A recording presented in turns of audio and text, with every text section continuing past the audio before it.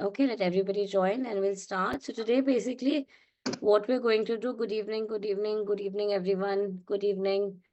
So today, what we're going to do is it takes some time to build up the pace. So we'll start with obstetrics and we will continue with obstetrics because although I feel these days in the exam, gynae gets asked more than obs, but obs is very vast. So we will take 1.5 days to finish obs and then 1.5 days for gynae.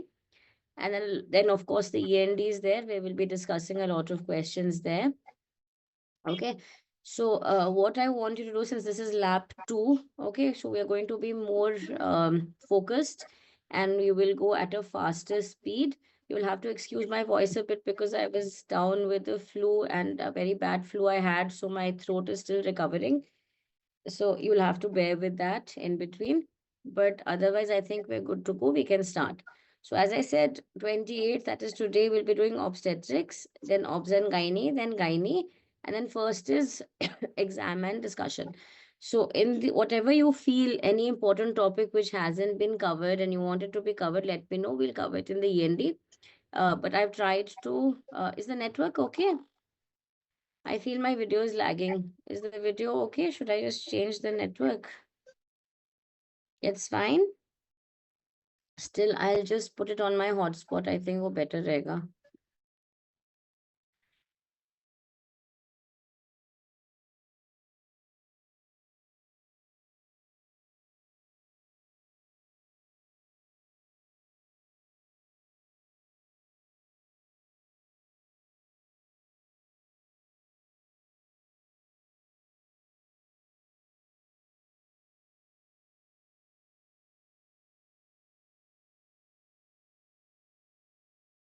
I'll just switch the network. Now it should be better. I changed network, so it was lagging. Abhi theek hai, now it's fine. Is it better now? Okay. So I know all of you are very, very geared up and studying hard. And with the amount of time left, let's try to finish obs and gynae in 3 days. This is what we'll be discussing. Also in this schedule, I have put the last year's NEET PG questions interspersed. You will find them here. So we're covering those also along with this. And then the END will be covering a lot of previous year topics, which we may have missed in the schedule. So let's start with obstetrics. The most important topic I always tell you is hypertension. Hypertension से question आना ही आना. If you ask me one topic to read before the exam and one obs and gynae topic, I will tell you two. One is hypertension, one is postpartum hemorrhage. These two are definite asks in the exam. Okay, so let's start with hypertension. What should we know about hypertension is that the classification is first important. What is chronic hypertension? That means the woman is already hypertensive, okay, and then she conceives. Or if hypertension is diagnosed before 20 weeks of pregnancy, or hypertension, whatever hypertension diagnosis you give during pregnancy, it persists even after 12 weeks after delivery or postpartum. Okay, so this is chronic hypertension. That's the first definition. Gestational hypertension is also quite simple to understand. It is hypertension for the first time in pregnancy. Okay, but this is happening after 20 weeks of pregnancy. And importantly, there is no proteinuria. That means urine albumin is negative. Preeclampsia क्या है? And this is the most important because it has the highest mortality morbidity. Preeclampsia is hypertension in pregnancy after 20 weeks, okay, with proteinuria. So when proteinuria is found, then it is preeclampsia. And when I say proteinuria is there, it basically means a random urine sample more than 1 plus proteinuria in a random sample. Okay, some guidelines have changed. Yes, the Americans have now said more than 2 plus, but all other guidelines still say 1 plus. So we stick to 1 plus. Okay, but if you're taking, so in olden days, we used to take 24-hour urine sample. So sometimes they ask this also. In a 24-hour urine sample, the quantification to say preeclampsia hai is more than 300 milligram in 24 hours. ठीक है? That's important. Now, eclampsia is nothing but preeclampsia plus seizures. It becomes eclampsia. In obstetrics, any patient who comes with seizures, lagging हो रहा है, glitch हो रहा है. 1 second. Uh, Switching networks again, just a minute. Okay, I've switched networks again. Is this okay? Now is it better? I've switched to my 5G network. Okay, so preeclampsia plus seizures is eclampsia. Okay. Now, in if you get a question in the exam, and when the question says you didn't miss, this is the first slide, Archana, you didn't miss anything. So eclampsia, remember, any patient with seizures in pregnancy, you have to first rule out eclampsia. Whatever the scenario be, in your mind, always start thinking of eclampsia if your question says pregnancy plus seizures. Of course, there are other causes also, but the first thing, the most common reason is always eclampsia. Okay, next is, I'm not from Africa. I was born in Africa, Vaibhav. Okay, preeclampsia superimposed on chronic hypertension kya hai? Preeclampsia superimposed on chronic hypertension is a woman who is already chronically hypertensive, suddenly develops features of preeclampsia. And one of the most common feature we see is that she has new onset proteinuria. So suppose a patient comes to me. Today I have a patient admitted in the ward. She is twin pregnancy, 14 weeks, and she's chronic hypertensive. Now, if this patient has been following up with me and suddenly at 24 weeks, a urine albumin I do and I find her proteinuria is now 2 plus or 3 plus or 1 plus. That means the definition now changes to preeclampsia superimposed on chronic hypertension. Or if she's chronic hypertensive and at 28 weeks, I find that her SGOT, SGPT has shot up, her creatinine is rising, features of renal failure are starting. That means she is having features of preeclampsia. So not necessarily only proteinuria, other features can also be there, but the most common one we look for is proteinuria. So these are the definitions, very, very important to understand, because management is based, especially especially once you're able to diagnose what it is, management usi ke upar base hota hai. Now, before we go to management, a few more important things which are there. You have the etiology. Now, etiology, the main etiology why preeclampsia happens is, if before 20 weeks proteinuria is there, then it is not preeclampsia. It's a very unlikely situation. It is mostly chronic hypertension with already nephropathy ho chuka hai. Matlab, that is chronic hypertensive, and with that she's already had a nephropathy, vasculopathy has happened. It won't come under preeclampsia. 1 second.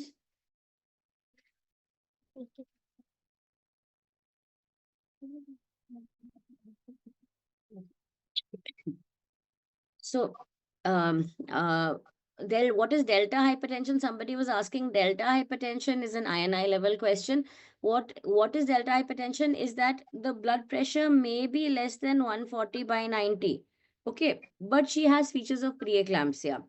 What you see is that the blood pressure initially was, say, 100 by 70 or 100 by 60, and then suddenly there is a jump in. Thank you everyone, but now writing these messages, I really appreciate the appreciation you guys have. And thoda sa na chat box mera on hai, so I get a little distracted, hai na. You can message me later on or in the break time. Just a second. Okay, so अभी chat box पे genuine doubts पूछना है, ठीक है? ठीक है, I apologize, but genuine doubts. Okay, so, and thank you for the love and appreciation. So 100 by 70, suppose BP uska chal raha tha, it was 100 by 70, and now you find it is 120 by 80 or 130 by 80, and it's still less than the cutoff for preeclampsia. But other features of preeclampsia, there proteinuria is there, LFT is raised, KFT is raised, then also it is there, that it is called as delta hypertension. Okay, some of you might be hearing this for the first time. Delta hypertension is when the BP is in the normal range, but still features of preeclampsia are there, because what happens in pregnancy, the BP drops. Okay, so the BP may be slightly higher, not in the definition of preeclampsia, but yes, features of preeclampsia are there. Now, coming to the etiology, what happens in preeclampsia? So normally if you see here, what is happening in this spiral arteriole is that there is invasion by endovascular trophoblastic cells, this ENVTs, endovascular trophoblastic cells, which are causing the the vessels to dilate, and more blood is able to go into the to the placenta and to the fetus. But what is happening is that here you have, there is deficiency of trophoblastic invasion. Okay, and the main deficiency is in the second wave. The second wave happens around 18 to 20 weeks.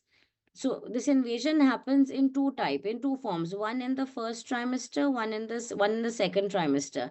If this invasion the second trimester fails, it leads to activation lot of cytokines, lot of interleukins, and that leads to uh, uh, uh, the entire etiology of preeclampsia. Now, why is this important? It's important because there is a way we can prevent this. How can we prevent this? We can prevent this by, just if you skip here, skip to the slide. You second wave, as in, bache, the trophoblastic invasion happens once in the first trimester, once in the second trimester. Second trimester wala wave is default, is defective, and this leads to preeclampsia. So how can we prevent this? By giving 150 milligram or 75 to 150 milligram. The dose is actually 2 milligram per kg per day of low dose. So this is low dose aspirin. Ideally, you should start it before the second wave of trophoblastic invasion. So we usually say 16 weeks se pehle. Before 16 weeks, you should start Ecosprin or low dose aspirin to prevent preeclampsia. Now coming back to this slide. Okay, this is the etiology. What is the etiology behind preeclampsia? I've told you, but there are certain risk factors for women who may develop preeclampsia, and this is called as predicting preeclampsia. Now, this is something which is very new. I might not have taught you in the last class because it is very, very new. Okay, I think I've taught a few batches, something called the Gestosis score. Do you know what the Gestosis score is? I don't think you would have taught because this is something which is very new. And I think I covered it in the INI marathon. So Gestosis score is devised by Indians. Because if you talk about prediction of preeclampsia, remember prediction of preeclampsia is based on history, it is based on biochemical markers, and it is based on ultrasound Doppler. Now, in our country, what happens? Most patients can't afford to get either of these done. So we rely a lot on the history. Now, in the history, we have high risk factors, we have moderate risk factors, and we have low risk factors. So, high risk factors like a history of antiphospholipid antibody syndrome. Remember, I told you A, B, C, D. B is a bad obstetric history, basically means a previous history of preeclampsia. C is chronic hypertension and CKD. And D is type 2 diabetes mellitus. So these are your high risk factors. High risk, agar ek bhi high risk hai, the score is 3. Similarly, there's some moderate risk factors, or there's a huge list of them. It's not important, but for example, a multiple pregnancy is a moderate risk factor. Okay, a primary gravida is a moderate risk factor. Okay, there are many other moderate risk factors, and similarly, there are low risk factors. So moderate risk factors get a score of 2, and low risk factors get a score of 1. What the Gestosis and what is important to remember, the high risk you should definitely know.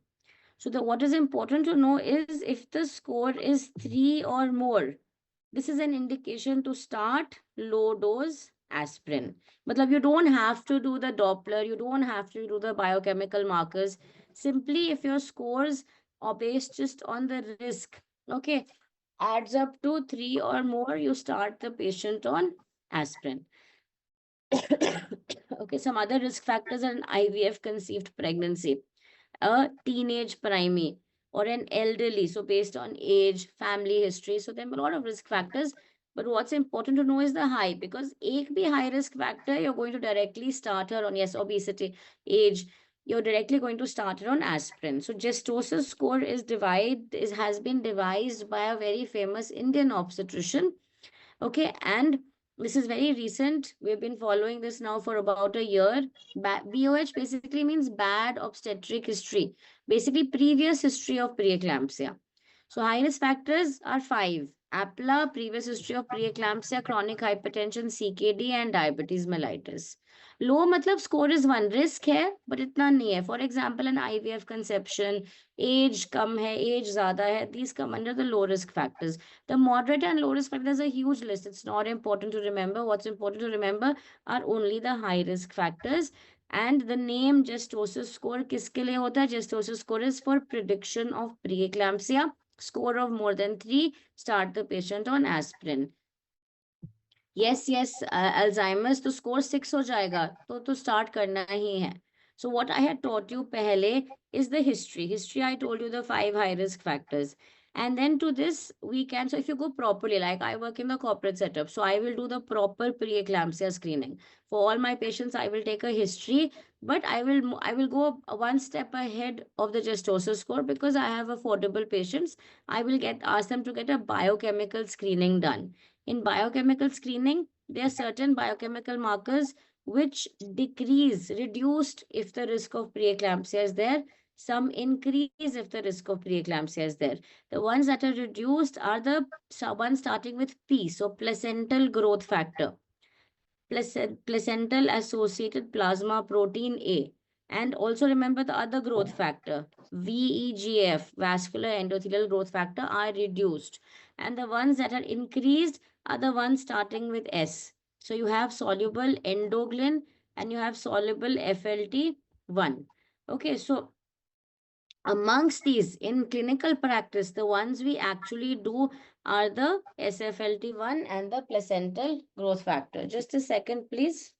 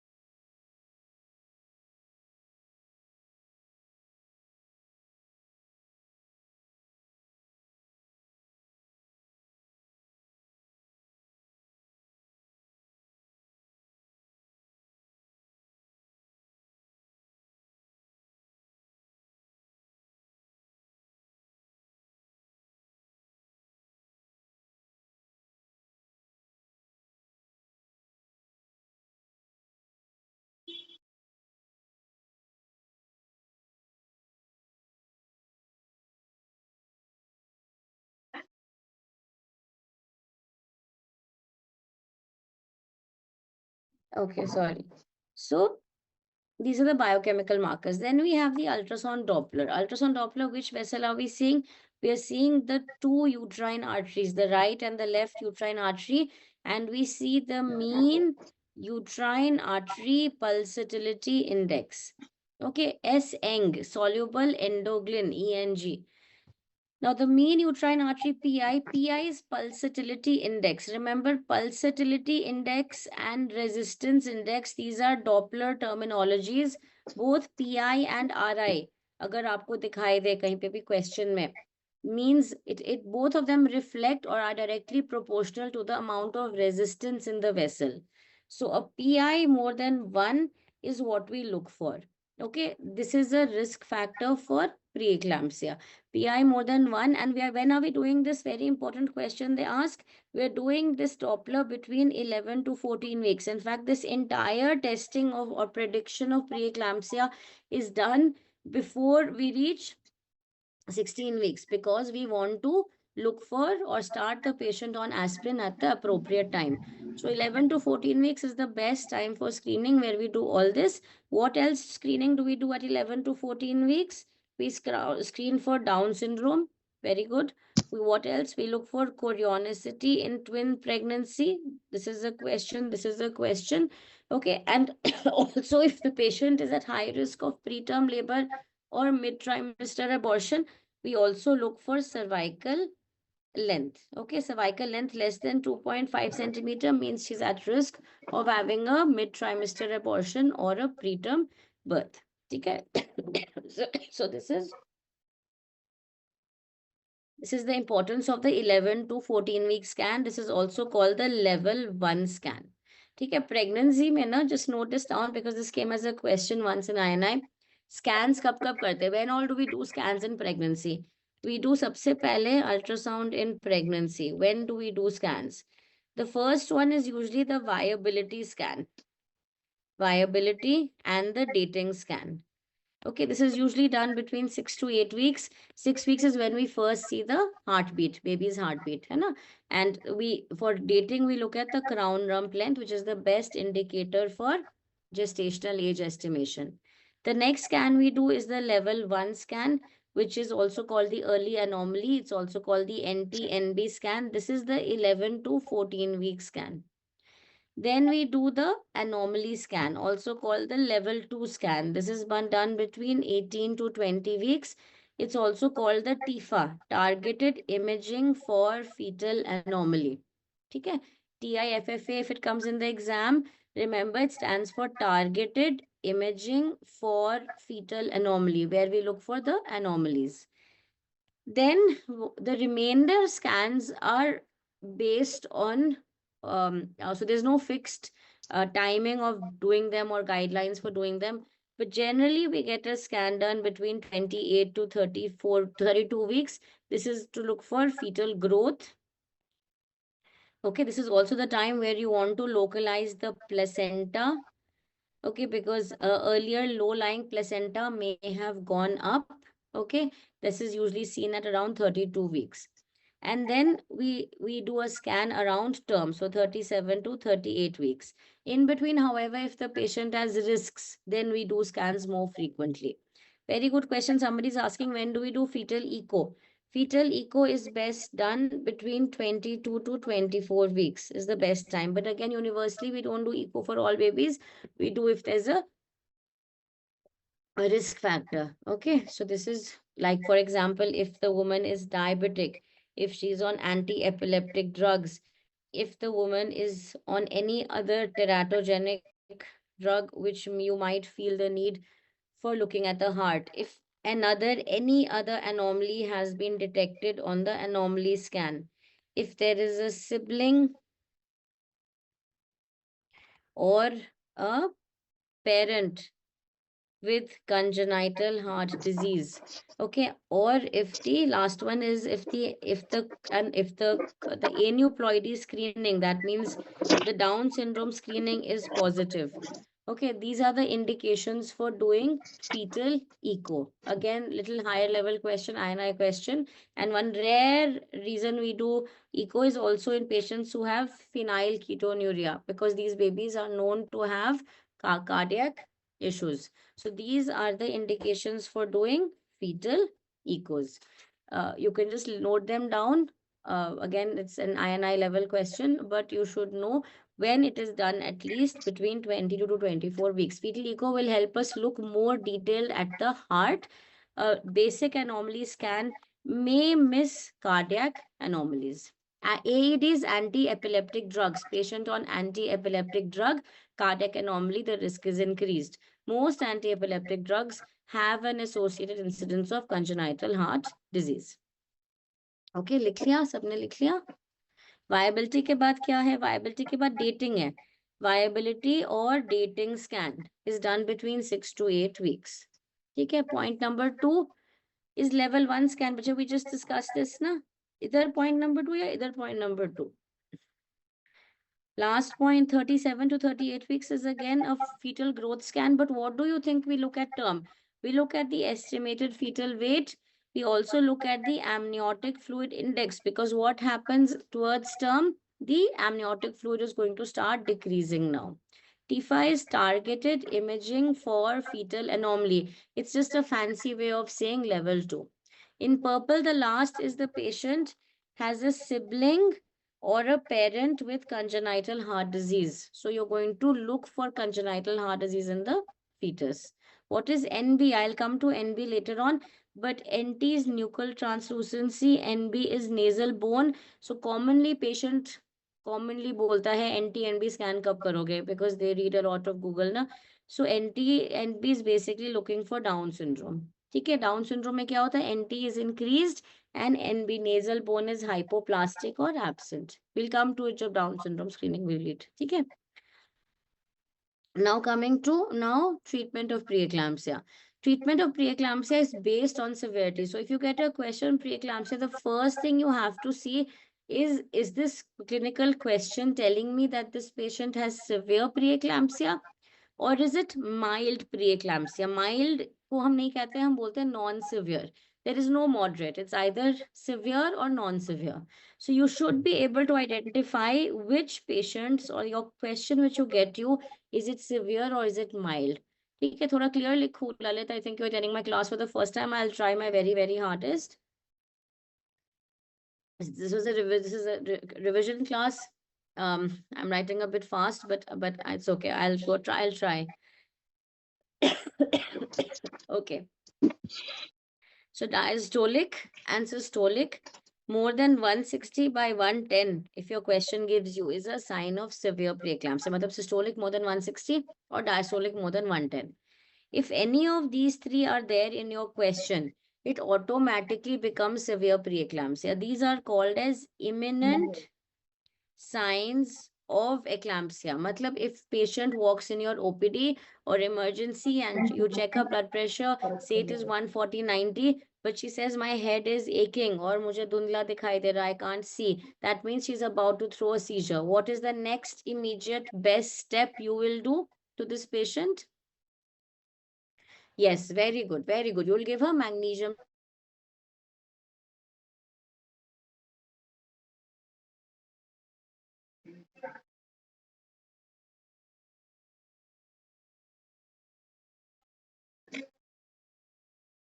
she will throw a seizure.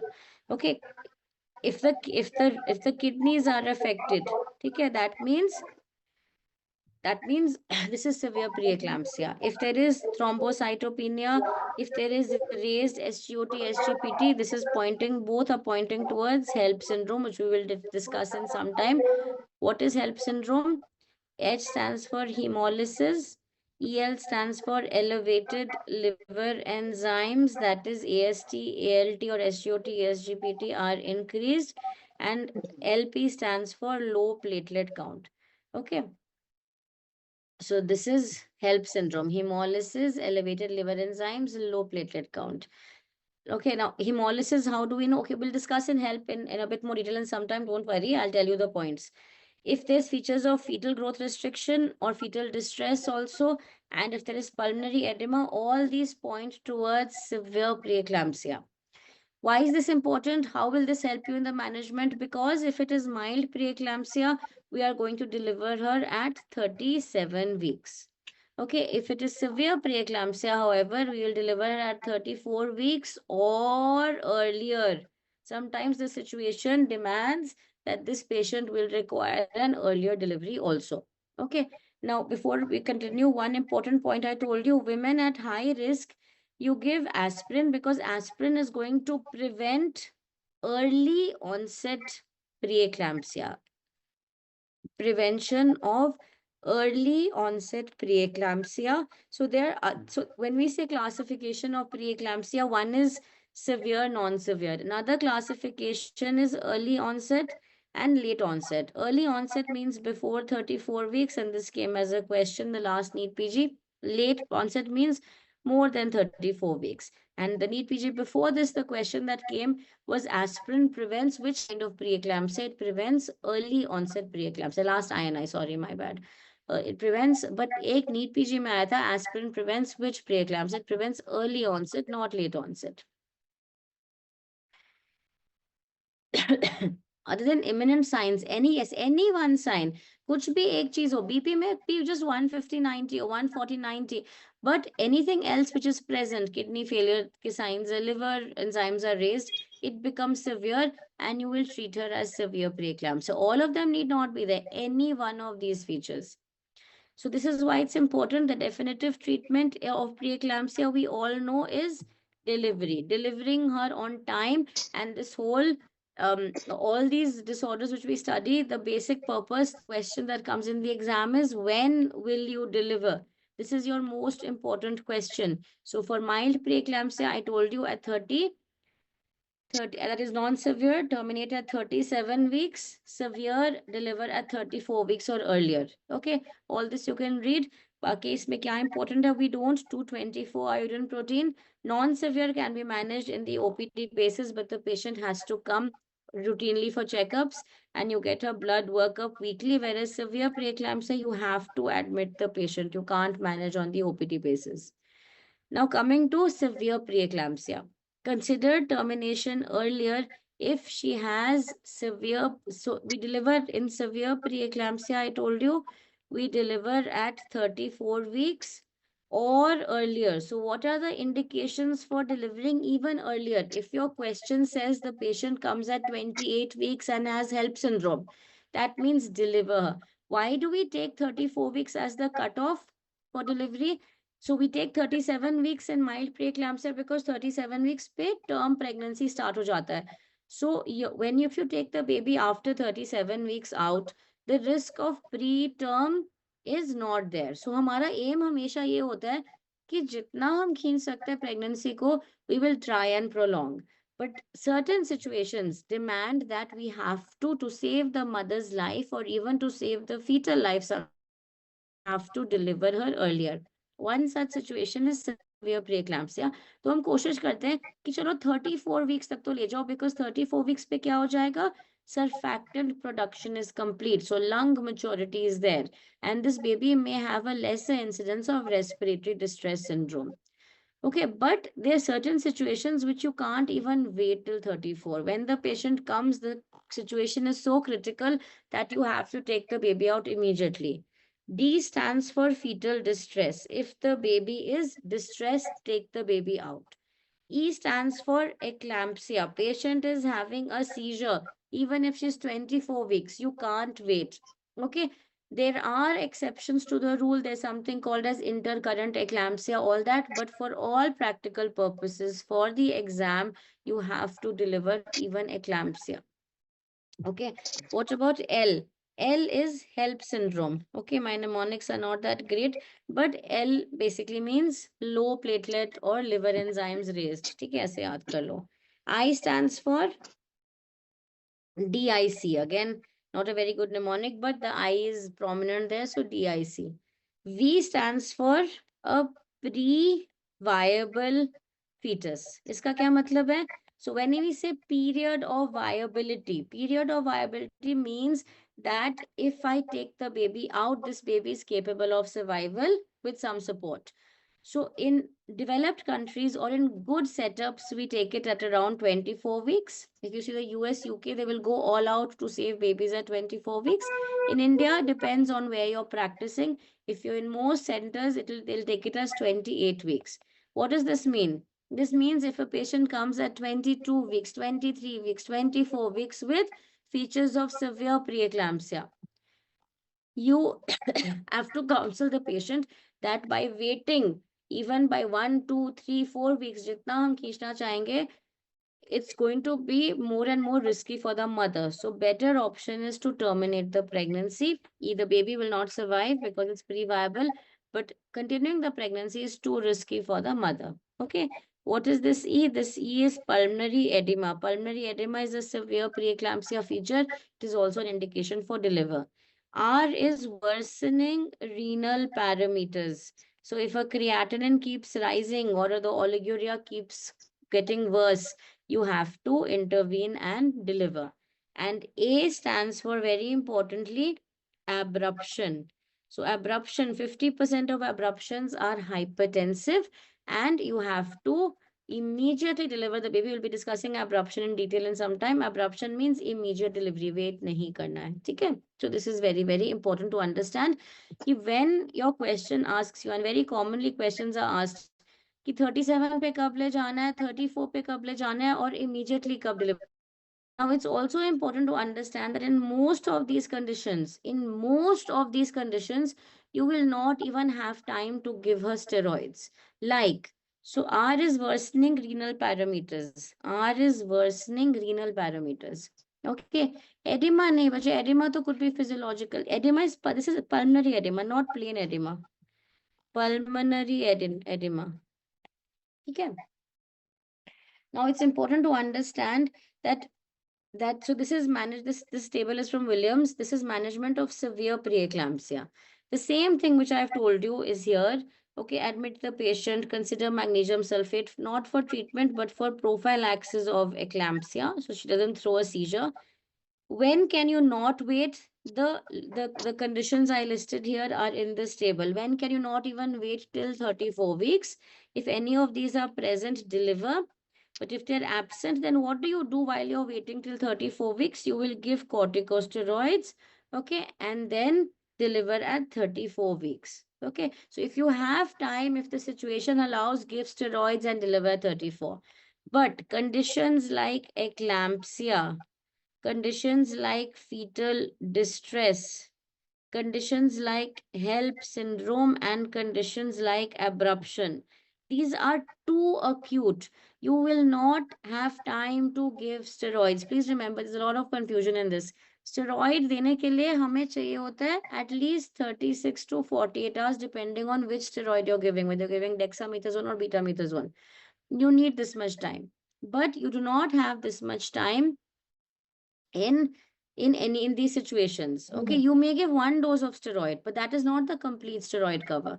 One dose may give some benefit, but you will go ahead with delivery. The aim is to save the mother, okay, and and then the baby.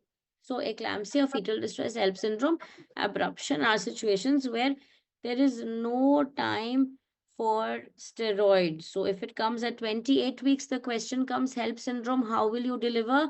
One option you have is give steroids. Other option is give magnesium sulfate and deliver. Choose give magnesium sulfate and deliver. Okay. There's a lot of lag. Tarun is saying, no, Vishnu is saying, sorry. Yes, Sheikh, we can give in advance. If you know the patient is developing preeclampsia, many times we give in anticipation, but you get a lot of times you get patients landing up at the last minute. Okay. Okay, now drugs in pregnancy, which is the drug of choice amongst all of these? What should you remember? Labetalol is the drug of choice, but you should also know its contraindications. It is contraindicated in two conditions: in asthma, very important, also in arrhythmias. Okay. Then what else is important? Alpha methyl-dopa used to be the drug of choice. This is the safest drug when it comes to documented years of use. This is the safest drug because it has been used in so many decades that labetalol has abhi aaya hai, 10 saal se aaya, usse pehle alpha methyl dopa was there. Yes, very good. If you, those who remember, very good. It causes puerperal depression. That's one side effect, is we discontinue it in the postpartum period. But yes, it takes time to act. It takes 48 hours to act. And that's why it is no longer preferred as the best drug. The best drug is now labetalol. Labetalol is used for both hypertensive, for non-emergent conditions, and also when the patient comes with eclampsia. So normally we give it orally, but it can be given as intravenous if the patient has eclampsia or severe preeclampsia. Nifedipine is a calcium channel blocker. It can also be safely given in pregnancy. And hydralazine, oral tablet is now available. So this is also given oral or IV, but again, it's reserved for emergencies. It is not routinely given. It is reserved for emergency situations. So what is not given? This question has been asked so many times. Which drug do you not give? ACE inhibitors, ARBs. Why? Because they cause fetal renal hypoplasia. So if you give this drug, especially in the first trimester, the kidneys, baby's kidneys don't develop. They are either absent or they are hypoplastic, and that leads to early onset oligohydramnios. And what will this present as? This is going to present as something called as Potter's sequence. Diuretics, the only place, yes, generally we don't give diuretics also. Diuretics बस एक condition में देते हैं, pulmonary edema में. Okay, otherwise we usually don't give. If labetalol is contraindicated, then we usually give nifedipine because it's faster acting, and then we can also add on alpha methyl dopa, or we can start both together and then continue with alpha methyl dopa once the blood pressure comes under control. So Potter's sequence kya hota hai? There's absent amniotic fluid very early on, so the baby is going to have limb defects, okay, facial defects, because there's no space, so it's just a very compressed baby. And also the baby doesn't survive because of something called as pulmonary hypoplasia. There is no place for the lungs to expand and develop in utero, and that is the most common cause of death in these babies. So limb defects, facial defects, pulmonary hypoplasia, and amniotic bands are also seen. So fibrotic bands form in the amniotic cavity. Okay, now eclampsia, a little bit about eclampsia. Eclampsia is seizures in preeclampsia. Three main management goals. You have to treat her seizures. The drug of choice is magnesium sulfate. The way we give it in most setups is the Pritchard regime, which is both, which basically is an IV plus IM regime. So you have a loading dose and then you have a maintenance dose. We'll just come to this. Okay, then alongside manage her hypertension, the drug of choice is IV labetalol, okay, or IV hydralazine. And at the same time, we have to plan her delivery. Now, very important to understand, another important concept to understand is that just because she has preeclampsia or eclampsia does not mean we will do her cesarean. In fact, we will prefer not to do her cesarean. We want a vaginal delivery because already she is so sick. She's hypertensive. She has renal failure, liver failure, whatever, coagulopathy. On top of that, you give her an operative morbidity. The safer way is a vaginal delivery even in eclampsia. Please try to understand that. However, if you feel that delivery is going to take a long time and that may worsen the patient's condition, then only we opt for cesarean. Or if there's any obstetric indication like fetal distress, or if there is abruption, or I mean, and the baby is distressed, or if there is placenta previa, things like that, CPD. Okay. So this is some hospitals you're saying yes, do we tend to do so we take the decision of cesarean earlier, that you can say, but it doesn't become a direct indication for cesarean. Still try for a vaginal delivery. Many women who come with eclampsia, they are already in labor because hypoxic injury to the uterus tends to make the uterus contract. So if you see abruption eclampsia cases, those of you who've done internship, you'll find they are usually already in labor. You just have to augment and they deliver very quickly. Preeclampsia में Maxulf, yes. Jyoti, remember this table? Jyoti is asking, do we give Maxulf in preeclampsia? Yes, we give it in severe preeclampsia if the patient has imminent signs of eclampsia. If she's having headache, blurring of vision, okay, you feel she's going to throw a seizure, give her magnesium sulfate. So it is given as prophylaxis, and in eclampsia, we give it as treatment. Now, this is magnesium sulfate. Magnesium sulfate is given by the Pritchard's regime where we give a loading dose. The loading dose is total of 14 grams. This is given as 4 grams IV 20% and 10 grams IM 50%. Okay, why is this important to remember? Remember, ये जो ampule है, ये 50% available होता है market में. It's not available as 20%. It's available as 50%, but 50% is too high a concentration. If you give it IV, the patient will have magnesium toxicity. So you have to, if you're giving it IV, it's safe to give IM. But IV देने के लिए we have to dilute the 50% and make it 20%. ठीक है? And then we have maintenance. Maintenance dose is, how much do we give? We give 5 gram every 4 hours in alternate buttocks. Okay, for 24 hours. Usually we say for 24 hours till the last delivery or the seizure, last seizure, whichever is later. For 24 hours,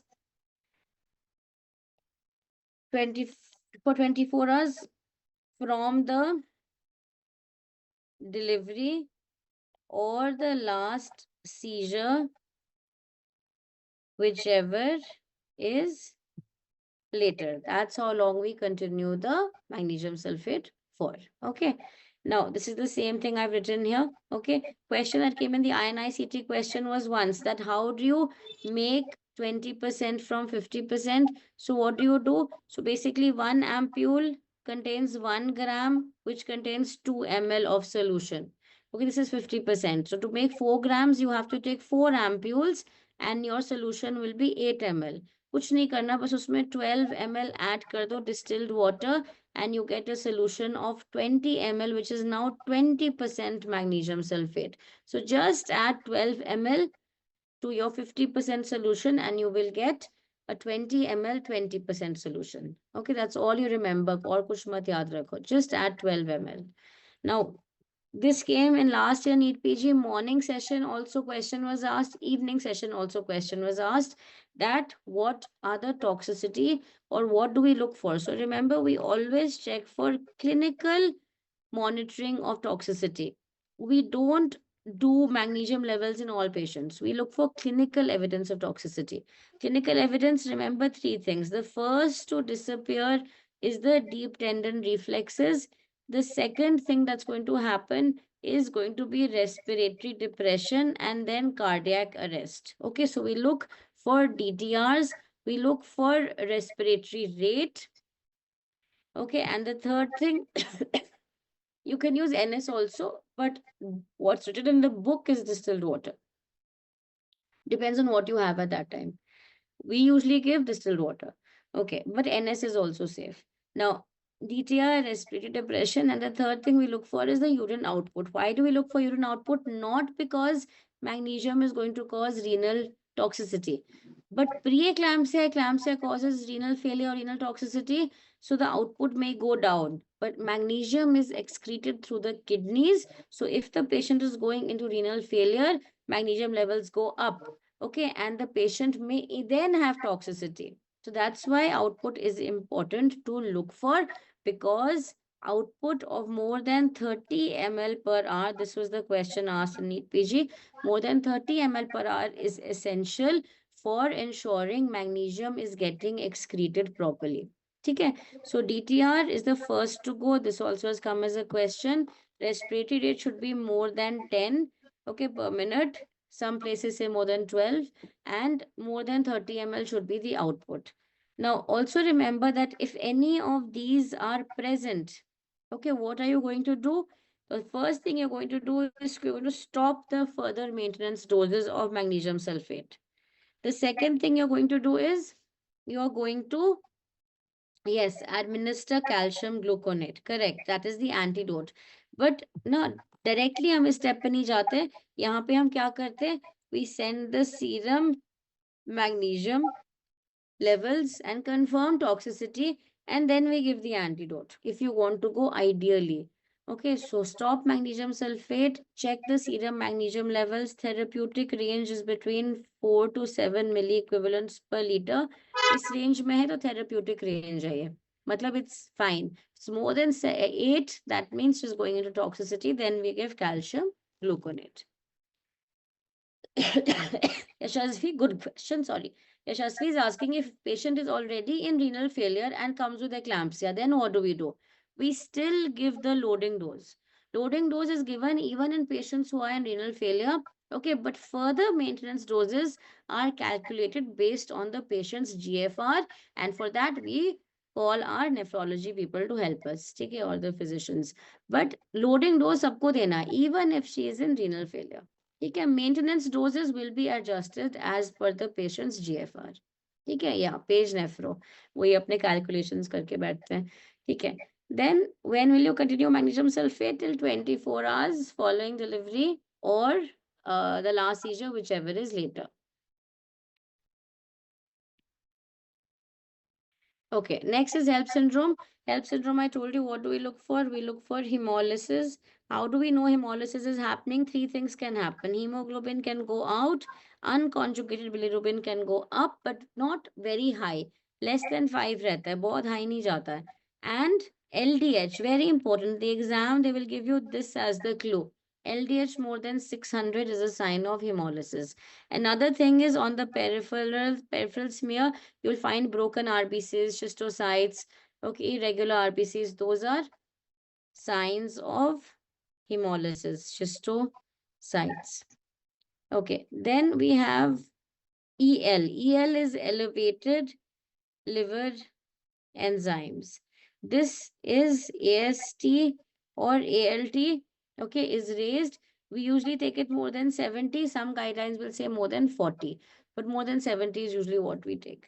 Then we have low platelet count. Again, depending on the guideline you're following, less than 1.5 lakhs. Some will say less than 1 lakh. But by reading the question, you'll have an idea that this patient is HELLP.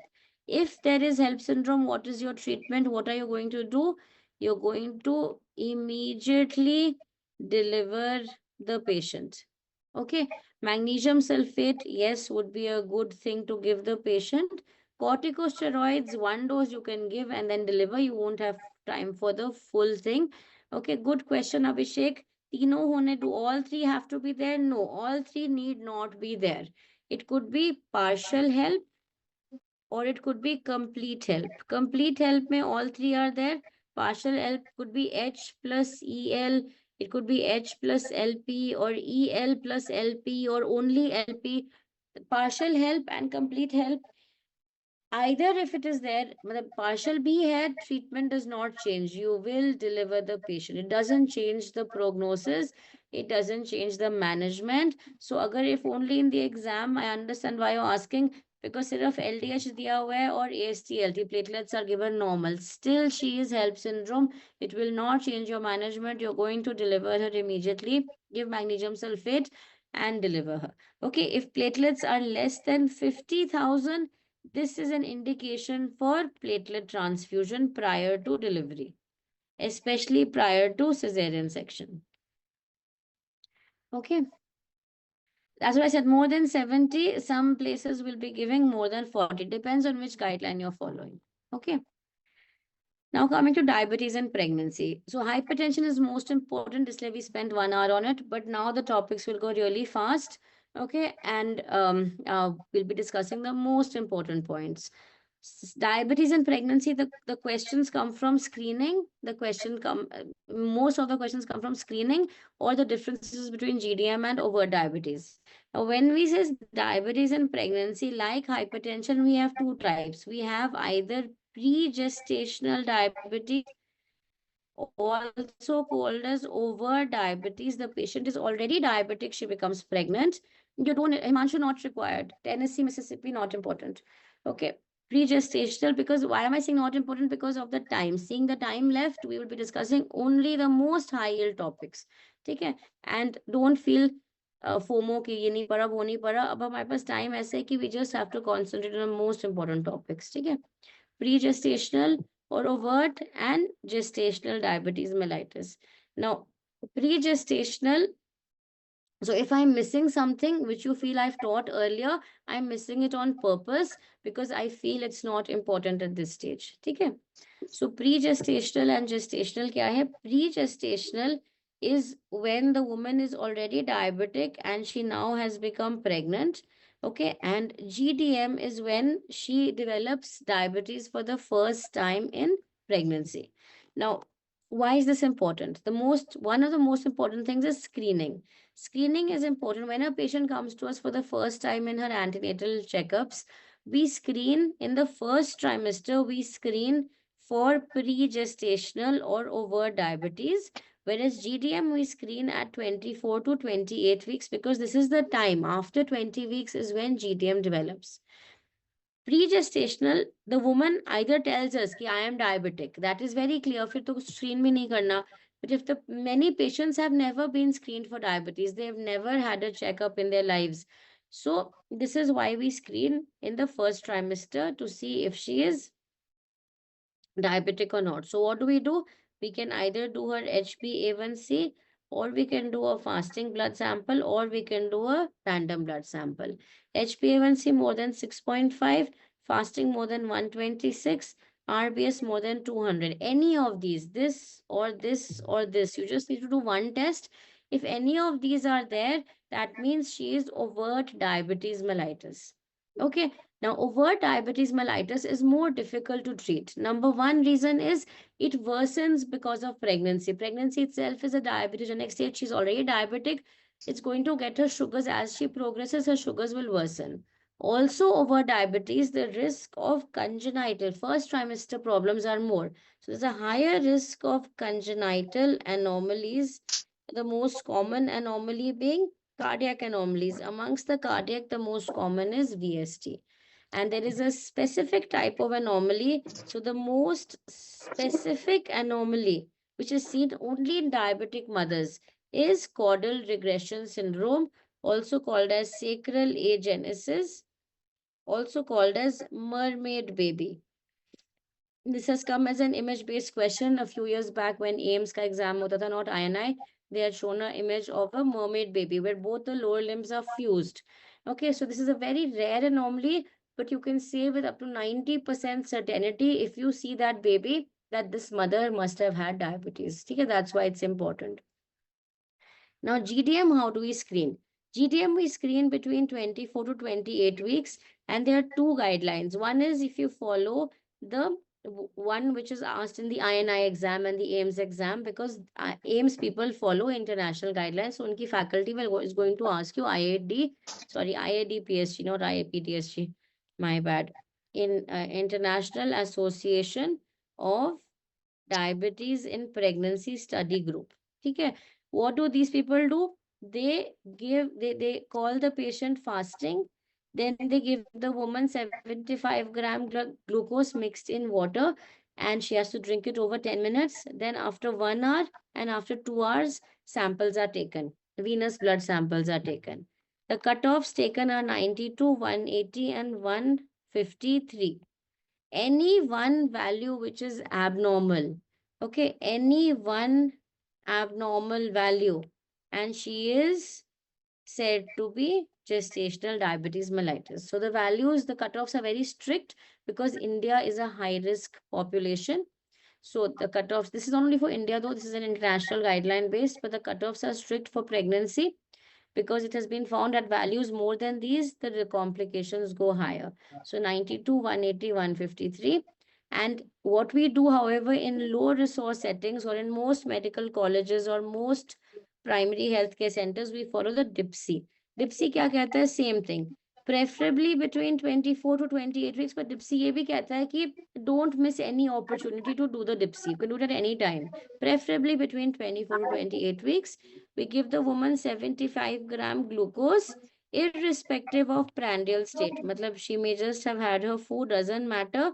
You give her glucose and then take a blood glucose sample. This can even be a capillary sample. It doesn't have to be a venous sample. So PHCs पे glucometer रखा होता है, उसी से check करना है. You don't have to make the patient run around to a lab and get the sample done. Okay, so that's important. So do a glucose sample, anything more than 140, and she is gestational diabetes mellitus. Okay, so this is what is done after 2 hours. We check, and if she's more than 140, she is GDM. This is the DIPSI, very commonly asked in NEET PG, IAD PSG, very commonly asked in the INICT exam. Okay. Yes, in IAD PSG, we take 3 samples: fasting, 1 hour after glucose, and 2 hours after glucose. No, this is confirmatory. So both these tests, DIPSI and IAD PSG, both of them are one-step screening and diagnostic. If you go 15-20 years back when I was a PG, हम तब करते थे, इसलिए your previous year questions, if you look at 10, 12, 15 years back, we used to do 50 gram OGCT, glucose challenge test. And जिनका 140 से ज़्यादा आता है, उनका हम करते थे 100 grams OGTT. But times have changed. I have become old. So this is no longer followed, except if you're very enthusiastic and you go 10, 15 years back in your previous year questions, then you'll find this. Okay. I'll tell about hypothyroidism. We have a question in the, so physiology of pregnancy pe questions aate hain. I've put all those in the END. We'll discuss that. Don't worry, Darshini. Okay. I'm very old. Okay. बता रही हूँ मेरे time पे, I was thinking of writing an article. मेरे time, just to make it a bit light, in our time, and I'm talking about 2006 is when I entered PG. So in my time, I'm talking about now 20 years back, clomiphene citrate was the drug of choice for ovulation induction. Okay, alpha methyl dopa was the drug of choice for hypertension. Open surgeries were the norm, not laparoscopy. Okay, and अभी हम क्या पढ़ रहे हैं? हाँ, ये GCT, GTT हम करते थे, है ना? So things have changed so much in 15 years. Okay, that I don't do anything for skincare. I don't have time to do anything for skincare. You were in fourth standard in 2006. Okay. I taught you Himanshu in Lady Goshen. You're from Mangalore. Very nice. Okay. Okay. Nice. Nice. Okay. So come back. Come back. So now coming to GTM. So okay. Some first standard, some fourth standard kids. You're like my kids now. My kids are now. Nice, Himanshu. Nice to see you. Okay. Now coming to, thank you. That's a very nice compliment. Someone saying I look 28. Okay. Now coming to GTM. GTM is diagnosed during pregnancy. These are just important points. Okay, requires OGTT at 24 to 28 weeks. Maternal and perinatal mortality is more in the latter half of pregnancy because it develops only in the latter half. Ketosis is uncommon. Ketosis is more common. Diabetic ketoacidosis is more common in pregestational diabetes. No end organ complications are seen, whereas in pregestational, you'll see nephropathy, retinopathy, even vasculopathies. Placental circulation is compromised, so preeclampsia, IUGR are more common. Whereas in gestational diabetes, you can just add here macrosomia, polyhydramnios are more common because there is maternal hyperglycemia that leads to fetal hyperglycemia. Diet and exercise is sufficient in majority, but sometimes you may have to start them on oral hypoglycemic agents. Two agents which are safe in pregnancy, usually metformin is preferred. We can also start her on glyburide, which is not the common one. Metformin is the common one. We can also start the patient on insulin if we feel metformin se control nahi ho raha. So, but diet and exercise is usually sufficient in the majority. Coming to pregestation, it's before pregnancy, congenital anomalies, spontaneous abortion. So if the HbA1c is 12 at conception, the risk of anomalies, and this has come as a very old question, the risk of anomalies is up till 25%. Okay. So ketosis is more common. Sorry. More than 200 OGTT start insulin. Yes, so Nadeep is asking अगर 200 से ज़्यादा कोई value आता है on the OGTT. Okay, any of these come more than 200. It's usually telling us that diet and exercise may not be enough, and the patient may, you can start the patient directly on insulin also. Okay. If on metformin, continue metformin, but insulin usually is additionally required in pregnancy. That's about diabetes. Diabetes में बहुत ज़्यादा नहीं आता question, very rarely आते हैं, but this should be more than enough. Yes, if the question comes ideal drug for GDM or for diabetes or for overt diabetes, Nif, can you get my phone? I don't know where it is. So, question on diabetes comes, answer is insulin. Drug of choice is insulin. Okay. Nif, please find me my phone. Eva had it. Okay. Yes, delivery ads. Thank you for stopping me and telling me that. When do you deliver GDM and when do you deliver overt diabetes mellitus? So GDM, if well controlled, and if sugars are absolutely good, she is controlling it well, you can take her even till 40 weeks is what the UK guidelines say. Indian guidelines say 39 weeks के बाद deliver करो. मतलब there's no hurry. Why is there no hurry? Because it has been found that women who have diabetes, their fetuses surfactant production is delayed. Hyperglycemia, fetal hyperglycemia delays. Fetal hyperglycemia will cause what? It will cause fetal hyperinsulinemia. Okay, and this reduces or disrupts surfactant production in the fetal lung. So these babies, even though you take them out at 39 weeks, 40 weeks, still you find that respiratory distress is there. Isliye push them later on. But if it is not controlled, diabetes, GDM not controlled, deliver at 38 weeks. So just remember 38, 39, and same thing, overt diabetes, when will you deliver? If it is well controlled, 38, poor controlled, or any complication is there, because there's preeclampsia, IUGR, some complication is there, deliver at 37 weeks. Okay, so just remember for GDM 38, 39, and for overt 37, 38. Okay. Now, liver disorders in pregnancy, two important, AFLP and cholestasis of pregnancy.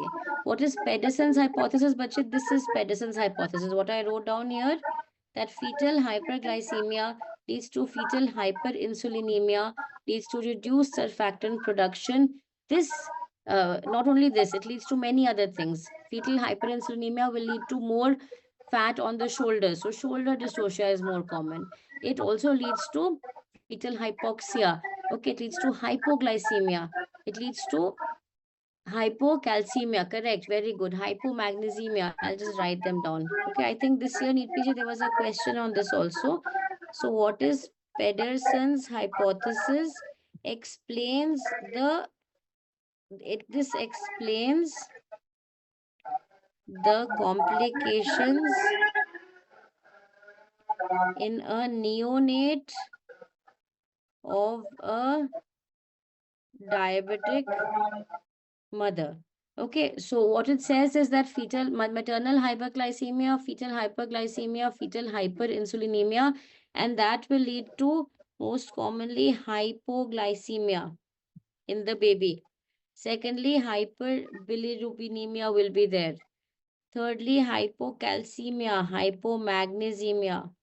Fourthly, there will be respiratory distress syndrome because of reduced surfactant production. Okay, what else will be there? There will be hypoxia. There'll be increased fat on the shoulders or on the trunk, and this can lead to shoulder dystocia. Okay, and yes, there's also a higher risk of necrotizing enterocolitis and cardiomyopathy in these babies. Okay, so these are increased fat on the trunk. You can just put this as macrosomia also. So all these are because of fetal hyperglycemia, because the fetal pancreas is working fine. It's the mother which is having the problem, but the same blood is going to the fetus. The physiology is fine. A mature pancreas will be able to handle the glucose overload. Okay. Now coming to liver disorders in pregnancy. Liver disorders may acute fatty liver of pregnancy is one of the important conditions you should know about. What is happening here? Basically, the liver gets replaced by fat. Okay, and this typically is a condition specific to pregnancy. What is happening at the histopathological level? There is something called microvesicular steatosis. Okay, and this typically presents in a woman who is a primigravida. Sometimes preeclampsia has been known to be associated. Very commonly, it happens in multiple pregnancy. Okay, and also it has been typically found in women carrying male fetuses. Okay, so remember these associations. Also remember that to diagnose AFLP, we use what is called the Swansea criteria. Just remember the name. It's never been asked as a question, but I always feel it can be a potential question because this is something new in the new Williams it was given. And this basically has 14 criteria. If 6 out of 14 are fulfilled, that means this patient has AFLP. Now, so you have in this clinical criteria, there is laboratory criteria, there's ultrasound criteria, and there is liver biopsy criteria. So it's not important. There are 4 liver clinical, 8 lab, 1 ultrasound, and 1 liver biopsy. But it's not important to know. Just remember how this patient is going to present. The typical presentation I told you is this: primi gravida, usually presenting in the 3rd trimester, 34 to 35 weeks is typically when they present. They will present with jaundice, they'll present with vague abdominal pain. Okay. They may present with headache and features of hepatic encephalopathy. Okay. And other constitutional signs and symptoms. Nausea, vomiting is also common. So, very vague symptoms. Sometimes hypertension may be raised, but not always. Now, a very important clinching diagnosis. Okay, the Swansea criteria I have given here. It's not important. I actually thought I'll delete this slide, but reh gaya hai, because then you'll start concentrating on this. It's not important. What you should take home from this slide is this: hypoglycemia. Hypoglycemia is very important in in diagnosing AFLP. It's one of the clues the examiner will give you to say that this is AFLP and not anything else. Another important thing is, when will you deliver? So if you, phone देना. If you find or if you diagnose AFLP, when to deliver is immediate delivery, as soon as possible. Treatment like help, like eclampsia, here also it is immediate delivery. You will not wait for anything to happen, and the patient will require usually ICU care. It has a high mortality, high morbidity, fetal mortality is also quite high. So, but deliver ASAP is the rule. Okay. Now, management, I've told you. The other important liver disorder is intrahepatic cholestasis of pregnancy. It has many names. It's called as recurrent jaundice of pregnancy, cholestatic hepatosis, icterus gravidarum. Okay, what we commonly say, intrahepatic cholestasis of pregnancy. This is a patient who is going to present in the 3rd trimester again, usually, and she's going to present typically with pruritus, itching, without a rash. So no rash will be there, itching without a rash, typically on the palms and soles. Palms of the hand, soles of the feet she'll be continuously itching. This is the typical presentation. What do you do for her? What will you do? What is important? So, 3 things. One is the diagnosis. How will you diagnose this? By getting a serum bile acid level done. Serum bile acid more than 10 is diagnostic of IHCP. We also get a SGOT, SGPT done. These will also be raised. A bile acid, once it crosses 100, it is associated with a poor prognosis. When I say poor prognosis, what are you worried about? What are the complications in IHCP? There are no maternal complications except for itching. Mother ko kuch nahi hoga. But the baby can have problems. The baby can have sudden intrauterine death, and this is the worst nightmare. This should not happen. Okay. What else? Meconium aspiration. The baby passes meconium in utero. There's a higher incidence of preterm baby, preterm delivery. So preterm meconium IUD, you should remember. Okay. So one thing is bile acid more than 10. You've got a diagnosis. What will you do? You start the patient on ursodeoxycholic acid. This is not going to reduce the risk of complications, but it will help with her itching. It reduces the bile acid level and it helps with the itching. Okay, let's speak to him. Can you ask Papa to call?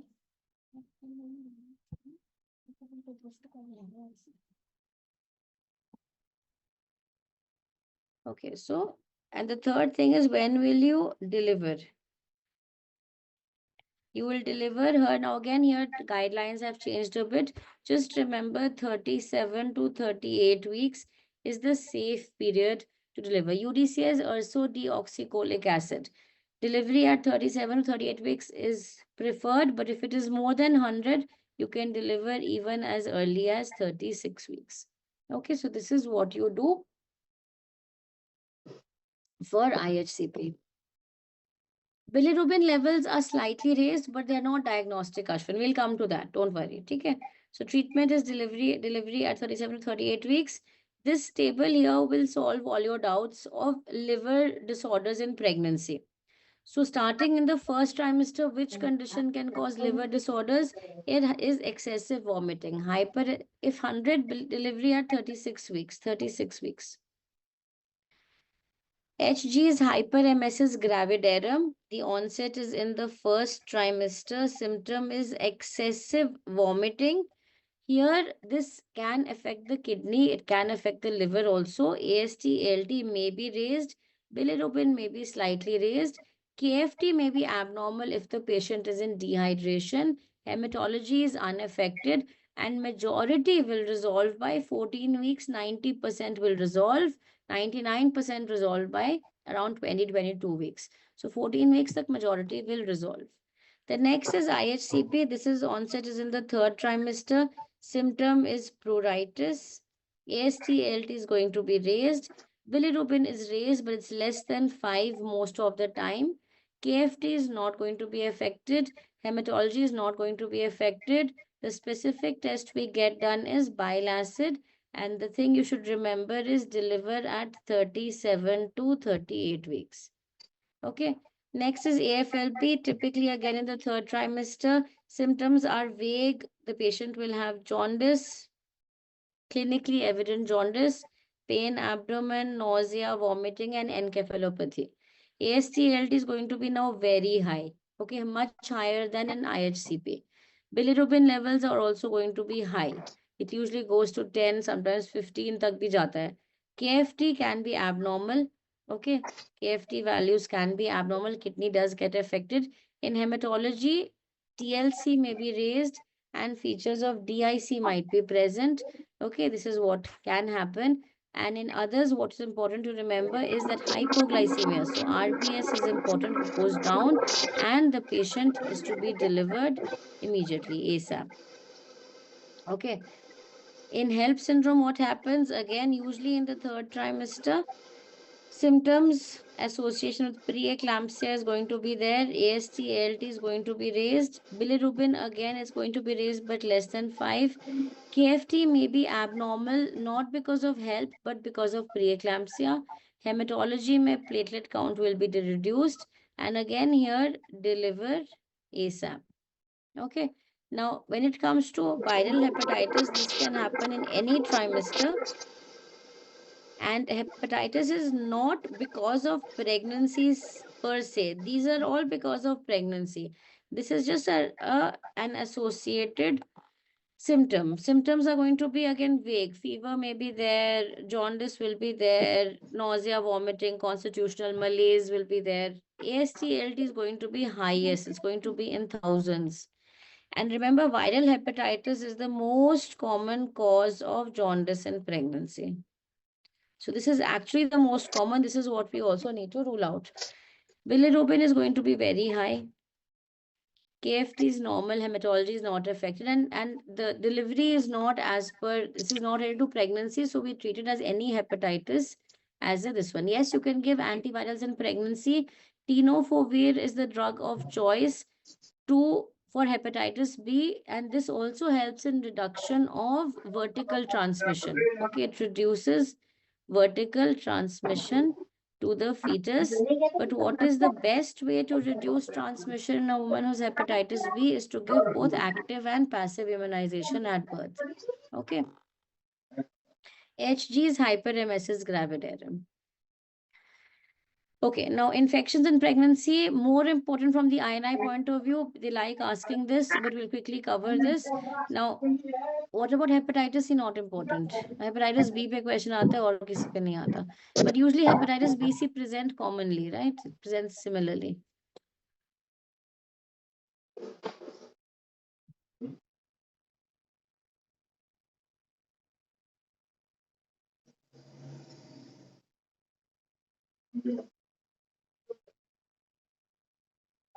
Okay, sorry. Now, infections in pregnancy. Remember, when we talk about infections, they could be intrauterine, that is transplacental spread. Okay, or they could be intrapartum. That means during delivery, the spread could be there. Right, that's the first thing to remember, because इसी पे भी question आ चुका है कि all are transplacental spread, all are types of transplacental spread except. So transplacental spread, remember, the common ones I'll underline, the questions which come in the exam usually. So chickenpox, varicella, okay, rubella, CMV, HPV, parvovirus B19, HIV, Zika, and SARS-CoV-2. Okay, now bacterial में syphilis is important, protozoal में toxoplasmosis is important, even malaria is important. So all these are spread through the placenta. Okay, and rarely in pregnancy you can have ascending infections, of which GBS, HIV are a little important, not very important, though little important. Okay, now in this, the most important which we're going to discuss, we're going to discuss varicella, rubella, a bit about CMV. Parvovirus, what should you know? What does it cause? Typically, it causes high drops, severe fetal anemia, high drops. And this has come as a question several times now. What does Zika cause? Zika, very common in Brazil. It causes microcephaly. It's been found to be associated with microcephaly, small heads in babies. Okay. Now, yeah, so this is transplacental spread. We'll also be discussing syphilis in a bit more detail. Now, intrapartum means during delivery. Again, here GBS is important. Okay, and HIV to hota hai. HIV happens at all three parts: antepartum, intrapartum, postpartum. But what is very important here is herpes simplex virus. Herpes simplex virus, remember, is an absolute contraindication to vaginal delivery. Okay, so absolute contraindication to vaginal delivery is herpes simplex virus. You will directly do a cesarean section if the question comes herpes simplex at term. So let's discuss the important ones. Varicella, very important. It causes congenital varicella syndrome in the fetus. And this risk is maximum. Maximum risk is in the second trimester. So 13 to 20 weeks is the maximum risk if the mother gets exposed.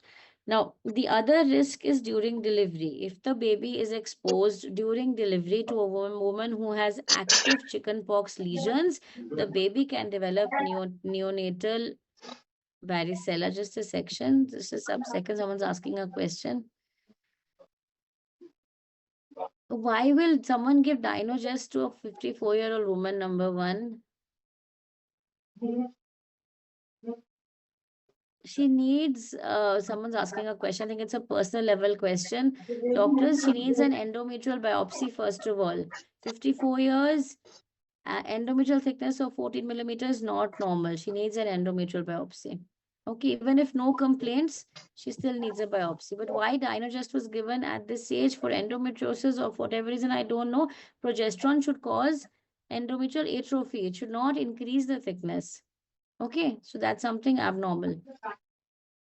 Sorry. So if exposure happens during delivery, during active chickenpox, the baby can develop varicella, which has a very high mortality. So the questions that come from here, I've told you before also two questions. The first question comes on exposure, and the second question comes on actual infection. Exposure means the question comes that the woman has been exposed to a person who has chickenpox. Okay, common question I told you is a teacher in the school, a child of her class has chickenpox, she's pregnant, and she comes to you worried ki exposure ho gaya, now what do I do? So what do? You ask a history of chickenpox in childhood. That's the next best step. Chickenpox in childhood hua hai, what will you do? If the answer is yes, just reassure her. But if she doesn't know, or she's not sure, or she says no, it's best to get a IgG varicella done. Okay, and this will tell you if it is positive, that means she has immunity. If it is negative, what will you do? You will give the woman varicella zoster immunoglobulin, preferably within 10 days of exposure. Okay, so varicella zoster within 10 days of exposure will reduce the chance of her getting chickenpox. But if she develops the infection, okay, what will you do now? She's developed active lesions, chickenpox lesions. What will you do? If she is in early pregnancy, okay, especially less than 20 weeks or in the first or second trimester, you have to explain to her the risk of the baby having gotten affected and refer her to a fetal medicine specialist, and then the options are explained. Even MTP is given as an option. But if the woman develops it in the third trimester, our main worry now is not the fetus getting affected. Okay, the main worry now is the neonate at delivery might get affected. So you want to delay delivery till the rashes have crusted. So till crusting happens. When crusting happens is a sign that maternal antibody production has started, and that means the fetus will have got some protection when it is born. Okay, so this is what you do. In both cases, however, irrespective of the trimester, acyclovir is the drug of choice. Is given to the mother, and then depending on which trimester, we counsel her accordingly. Varicella zoster immunoglobulin. VZIG is VZ immunoglobulin. Passive immunization. Okay. Now, so these are the two scenarios which can happen, which are asked in the exam. Yes, VZIG neonate bhi doge. Correct. Thank you for reminding me. So delay delivery, and the baby will also get VZ, will get passive immunization. Okay. Now, rubella in pregnancy, mode of delivery, it can be vaginal, it doesn't matter. Okay, but as soon as the baby is born, we isolate the baby from the mother and give the mother, if the active lesions are still present, and give the baby VZIG. Now, rubella in pregnancy, we know the classic triad of Gregg. Okay, the ears, sensory neural hearing loss, the heart, and the eyes, cataract, congenital cataract. Now, important here, they ask questions on preconceptional immunization. If a patient comes for preconceptional counseling, we always get a IgG rubella done. If it is positive, we are not worried. But if it is negative, we counsel the patient for RVAC, that is rubella vaccination. But since it is a live vaccine, we tell the patient not to conceive for 1 month. But if she conceives, what do we do? By chance she conceives, we ask her to continue the pregnancy. Okay. But if she develops actual rubella in pregnancy, suppose a patient comes, she's first trimester, 12 weeks, and she has fever with rash, and you get an IgM rubella done. You suspect rubella wala rash, you get an IgM rubella done. It is positive. That means she has active infection. Remember, IgG tells us about old infections. That means childhood immunity or previous vaccination or previous infection. IgM tells us an active infection. If IgM rubella is present, then we directly advise the patient. It's better to, we of course counsel them for options. I won't directly say an MTP. Counsel them for options and advise termination of pregnancy. Okay. And what else is important in rubella? I think that's all right.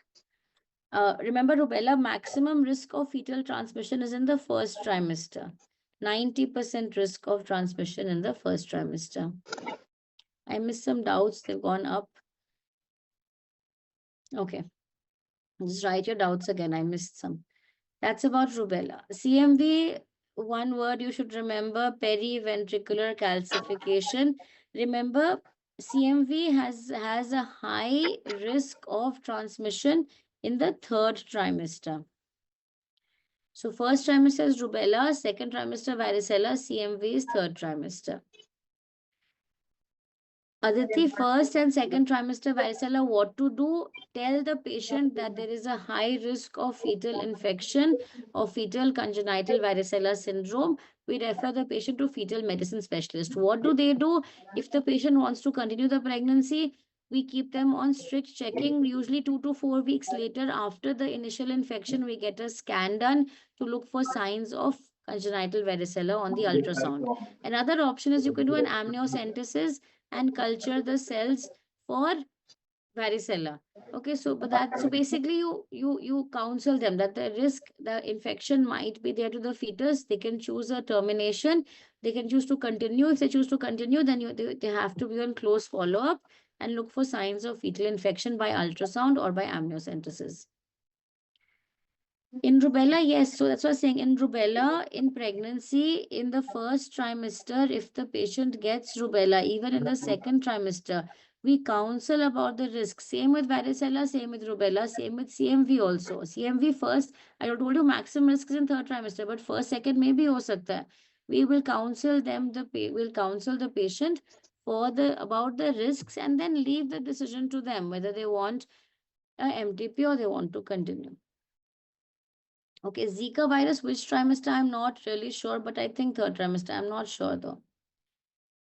Breastfeeding in rubella, that is in the postpartum period. I think it's safe, but again, digitalis, I have to check. I've never encountered a patient of rubella in the third trimester. I mean, in breastfeeding. I'll have to check. I'll let you know.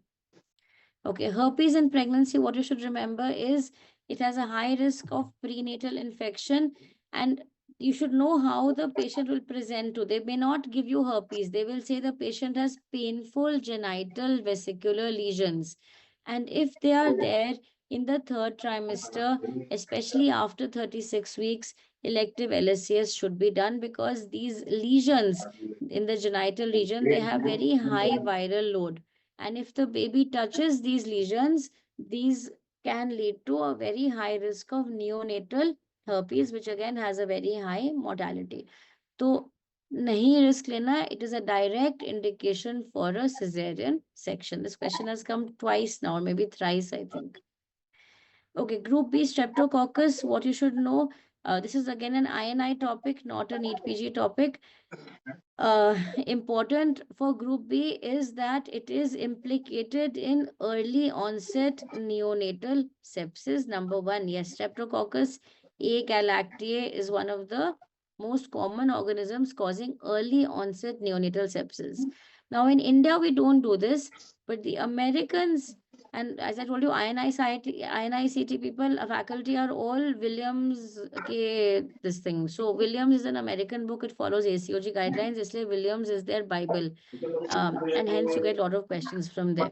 So ACOG क्या कहता है? ACOG कहता है कि all women between 36 to 38 weeks, when they come to you for a ANC, antenatal checkup, you should take a rectal swab and a vaginal swab. 2 swabs we take and send it for culture.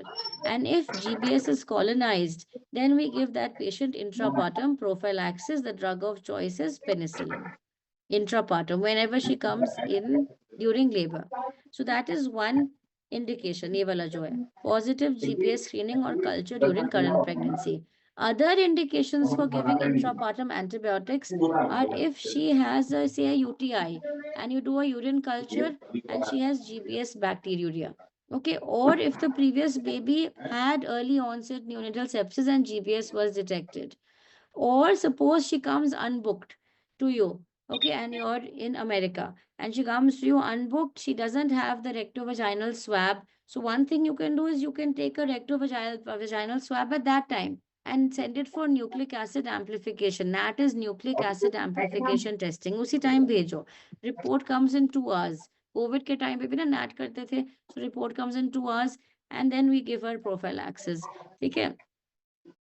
Or if she comes in preterm labor, or if she has ruptured membranes and the duration has been more than 18 hours, or if she has intrapartum fever, or if for previous pregnancy she was positive GBS. Okay, so these are all indications for giving intrapartum antibiotics. India में क्या करते हैं, थोड़ा सा भी doubt हो, in fact in all patients at membrane rupture we anyway give antibiotic. Probably that's why it's not that important here. But ideally, you should not give antibiotics to patients in labor. WHO कहता है antibiotics are not required. Even if you give an episiotomy, we don't give antibiotics. Okay, but so if you follow guidelines, if you follow ideal situation, these are the indications for giving intrapartum prophylaxis for GBS. Okay, important क्या है इसमें? इतना detail में कभी नहीं पूछा है. Question जो आया है in the exam is this. The question that came, GBS causes what? Answer was early onset neonatal sepsis. And दूसरा question ये आया, what is the drug of choice for GBS? Answer is penicillin G. Why antibiotic is not given? Because Anushka, it has not been found to be beneficial. Okay, everything we see is cost benefit ratio. The antibiotics in routine settings are not been found to be beneficial, so there's no point giving. You're simply increasing the risk of antibody resistance. Okay, antibiotic resistance. Ankush, it depends. Why have you done a TLC on day 1, day 2? कोई reason होगा ना, TLC हम routine में कहाँ करते day 1, day 2 पे. ठीक है. Okay. Syphilis in pregnancy, again a favorite in the exam. Although in the past 15 कितने साल हो गए मुझे practice में, 2015 years में, I've seen probably 3 or 4 syphilis in pregnancy.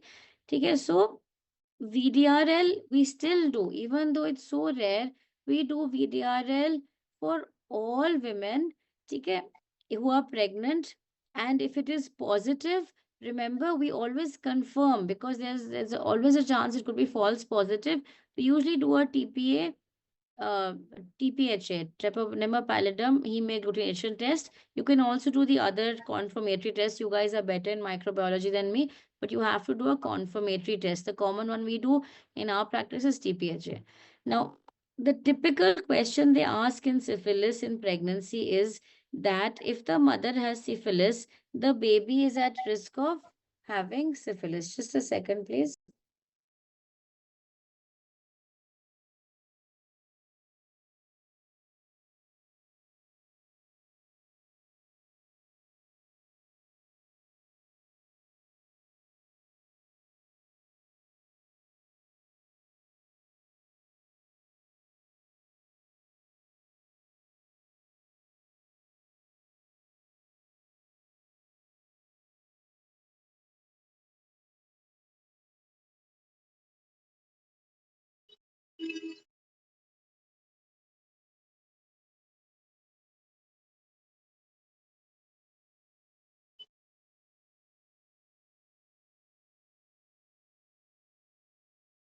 Okay, sorry.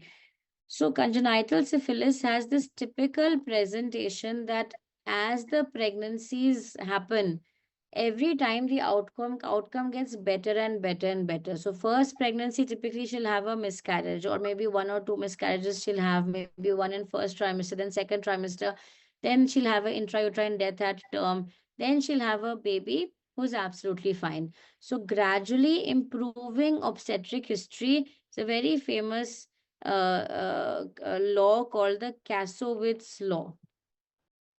Okay, and always think of this when you get this history. At every pregnancy, the outcome gets better and better. Now, and I like telling this because it's a favorite of the Viva people in the exam. Iska opposite, gradually worsening outcome. Every pregnancy, the outcome becomes poorer and poorer and poorer is in.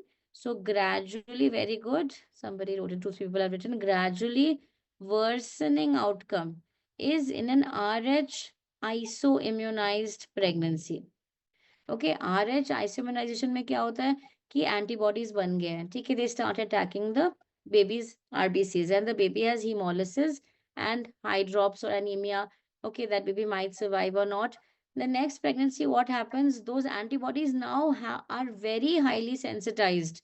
So जैसे ही fetus के RBCs बनने लगेंगे, fetal RBC production starts around 8 to 10 weeks of pregnancy. What is going to happen? The antibodies start attacking the fetuses at earlier and earlier gestational ages. So you have a pregnancy going till 34 weeks, then you have the baby being attacked by 24 weeks, then at 10 weeks. And so this is what happens in RH. There's no name for this phenomena, Darshan.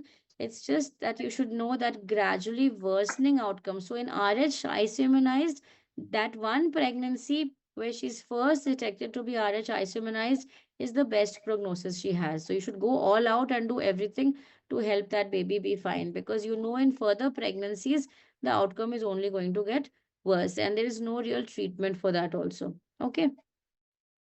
APLA, no. Astral Codex is asking also APLA. APLA में कोई ऐसा नहीं है कि every pregnancy gets worse and worse, but APLA generally is associated with poor obstetric outcome. It can cause recurrent pregnancy losses. It can cause first trimester losses, second trimester losses, and very commonly preeclampsia, eclampsia, abruption. These are very commonly associated with APLA. Preeclampsia, especially early onset preeclampsia before 24 weeks. Okay. So that's what you should remember. So if you have syphilis in pregnancy, benzathine penicillin is the drug of choice. Shall we take a small break? Shall we meet at 7:30? This is not the dinner break. This is just a small 20-minute break. And then we take a longer session for 2 hours and then have dinner around 9:30. Is that okay? Yeah, okay.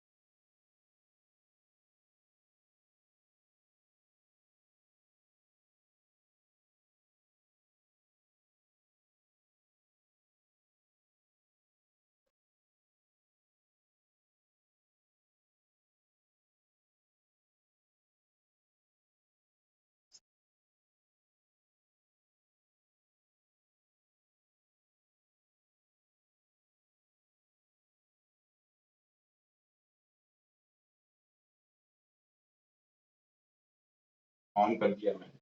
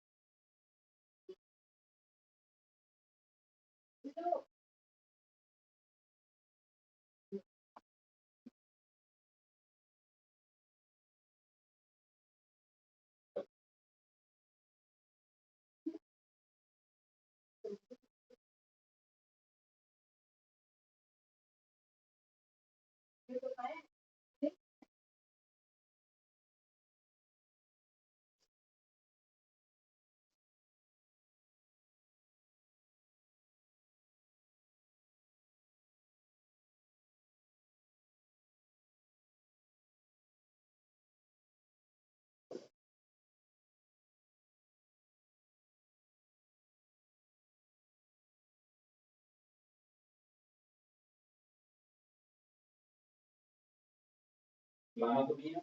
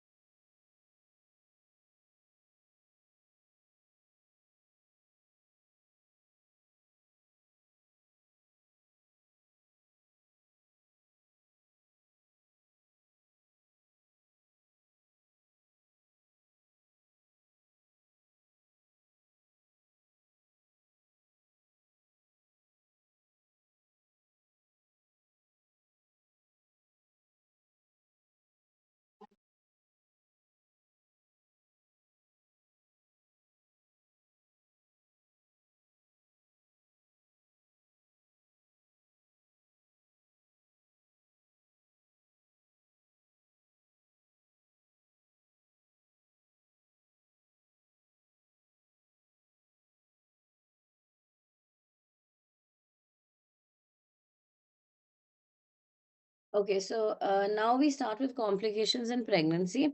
And the first and the most important is antepartum hemorrhage. Now, antepartum hemorrhage, we all know, is caused because of two major causes. One is abruption or abruptio placentae, and the other is placenta previa. So we'll be discussing both in a little bit of detail. And a third less common cause is vasa previa. Now, what is vasa previa? Vasa previa. So in both abruption and placenta previa, what is happening is there is maternal blood loss happening. Right? The blood loss is from the maternal side. Whereas in vasa previa, there is fetal blood loss happening. Where is this blood coming from? It's coming from umbilical vessels which are inserted over the internal os. So what happens is typically seen in what is called as velamentous insertion. This comes as a question. So remember V for velamentous, V for vasa previa. Here what's happening, the umbilical vessels are not inserting directly into the placenta. They are inserting into the membranes before entering the placenta. And if that area of membranes is overlying the internal os in the uterus, so this is the uterus, you have the baby inside, you have the fetus inside, and then you have the placenta like this, okay, and the membranes part here. And suppose the umbilical cord is inserting in the membranes here. The umbilical cord should directly insert into the placenta, but it's inserting in the membranes. And if the membranes rupture, these blood vessels can rupture. So one is seen in velamentous insertion. Another scenario where you can encounter this is in a succensurate lobe of the placenta, where you have one placenta part, one main placental part, and then you have a smaller placental bit on the other side, and they're interconnecting vessels running between the two placenta. So basically, fetal vessels, that is umbilical vessels, get injured and bleeding happens from there. It is called as vasa previa. It basically leads to severe fetal anemia. The baby gets depleted of blood very, very quickly. So it's an emergency condition where an emergency LSCS needs to be done. Now coming to the other two, but this is very rare. Commonly asked question is differentiating between these two, management of these two. So let's spend some time here. Placenta previa, we all know, is a low-lying placenta. Okay, the risk factors are many risk factors. Important ones are is if it's an IVF conception. Okay, if there's a previous scar on the uterus, there are many others, and there's multiple pregnancy. Okay, there are many other risk factors. I am not discussing them. These are important to remember. Previous scar, IVF, and multiple pregnancy. Age is also there, multipara is there. Okay, but what Malarian anomalies are there. But remember, previous scar on the uterus with placenta previa, what should you always suspect? You should always suspect placenta accrete syndromes, which we will be discussing separately. So whenever your question comes that there is placenta previa and she's had a previous scar on the uterus, always correlate in your mind that this could be placenta accreta. Now, placenta previa ka classification, this is the old classification. We all know this. This is type 1, type 2, type 3, and type 4. Type 2 can be divided into A and B. A is anterior, B is posterior. Okay, so type 2, B, 3, and 4 are called as major degree placenta previa. Type 1 and type 2A are called as minor degree. But we don't use this classification anymore. Your old questions will have this. Type 1 and type 2A, that is minor degree, the olden thought, and many people still follow this, is that maybe you can try a vaginal delivery. Okay, maybe possible, but most of these will still end up with bleeding. So the basic rule now is placenta previa hai, you are going to do a cesarean section. So mode of delivery in placenta previa, don't think twice. It should be a cesarean section.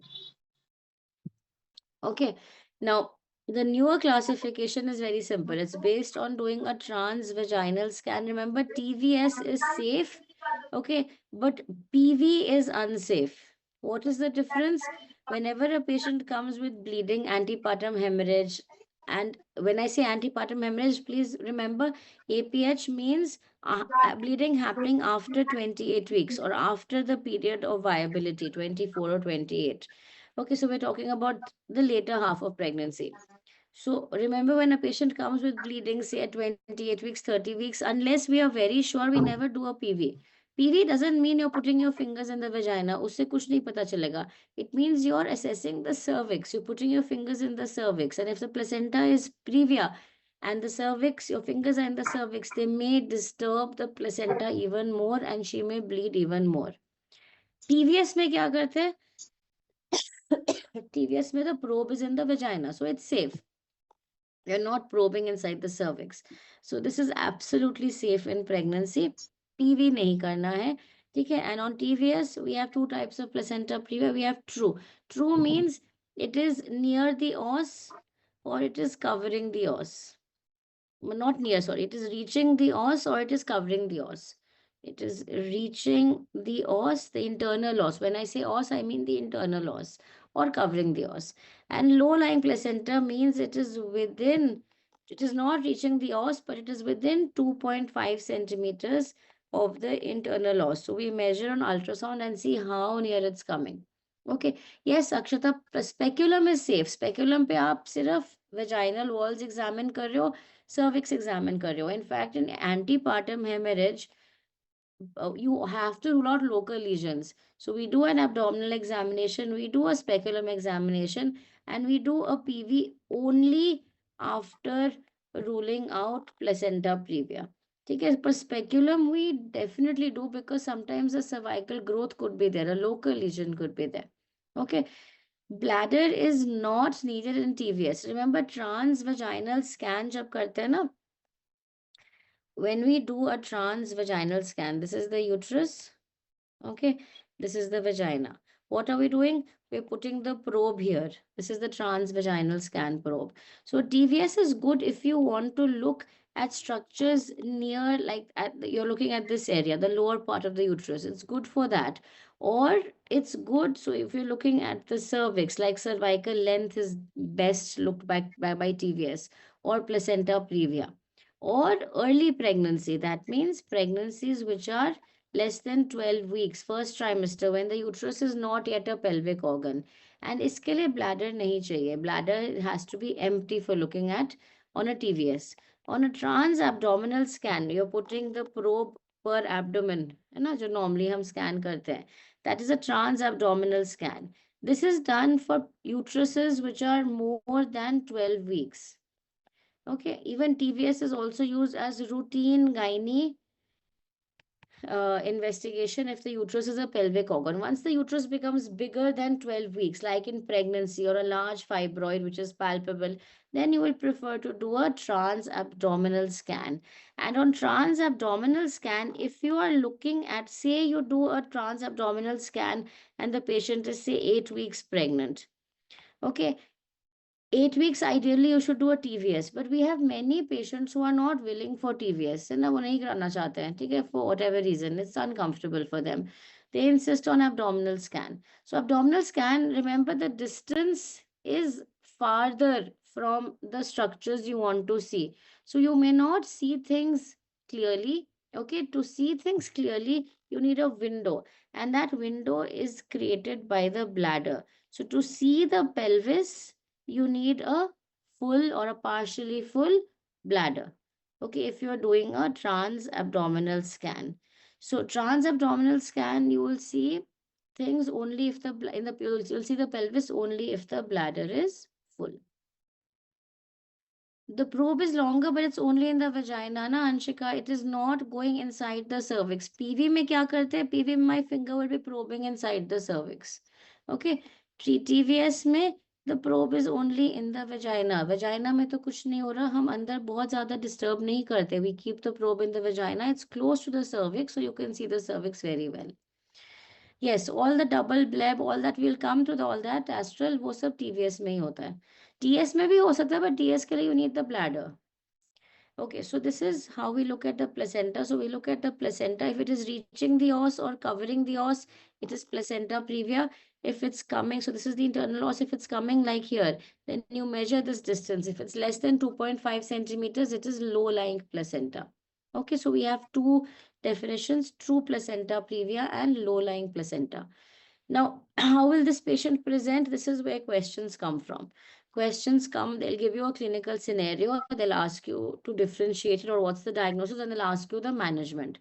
Clinical features, typical presentation is painless, recurrent, and apparently causeless vaginal bleeding. So the patient has been otherwise absolutely fine. Suddenly she wakes up in a pool of blood. Okay, koi complication nahi, sab theek tha. So this is olden days when ultrasound was not there. Everything was going fine at 30 weeks, 34 weeks. She wakes up and she's in a pool of blood. But now, of course, we diagnose placenta, low-lying placenta, placenta previous much earlier. Still, the patient can present like this, painless, recurrent, apparently causeless. Causeless because the patient has been otherwise fine till now, vaginal bleeding. When you examine her, you will find, number one, that there is pallor, okay, in proportion to the amount of visible blood loss. इसका क्या मतलब है? Suppose she says my whole sheet was soaked with blood and you examine her, she will be pale. Or she says कि जरा सा bleeding क्या है and you examine her, there's no pallor. So जितना bleeding हुआ है उतना pallor होगा. Abruption में this doesn't happen. Abruption में the bleeding will be minimal, visible bleeding, but she'll be in shock. Okay, so because what's happening in abruption, the blood is collecting behind the placenta in the uterus. So here जितना bleeding हो रहा है उतना patient का presentation भी उतना ही होगा. ठीक है, so pallor and other symptoms of shock, hypotension, tachycardia in proportion to visible blood loss. When you do an abdominal examination, you find the uterus is relaxed. Okay, It may be equal to the period of gestation, may be slightly less also, because fetal growth restriction can happen with placenta previa. Okay. Malpresentations are common. That means breech, transverse lie is very common, because instead of the head, the lower segment is now having the placenta. Okay. And this, it's non-tense and non-tender. So the uterus is non-tense, non-tender, relaxed uterus. Uterine height is same as the period of gestation, maybe slightly lesser. Baby is in transverse lie. And the fetal heart is usually fine. Baby theek hai most of the time, unless the bleeding is so excessive, fetal heart usually is fine. So these are the features of placenta previa bleeding. Okay. How do you manage placenta previa? First of all, how do you confirm it? Investigation of choice is ultrasound. Usually the initial ultrasound directly हम TVS नहीं करते. Initial investigation is always a transabdominal scan. But the best investigation to look best, the best way is a transvaginal scan. So if in doubt, we always do a TVS. If you want to have a better look, do a TVS. Michelle, period of viability. So 24 weeks you can say, but yes, many radiologists will be writing ki 20 weeks, maybe 18 weeks with placenta previa, but by definition, only after period of viability do we say placenta previa. Okay, that is after 24 weeks. Because what happens, and this has come as a question in one of the previous FMG exams, I think last to last exam, there was a question that a patient has been diagnosed to have a placenta previa or a low-lying placenta at 14 weeks ultrasound. Okay, what is the next best step? So what happens is there's something called as placental migration. With time, as the uterus grows, the placenta moves up. It actually doesn't move up, it doesn't migrate, but the upper segment and the lower segment start forming. So the placenta differentially starts growing towards the upper segment. So placental migration is a term that is called when the placenta at 14 weeks you'll find ki low lying hai, and then we always repeat a scan around 32 weeks to confirm. So to confirm the placental localization. This was the question that was asked कि placenta previa था 14 weeks पे, what is the next best step? The options were elective LSCS at 37 weeks or admit or whatever, McAfee Johnson, and one option was repeat a scan at 32 weeks and confirm the placental localization. That's what you're going to do. Okay. Now, how do you manage placenta previa? Management is very easy. Remember, in placenta previa, there is a role for expectant or conservative management. That means if the patient comes, okay, and she is say 34 weeks or 32 weeks, and the question says she's been diagnosed with placenta previa, what is the next best step? Remember, if she is less than 37 weeks, if there is no active maternal bleeding, if there is no active fetal or there's no fetal distress, that means the mother and the baby are fine and she's less than 37 weeks. What will you do? You will start her on McAfee Johnson line of management, which is the expectant management, where what do? We admit the patient, we put her on strict bed rest, allow her only to go to the washroom. Okay, we put her on Hematinics. We want her hemoglobin to build up either iron or give a blood transfusion if her hemoglobin is very less. Okay, and then what do? We, if she's less than 34 weeks, we give steroids in anticipation that dobara na bleeding ho jaye, and deliver her by cesarean at 37 weeks. Okay, so McAfee Johnson, yes, if she's RH negative, anti-D is given. If she's 32 less than that, you're all right, very good. But जो McAfee Johnson बहुत पुराना जमाने का बंदा है, उसके time पे magnesium sulphate neuroprotection के लिए नहीं देते थे. ठीक है, एंटी-डी भी तब बहुत कम देते थे.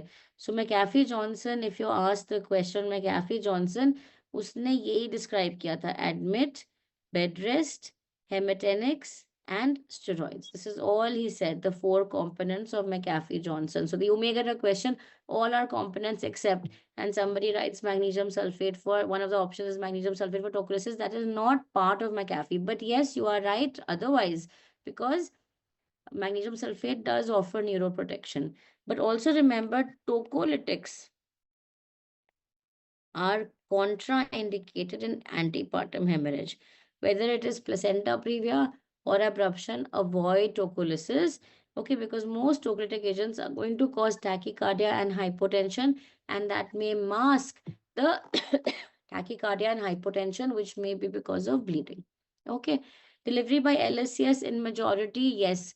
Okay, the olden thought was minor degree vaginal or double setup examination. वो सब अब नहीं है. Recent most Williams says placenta previa means cesarean section. Okay. Now, वैसा previa you will deliver immediately. वैसा previa में तो tocolysis वैसे नहीं दोगे ना Himanshu. I just told you वैसा previa baby you will lose that baby in minutes. It is that extreme, है ना? You just imagine somebody has cut an artery of yours and you're bleeding. You have to take that baby out immediately. Okay. Now placental abruption. Placental abruption क्या होता है? It is when the placenta detaches, okay, or separates. And if this separation happens after 24 or 28 weeks, that is called as abruption. Now this could be revealed abruption, where you can see the edge from here has separated and the blood loss is going to be visible or revealed, or it is more than the period of viability, Nadia. Okay, now it depends आप किस setup में बैठे हो और कहाँ पे हो, ठीक है? Revealed and concealed. Concealed means that all the blood is collected behind the placenta, and this is going to cause blood collection behind, and this is called as concealed abruption. Now, risk factors for abruption, I already told you, most important, hypertension. 50% of abruptions are hypertensive. Another common is APLA, antiphospholipid antibody syndrome, commonly associated. There are some other associations also, like anemia is an association. Previous history of abruption, the risk of having abruption again is about 25%. Okay, what else? Not short cervix, short cord. Yes, short umbilical cord. So the baby is moving, the cord is short, the cord pulls on the placenta and the placenta gets attached. Domestic violence, blow to the abdomen, है ना? Movies में दिखाते हैं कि husband ने मारा या किसी ने मारा and she starts bleeding. So violence, trauma, or a road traffic accident or whatever, blow to the abdomen. Smoking, yes, very good. Smoking is for placenta previa also. And roll down the stairs, typical Soumya in the Hindi movies. And important I want to tell you is polyhydramnios. Polyhydramnios में क्या होता है? And if you do sudden artificial rupture of membranes, what's going to happen? Yes, ECV also good. So all of you remember, very good. So artificial rupture of membranes, you're doing an ARM, and with a sudden gush of fluid comes out because there's so much amniotic fluid, and that leads to sudden decompression of the uterus, the placenta gets detached. Yes, multiparas, age more than 35 are common risk factor for placenta previa and abruption also.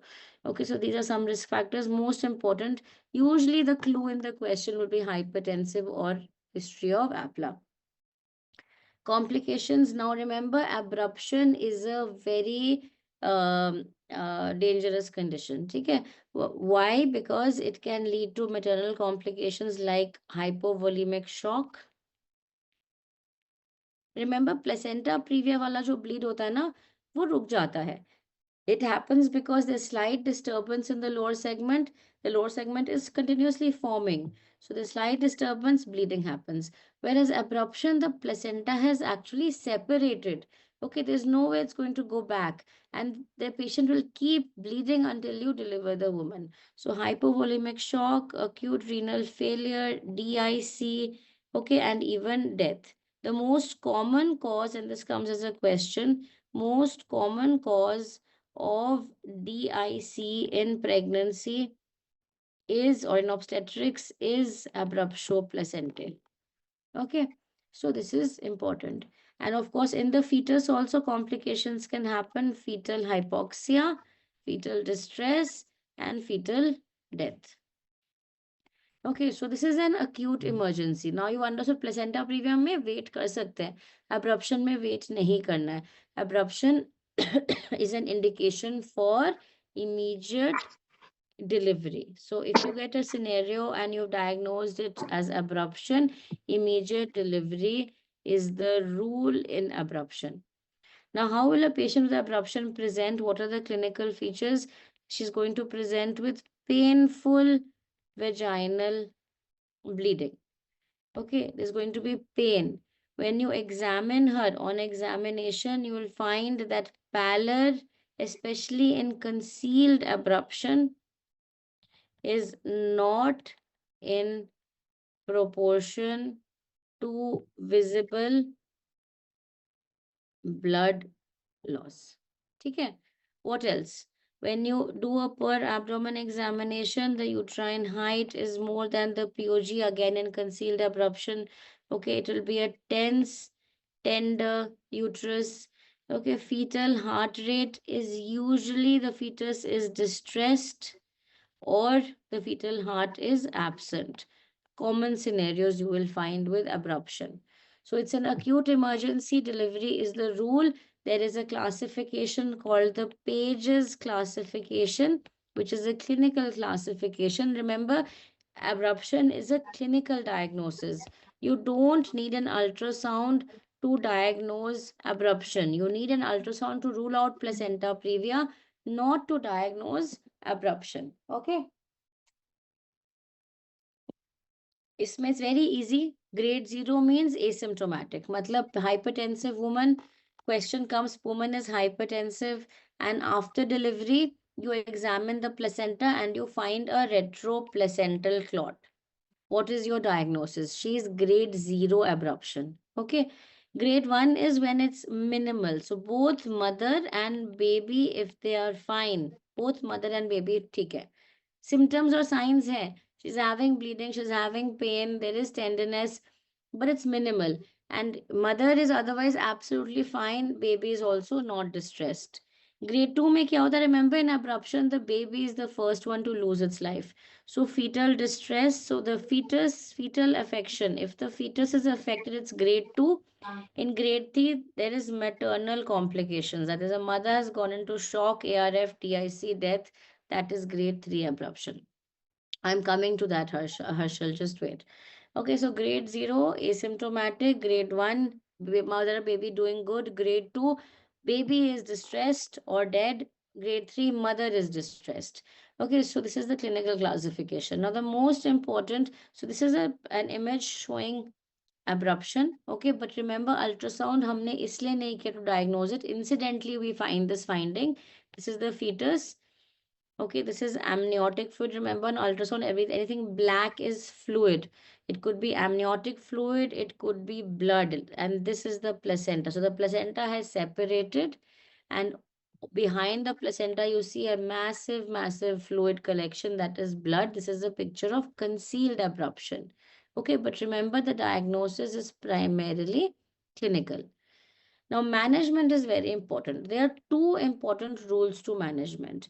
First rule, yes, Rohan, even in grade 1 abruption, treatment is immediate delivery. Management has two components. One is the patient needs to expedite delivery. So you have to expedite delivery. Remember, the rough estimate is you have 6 to 8 hours in which to achieve a delivery from onset of symptoms till delivery. Itna time hai before the complications start happening. Second is you have to give her blood and blood products so that she doesn't go into DIC. I told you DIC is very common. So you have to give her blood and blood products. Expedite matlab jaldi karana, usko delivery jaldi karana, wait nahi karna. You don't have, there is no role of expectant management. आपने इसको बच्चे को जल्दी निकालना है, ठीक है? So of course resuscitate the patient and give her blood products and immediately plan her delivery. Now the next question, which is very important and many of you get confused, is how to deliver. So the question of when to deliver is answered immediately. We don't have time. We don't even have time for steroids. Harshal was asking 32 weeks abruption. एक option है deliver, एक option है steroids and then deliver. When I say steroids, it means the entire course of steroids. I don't have time. I will deliver immediately. ठीक है, एक dose दे सकती हूँ, एक डोज से बेनिफिट होगा या नहीं, I don't know, but I cannot wait for the entire 2 or 4 doses. Okay, so how to deliver is the question. Now it's very simple. Just come to this. If the mother is fine, okay, and baby is fine, okay, what will you do? You will aim for a vaginal delivery. That means what will you do? If she is not in labor, you will induce labor. If she is in labor, you will augment labor. How will you augment? You will do an ARM and you can start oxytocin. Okay. If the mother is fine and the baby is dead, then also that means grade 2 abruption, but dead wala, distress nahi, baby is dead. Then also same thing. You don't want to unnecessarily do a cesarean for a dead baby.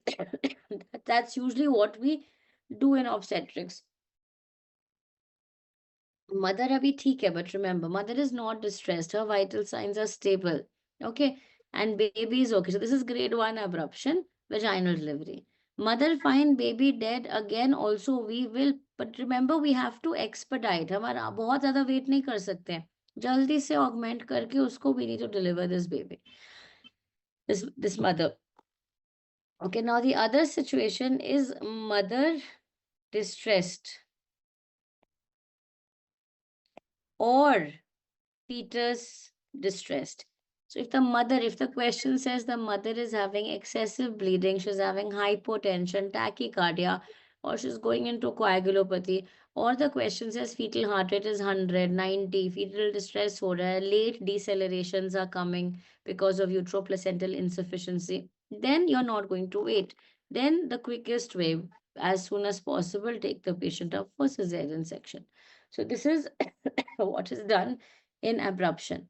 If mother distressed and baby fine, still same. But जब mother distressed or mother को तो distress हो रहा है, usually ऐसे होता नहीं है वैसे अमन. The baby gets distressed first. You rarely see a situation where the mother is distressed but baby is absolutely fine. No, baby gets distressed first. But if you see such a situation, then also cesarean section because the mother is losing blood. ठीक है? So this is abruption. What you will do? Clear? Any doubts in this? No, Rohan, वही मैंने बताया. Corticosteroids is not important. You have a situation where the baby can die in minutes to hours. You don't have time. Okay, same with eclampsia, same with HELP syndrome, same with abruption. इन चीज़ों में हमारे पास time नहीं है, but it's more important to save the mother's life. And in the process, yes, we might save the baby's life, but the respiratory distress is not an important thing abhi. Respiratory distress can be managed otherwise also. Okay. Now, Cuvalier uterus, this comes as an image-based question. What is this? You can see this bluish or purplish seepage of blood inside the myometrium. So it's an incidental finding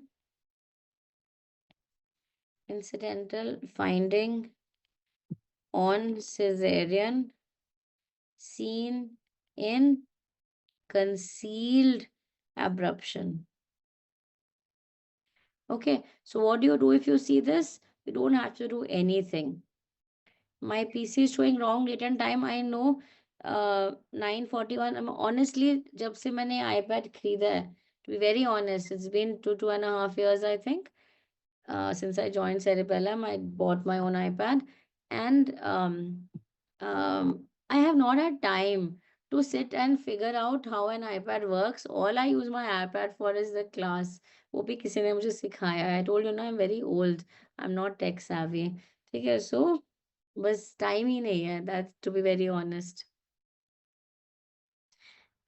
It's with everyone's iPad. Okay. All right. Oh, okay. Okay. Yeah, I'm old school. I'm not tech savvy. I need to figure out things. अभी तो मैं Telegram पे नहीं आती हूँ. Telegram पे मुझे समझ ही नहीं आता. टेलीग्राम पे I get spammed so badly. People, okay, that I didn't know. So I stick to WhatsApp. For me, WhatsApp is the safest. So if you have any doubts, you ask me on WhatsApp only. उस पे मत जाओ Telegram पे. Okay. Let's continue. Yes, let's not waste time. Now, very, very important topic. Why is this becoming more and more important? Because we are seeing more and more.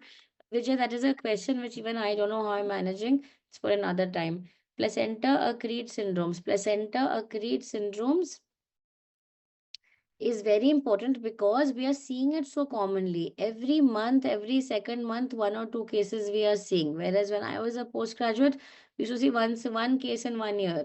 But now we see one case in 1 month. So that's why the examiners also are asking this more and more because it's such a life-threatening situation and we are seeing it also more commonly. Now, what is placenta accreta syndromes? It is when the placenta doesn't separate from the underlying uterine wall. One, one of the etiology behind it is that if the placenta implants over a previous uterine scar, when we do a lower segment cesarean section, acha, that's why. For all cerebellum, it's 9 Jan 941. Very surprising. Okay, nice. Okay, so maybe it's something to do with, I don't know. Okay, I'll try to figure this out. Okay, come back. I thought कि मेरे पास time नहीं था देखने के लिए. Anyway, so it doesn't change also. 1 second. It doesn't change also. Sorry. Okay. Okay. Got it. So now uterine scar है यहाँ पे, ठीक है? Uterine scar पे this placenta gets stuck here. Now look at this first picture. The first picture is not a picture of a creta. It's actually not even normal placenta. This is wrong. This is a picture of placenta previa. But there is a line of separation between the placenta and the underlying decidua. Okay, now what happens in placenta accrete syndromes? You have what is called as placenta creta or accreta, where the placenta is adherent to the underlying myometrium. Then you have placenta increta, where it's invaded the underlying myometrium. And then you have percreta, where it has perforated the underlying myometrium. Okay, now why does this happen? One of the histopathological features is there is something called as absence of Nita-Bueck's layer on histopathological examination. So basically the placenta is like a small tumor. It starts getting inside the myometrium and there is no plane of separation. So if at the time of cesarean section, I try to separate this placenta, it is going to start bleeding torrentially. Okay, it's going to start bleeding torrentially and the patient can have torrential hemorrhage and can even die within minutes if you try to attempt this to separate this placenta. So, number one thing to important to remember is risk factor. The most important risk factor is if the question says the patient has previous cesarean and the placenta is previa. Placenta previa, always alarm bells should start ringing in your mind कि this question could be of placenta accreta. How will you diagnose this? Remember ultrasound. On also look at this picture. This is a normal ultrasound. You can see the bladder in front. Okay, so this is the bladder. This is the uterus, the uterine myometrium. This is the serosal surface. This is the decidual surface inside. And can you see this is the placenta. So you can see this thin black layer separating the placenta from the uterine wall. This is absolutely normal. Okay, there is a plane of separation here, right? But if you look here, similar picture, this is the bladder, this is the placenta. You can't make out anything. You can see that the placenta is invading into the myometrium. This is how placenta accreta looks like. But the investigation of choice is an ultrasound Doppler. Can you see what is happening here? You can see there is hypervascularity. The term used is hypervascularity. There is so much vessels which are crisscrossing and going in the bladder between the placenta and the bladder. And there are big placental lakes also, which you're not seeing here, but you'll see like this one. Big placental lacunae or lakes and crisscrossing hypervascularity and the investigation of choice is a Doppler. MRI is also a good investigation. In fact, it is, but the problem why it is not the investigation of choice is because it's expensive and we don't do it for everyone. Only if we have a doubt. Suppose मुझे नहीं समझ आ रहा कि है या नहीं है तो मैं MRI कराऊंगी. अगर ये वाला पिक्चर दिख रहा है, I don't need to do an MRI. It's very clear cut. This is placenta accreta. Okay. Or if the placenta is posterior, normally क्या होता है, the placenta accreta is going to form in on the anterior part because this is where we give the uterine incision, where we take the baby out. But if suppose you have a placenta forming here and you have a feeling that this might be accreta on ultrasound. Now remember, posterior placentas are not well seen on ultrasound because वो पीछे की तरफ होते हैं. So in such a case, an MRI may be useful. I'll send you the WhatsApp group link. What will be the suspicious factors? Bladder tone lost. No, bladder tone is not lost. Okay, how suspicious features are, it will present very similarly to placenta previa, very similarly. Look for previous cesarean. So previous cesarean with placenta previa, always think of accreta. Accreta can happen with any scar on the uterus. This could be a myomectomy scar, a DNC if it's been done, but the most common is a previous cesarean with an anterior placenta previa. Always think of placenta accreta syndrome. What will you do? So this is an actual picture of a patient which my friend operated. She gave me this picture. This is when you open the abdomen for a cesarean. ये picture नजर आया था उसको. This is, she clicked a picture. Okay. So this is the upper part of the patient. This is the lower part. And so this is basically, if I had to do a lower segment cesarean section, I would have given my incision here. Now imagine if I give the incision here, what's going to happen? Should I give the incision here or here in such a patient? Normally, I would give like this, but not in this patient. She's going to bleed to death. Before I take the baby out, she's going to arrest. So what should I do? I should safely take out, give my incision where there is no placenta or vessel seen.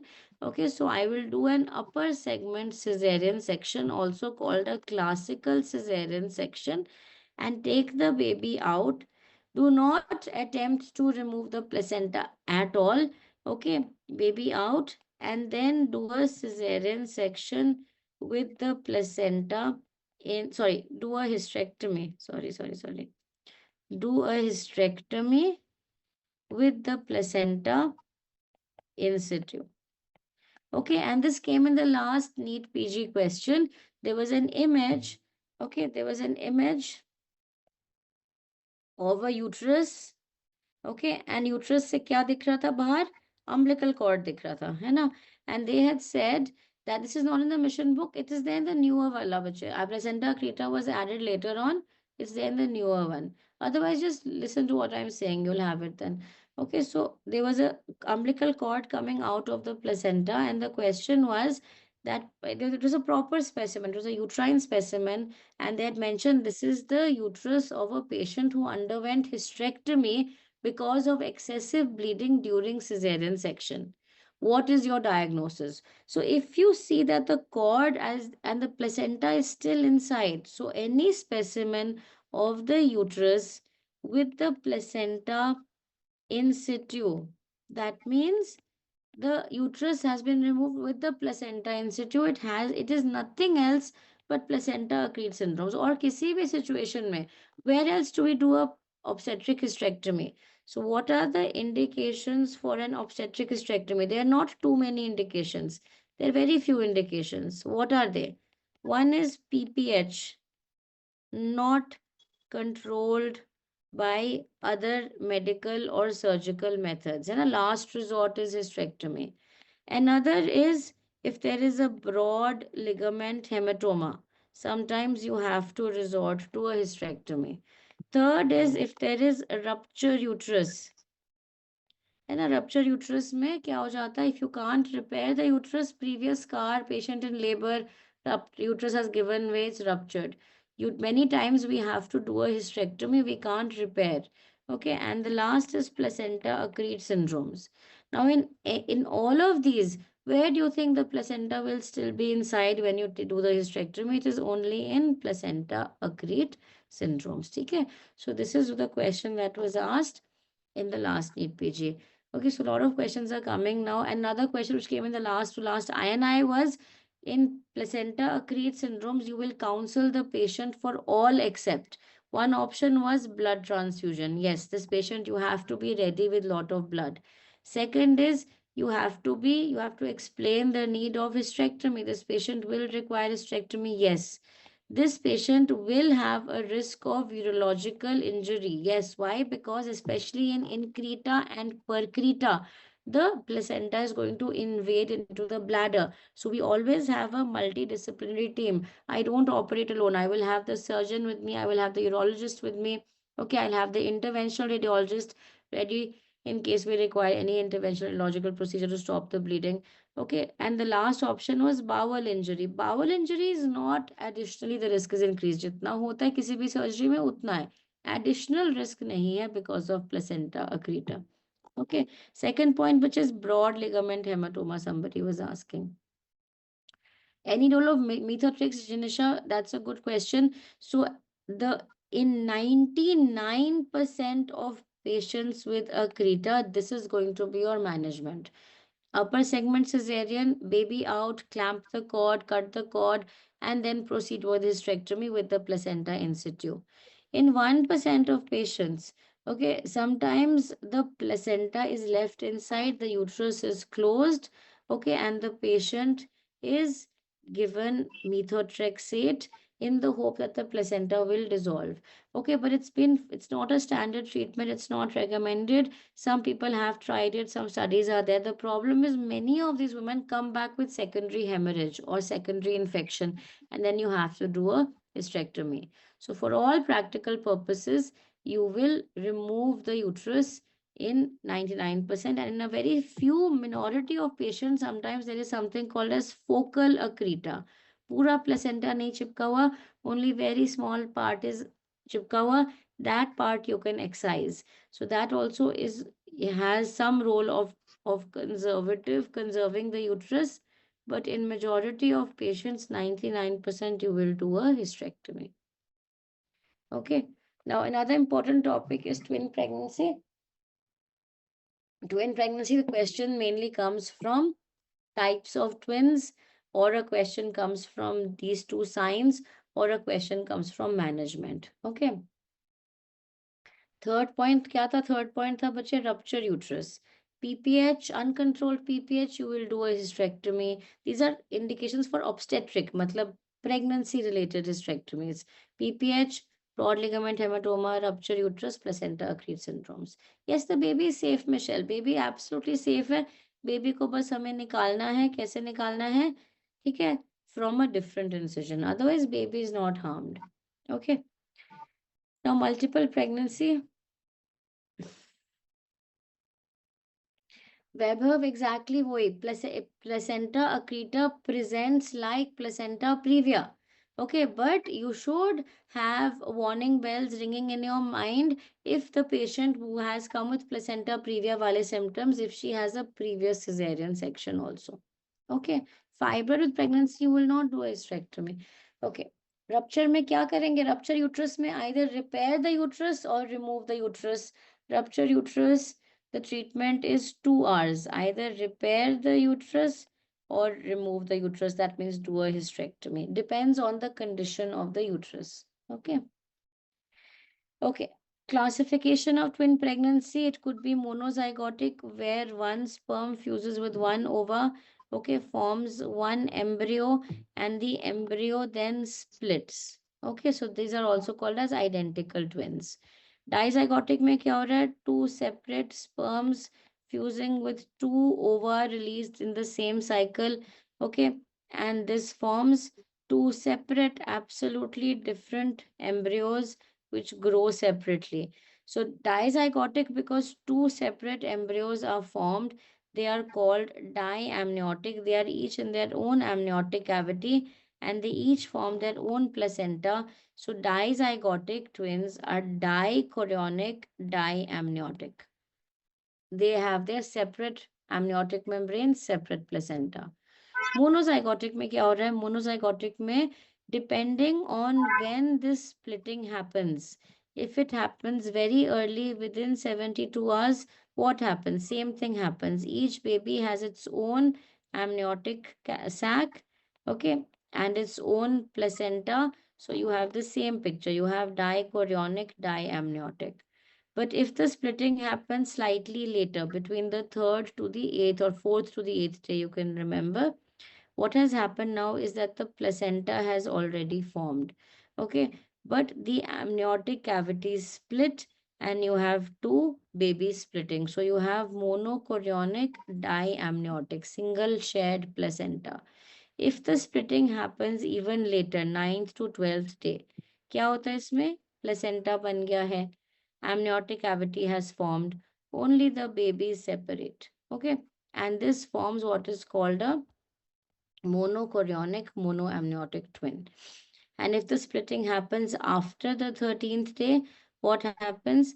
The placenta has formed, the amniotic cavity has formed, even the embryos have formed significantly. So they are joined somewhere. The splitting is incomplete, and you have conjoined twins, which are a type of MCMA only, but the embryos are joined. Now, remember, MCMA is very easy to diagnose. Why is MCMA very easy to diagnose on ultrasound? Okay, now remember one thing, that when you have twin pregnancy, the best time to look for chorionicity, best time to diagnose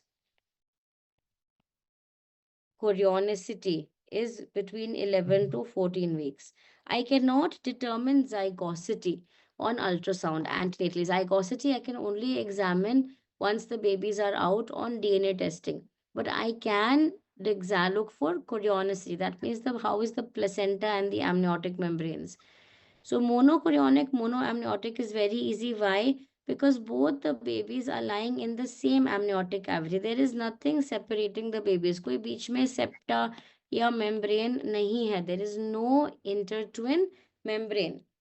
Whereas the problem comes in differentiating between these two or these two.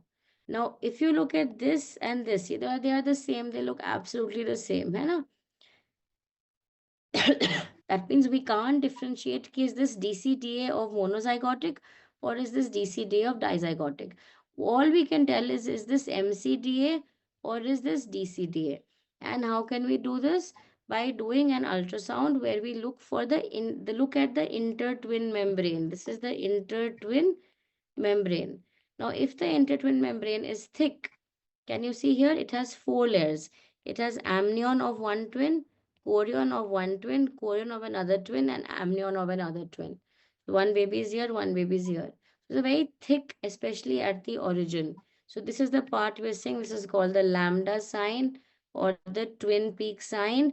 This is basically when you see lambda or twin peak, think of a thicker membrane. Thicker membrane is when the layers are more, when it's the DCDA. Here, what do you find? You have a very thin, very, very thin origin. This is the placenta, this is the membrane. This is called an inverted T or a reverse T sign or simply a T sign. Okay, you have amnion of one baby and amnion of other baby. Bus. Okay, so this is monochorionic diamniotic. This is dichorionic diamniotic. In monochorionic monoamniotic, both the babies will be in the same amniotic cavity. There will be no intertwin membrane seen. Okay, this is very important. Very, very commonly asked question. You should not get this wrong. Now, what else should you remember? You should remember one complication which you should all read and know about is TTTS. What is TTTS? Twin to twin transfusion syndrome, which is seen typically in MCDA type of twins, monochorionic diamniotic twins, where the placenta is shared but the amniotic cavity is different. What you have here is you have sharing of vessels. You have an anastomotic vessel where what happens, one baby becomes the donor twin, it keeps giving blood to its recipient twin. This baby becomes anemic, this baby becomes polycythemic. Okay, this baby has oligohydramnios, this baby has polyhydramnios, And eventually what happens, you can see the bladder is small here, this bladder becomes big here. Eventually there are Doppler changes, and eventually one or both babies will die. This baby will die of severe anemia. This baby will die of cardiac overload. Now, for INI point of view, this question is important. What is the staging for TTTS? It's called as the Quintero staging, Quintero classification. Okay, not very important, but basically stage 1 is when the amniotic fluid you find कि एक में oligo एक में poly है. Grade 2 is when the bladder, this bladder becomes absent. You can't see this bladder. Grade 3 is when there are abnormal Doppler studies. Grade 4 is when there is hydrops, and grade 5 is when there is death of either of the fetuses. So this is something which you can remember, especially closer to the INI, but not very important for the NEET PG. This the name is important for NEET PG, Quintero classification. Now, what is important is management. How will you manage twin deliveries? When will you deliver them? This is the slide for when to deliver. And then there's a slide of how to deliver. Okay, repeat the Quintero. Stage 1 is when there is oligopoly. Stage 2 is when the bladder becomes so small you can't see the bladder in the donor twin. Stage 3 is when there's Doppler changes. Stage 4 is hydrop. Stage 5 is death. Okay. Now, when to deliver? If it is a DCDA twin, 38 weeks. If it is MCDA with no complications, 34 to 37. Acha, one thing I forgot to tell you, placenta accreta ko kab deliver karoge? When will you deliver? When will you do this cesarean section? कब करोगे ये? Very important question. You will deliver between 34 to 37 weeks. Okay, in the end, I will share with you the timeline कि कौन सा चीज कब deliver करना है. Accreta 34 to 37 weeks, like placenta previa 37, abruption immediately. Placenta accreta 34 to 37. We don't want her to go into labor and land up in the middle of the night. That is the reason. Okay, and then you are stuck with minimal support. Then twins में कब deliver करोगे? In DCDA 38, MCDA 34 to 37. This is similar to placenta accreta.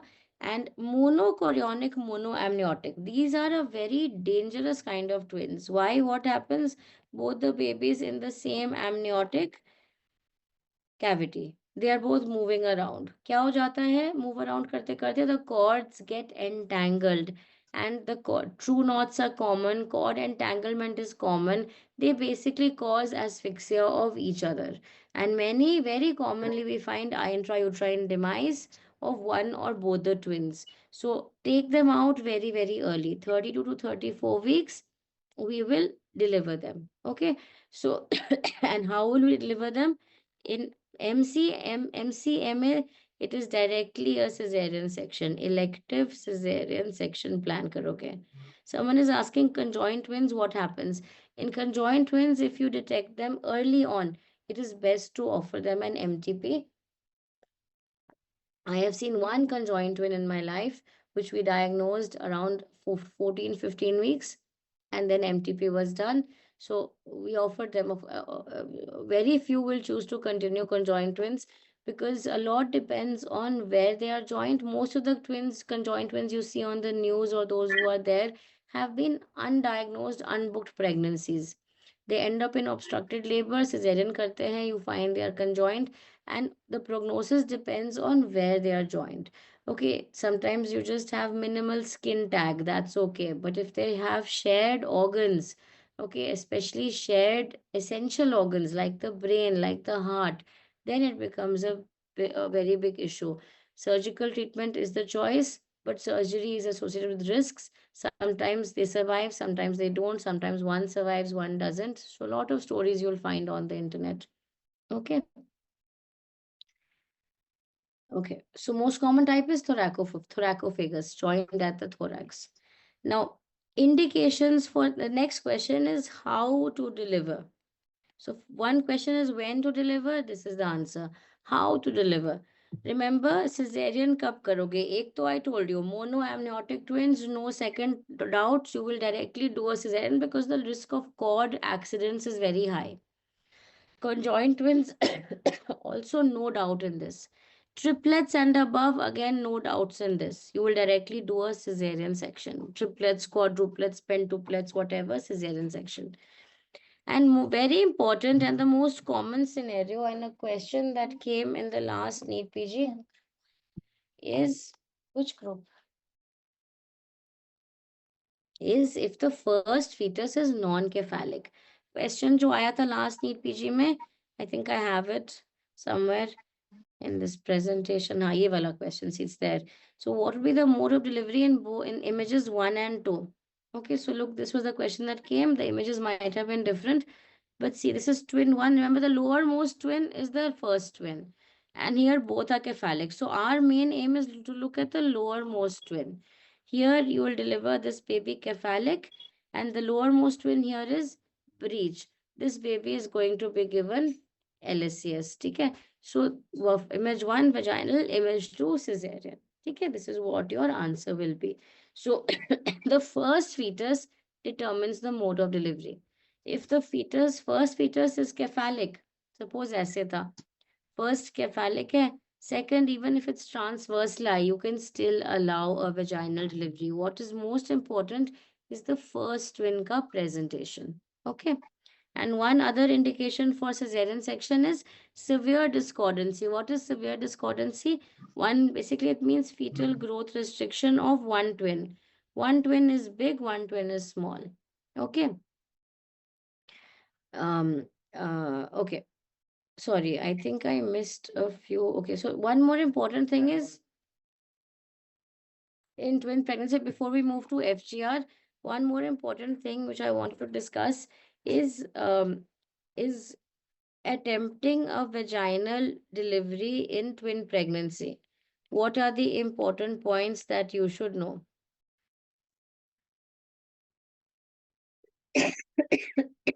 Anushka, depends on the situation. Okay, so there's nothing like what is the mode of delivery in superfetation, depends on how that patient will present to you. Now, vaginal delivery in twin pregnancy, remember, you will allow this only if the first twin is cephalic, right? So, first twin is cephalic, you will allow, right? Now, what's going to happen? You're going to deliver this baby as any other baby you deliver. Isko first twin comes out. Just a few precautions you have to take is that you have to arrange blood because there is always a risk of PPH because the uterus is over distended. Another thing is you will not allow her to move around too much. So discourage ambulation because there's always a risk of cord prolapse. Okay. And the third thing is ki okay. So third thing is once the baby is out, you have to note the time of the first twin. Okay.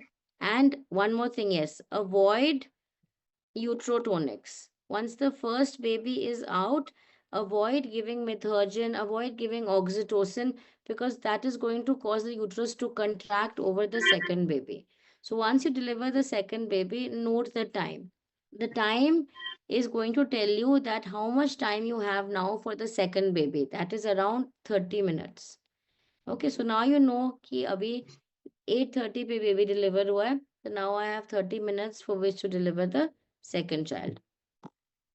Okay, so what is the next thing you'll do? Next thing is you're going to immediately reassess the lie and the presentation of the second twin. Why? Because it might have been cephalic, but now that the first twin has come out, itna space aa gaya, it might turn. It might have been transverse, it might turn to breech. It might have been cephalic, it turns. So it keeps turning. Okay.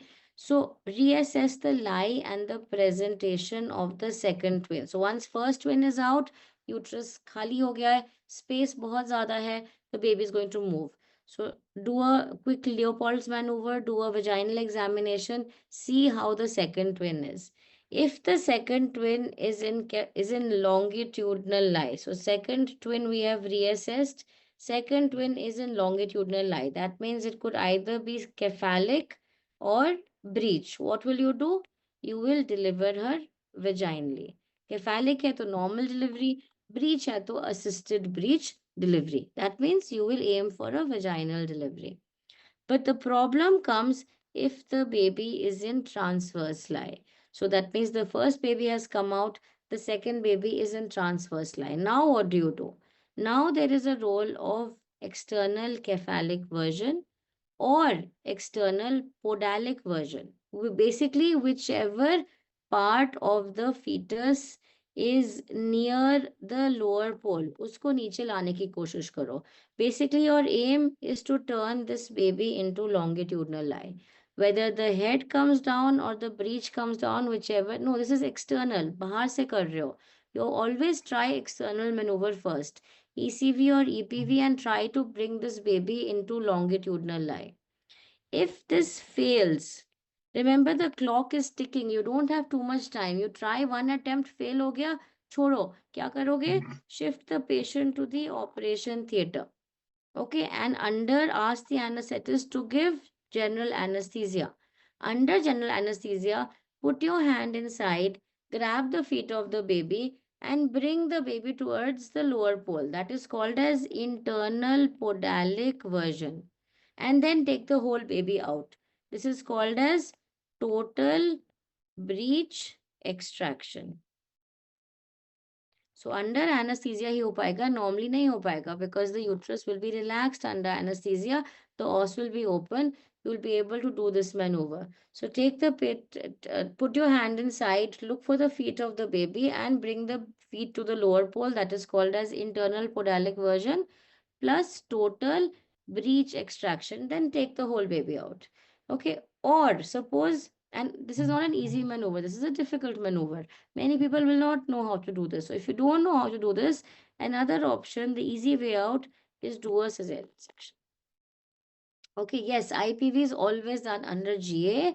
Cesarean section is the other good option which you can do.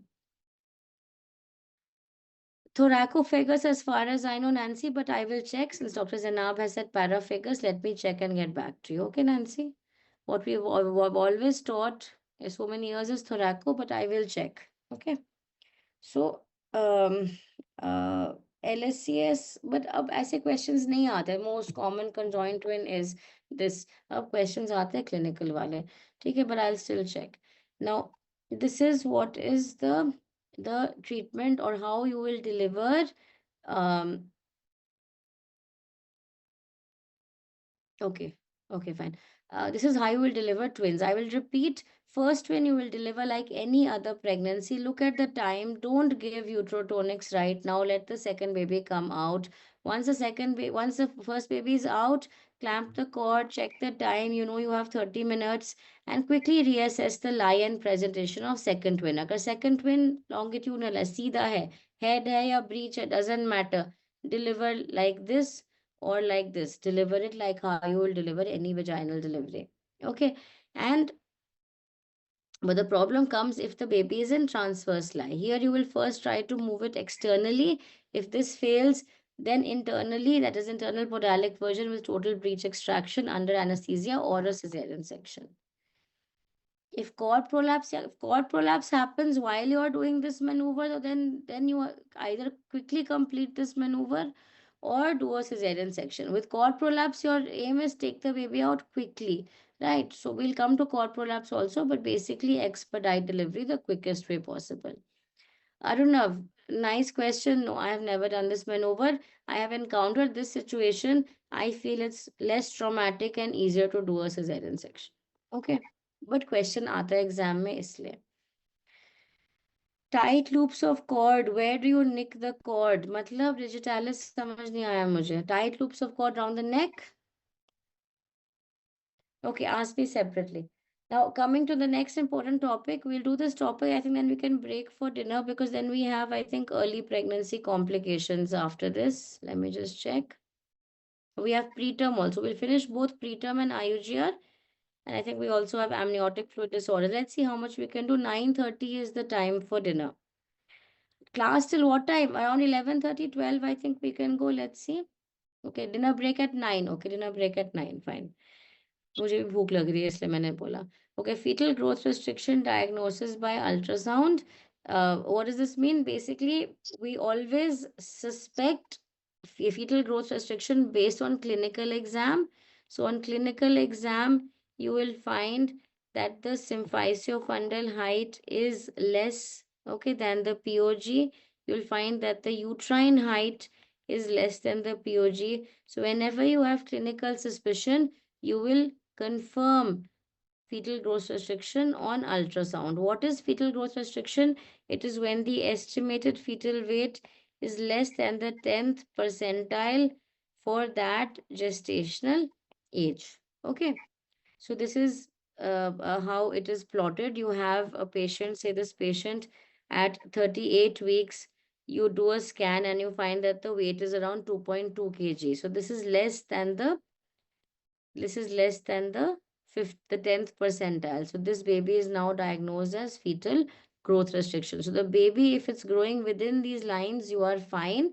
If it drops less than the 10th percentile, we have FGR. Now, how do we calculate this fetal weight?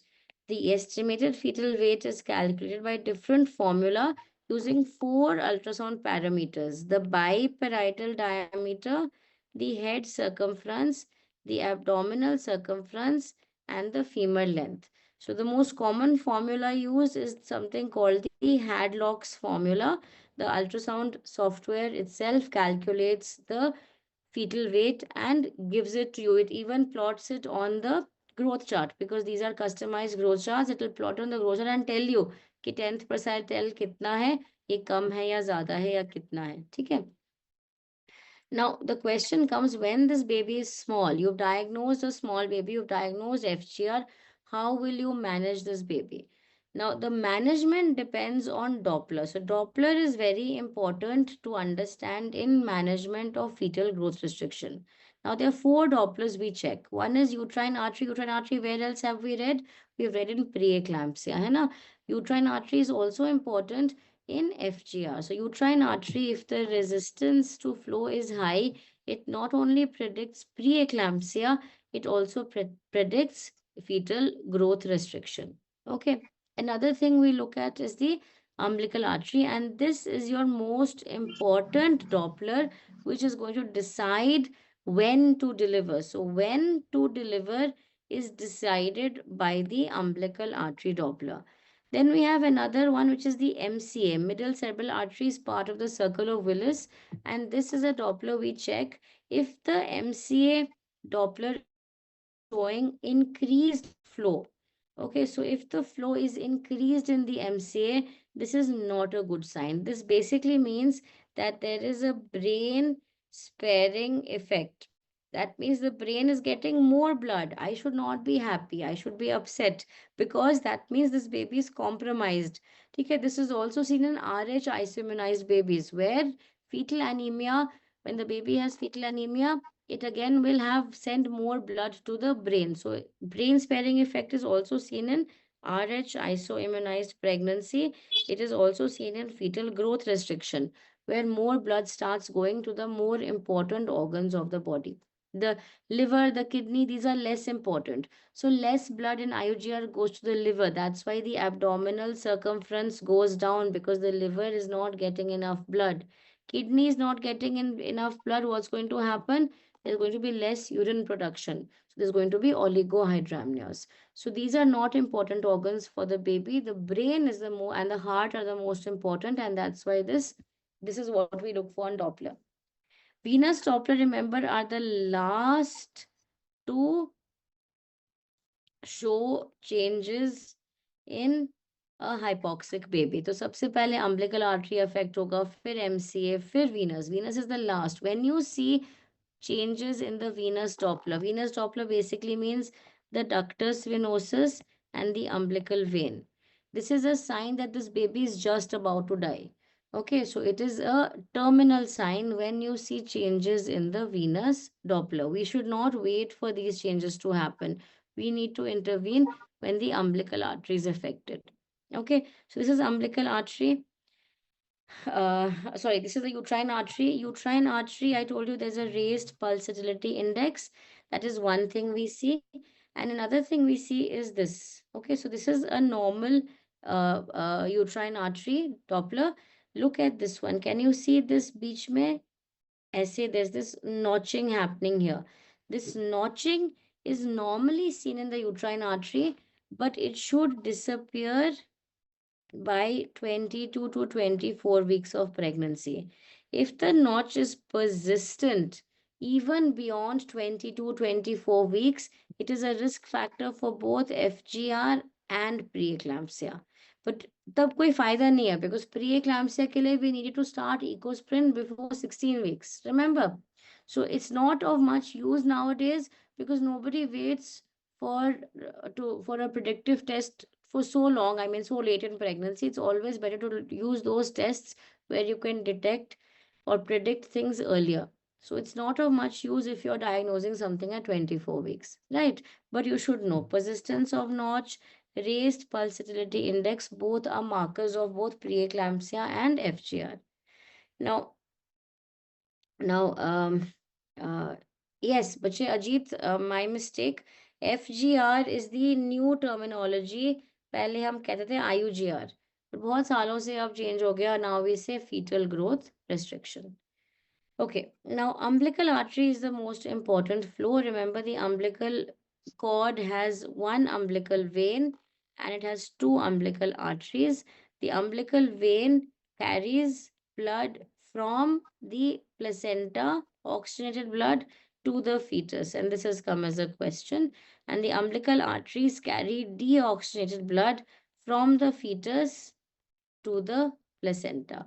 So the umbilical artery is going to tell us the resistance in the placental flow कि अगर resistance ज़्यादा है क्योंकि ये fetus से placenta की तरफ जा रहा है, ठीक है? If there's resistance in the placenta, it's going to tell us, it's going to reflect in the umbilical artery Doppler. Now this is the umbilical artery. What you can see here is that there is this part is called the systole, this part is called the diastole. This is a normal umbilical artery Doppler. I see this is how it should look like. It should look like this nice waveform.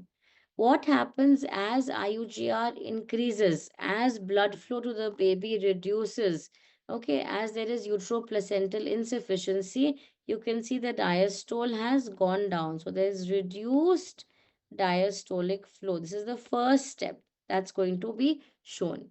Okay, that's going to happen.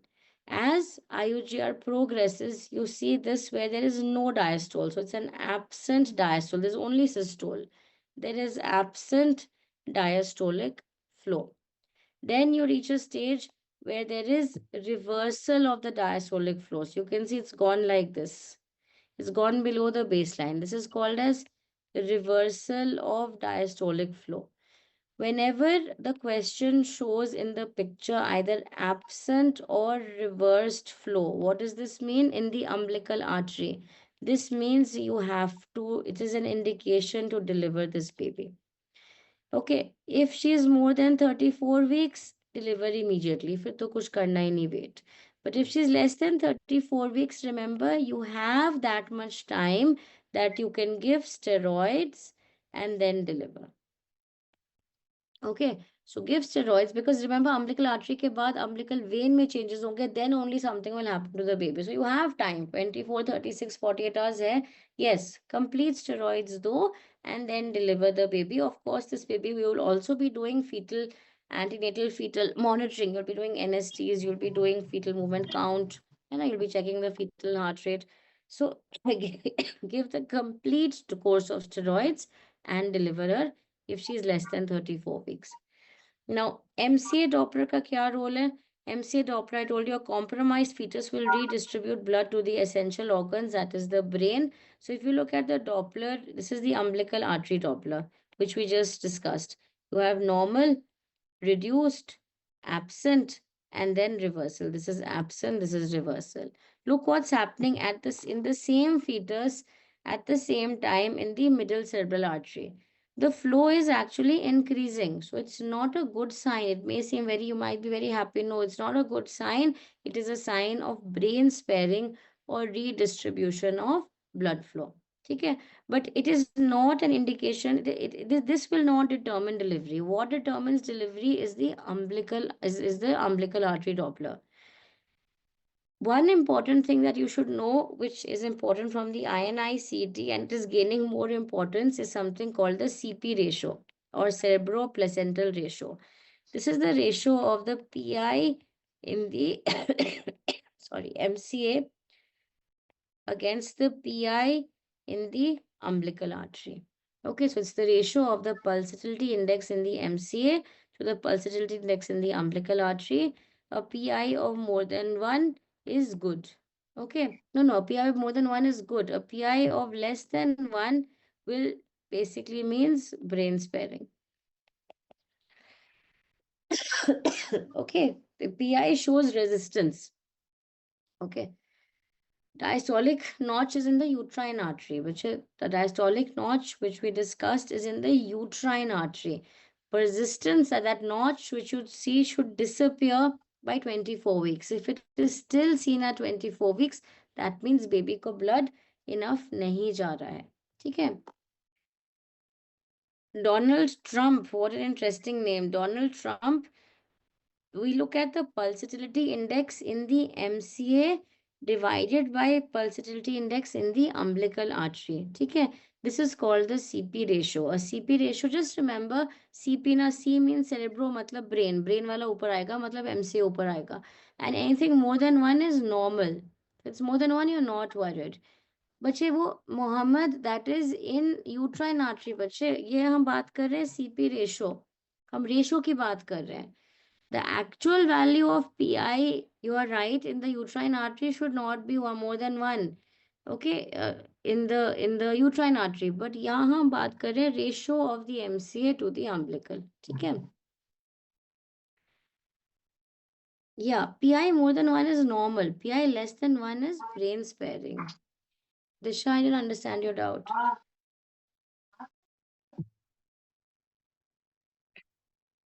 Okay, clear. Okay, now question when to deliver, how to deliver. When to deliver, we know if there is absence or reversal of flow, then if she's more than 34 weeks, deliver ASAP. If she's less than 34 weeks, give steroids and then deliver.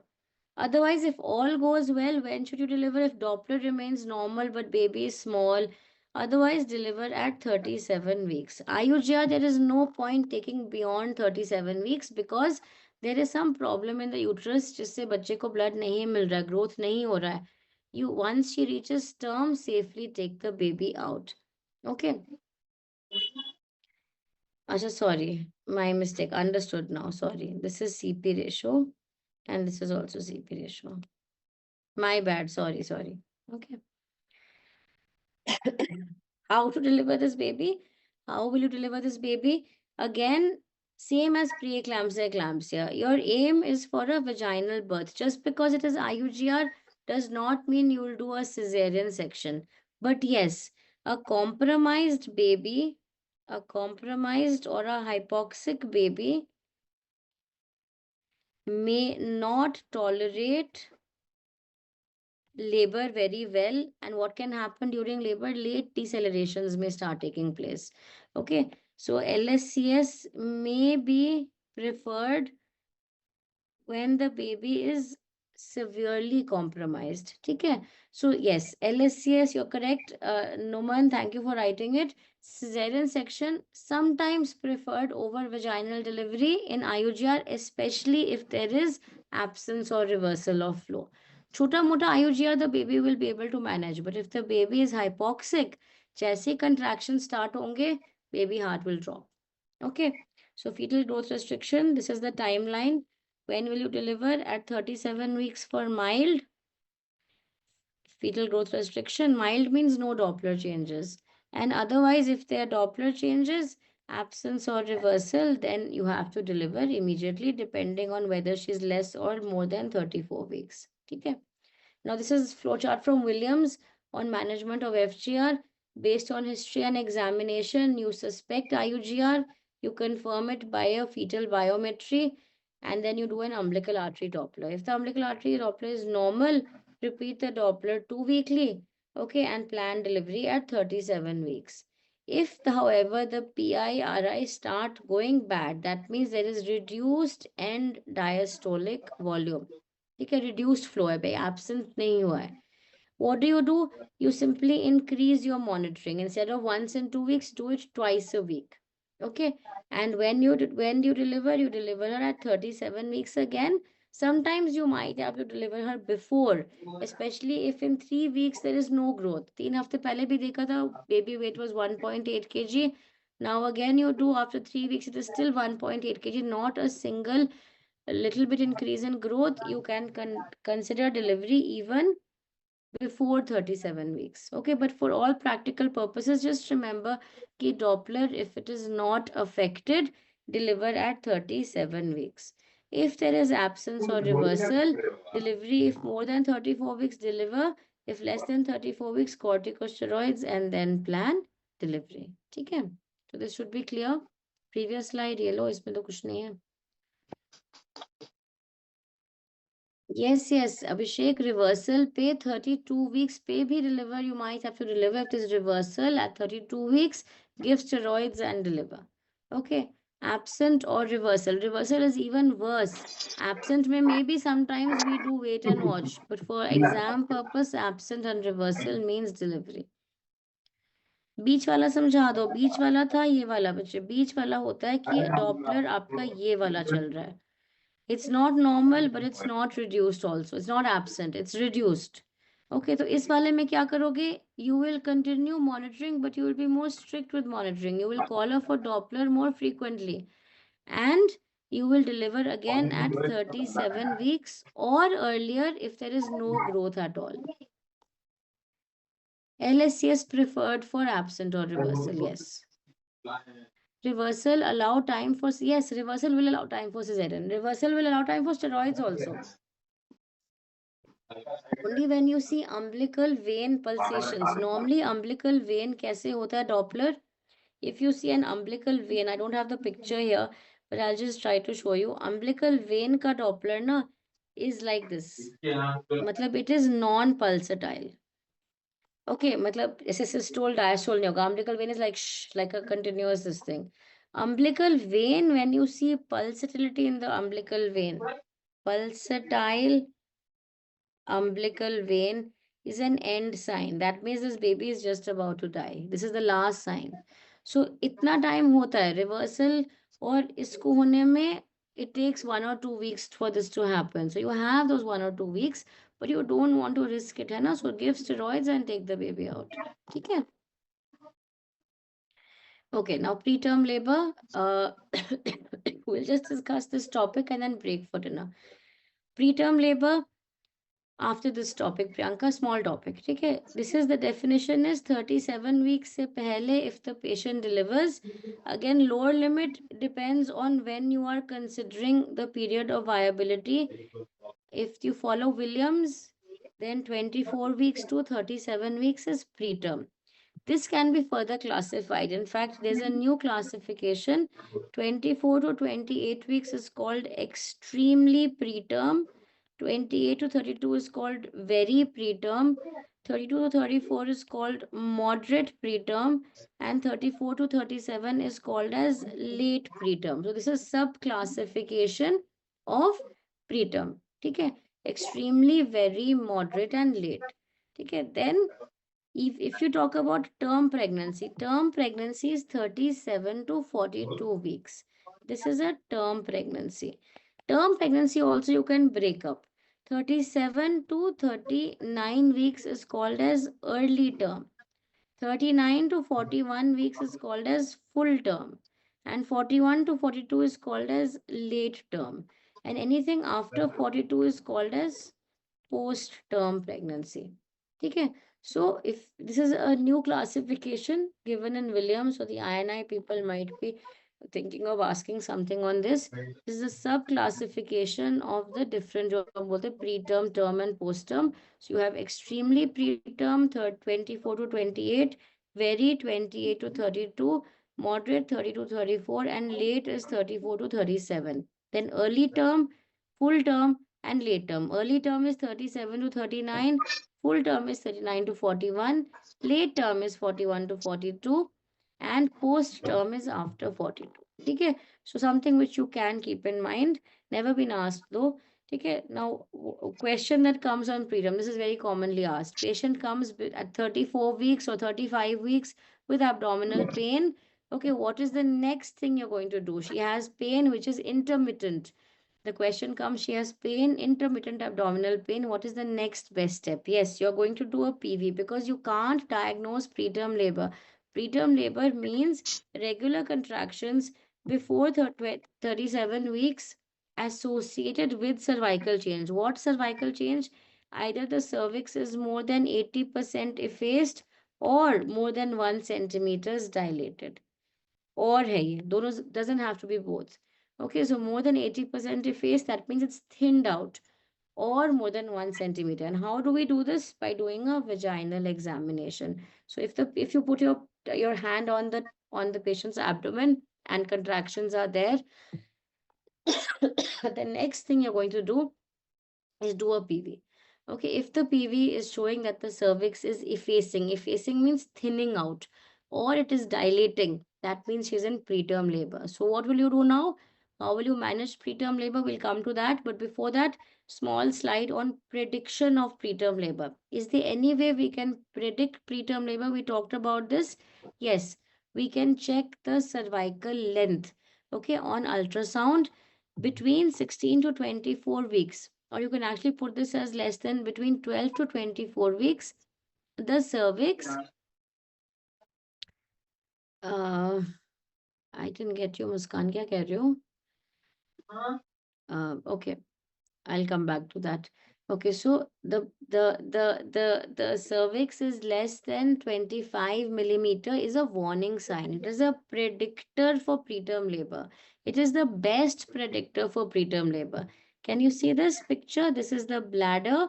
This is the fetus. This is the internal os. This is the external os. So we basically measure this length. If this is less than 2.5 centimeter, what does that mean? That means she is at risk for a preterm labor. And what should we do? So you meant OBGYNs are never polite. I am an exception to the rule. I know that.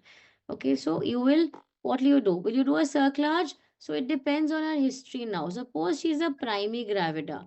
Okay, and she's come for the 11 to 14 week scan, and you do a cervical length, आपको मिलता 1.8 centimeter. So the question is primi gravida, 12 weeks, cervical length is 1.8 centimeter. What is the next best step? Is it cerclage or is it progesterone? Very good, Himanshu. So primi gravida with short cervix, or even any patient, maybe a second gravida, third gravida, with no history of preterm births, with a short cervix, what will you do? You will give her progesterone, preferably vaginal progesterone. This is going to relax the uterus and prevent preterm labor. But if there is a history of either a mid trimester loss, that means a second trimester abortion, okay, or or there is a history of a preterm birth and a short cervix, मतलब दो risk factors हैं, then it becomes an indication to do a cervical cerclage, which we will discuss post dinner. Okay. History of conization, also we will see the cervical length. Only history of conization and short cervix is not an indication for cerclage. We'll give a progesterone. History has to be there of a previous bad obstetric history. Okay. Now, progesterone, I told you, we will give if only a short cervix. No prior history. And cervical cerclage, history of prior preterm birth and a short cervix, you will do a cervical cerclage. We'll come to that. He or she is asking something. We'll come to that in cervical cerclage. I'll explain to you properly there. Okay. Now, role of corticosteroids, again, very importantly, it's been asked, I've been seeing this question come, the dose of steroids. So, steroids kab dete hain? If she is less than 34 weeks and you are anticipating delivery in the next 7 days. Okay, then it is an indication to give corticosteroids. What do? They incite the type 2 pneumocytes in the lung to increase or to start surfactant production, which normally starts at 34 weeks. Okay, we give this to initiate surfactant production before 34 weeks. We can give two drugs, and this has come as a question. The dose has come: dexamethasone or betamethasone. Okay, dexa is 12 milligram. Okay, sorry, 6, my mistake, sorry. 6 milligram, 4 doses, okay, 12 hours apart. So 6 milligram, 6 milligram, 6 milligram, 6 milligram. Betamethasone is 12 milligram, 2 doses, 24 hours apart. So if I give one dose now, one dose tomorrow night. Okay, so this is how we give Dexa and Beta. Commonly asked question, which is, I mean, commonly asked doubt many people have is which is better, Dexa or Beta? So both are equal. There's a lot of controversy in this. Both are fine. All guidelines say you can give either Dexa or Beta. Primary at 14 weeks without a history of preterm. If the primary with short cervix, no, you will just give progesterone. Okay. If there's a history of a prior preterm birth and a short cervix, then you will do a cerclage. Okay. If there's a history of, I'll come to it. In circle, we'll discuss cerclage separately. Dinner के बाद मैं आपको सारा समझाऊंगी दोबारा. ठीक है? Okay, so with preterm, one thing is you're going to give corticosteroids. Another thing you're going to give is tocolysis. What is tocolysis? This means uterine relaxation. And there are only two indications of giving tocolysis. One is to buy time to shift the patient. Suppose you are in a setup जहाँ पे NICU नहीं है, you want to shift the patient. So that's called as in utero transfer. And the second is to buy time while you are giving corticosteroids. You will give tocolysis. The tocolytic of choice is calcium channel blocker, that is nifedipine. What are the other ones you can give? You can give beta 2 agonistic drugs. You can give indomethacin. But what is the problem with indomethacin? If it is given after 32 weeks, it can lead to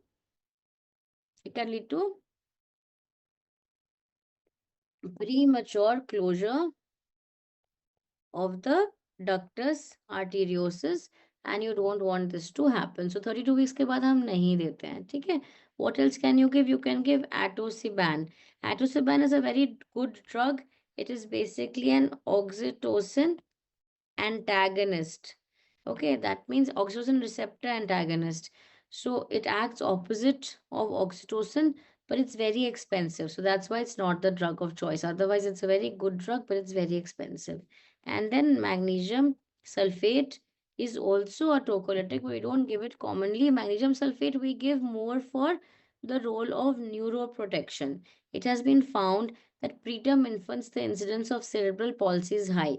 The incidence of um, neurodevelopmental delay is high. So, magnesium sulfate, if given within 24 hours of birth, that means if a patient comes, she's in preterm labor right now, my resident calls me, ma'am, 28-weeker patient आई है, 4 centimeters है, what should I do? Now I know at 4 centimeters I will be unlikely be able to stop labor. I will say give her tocolysis, give her steroids, but I will also say कि ये तो likely deliver हो जाएगी रात में she should deliver.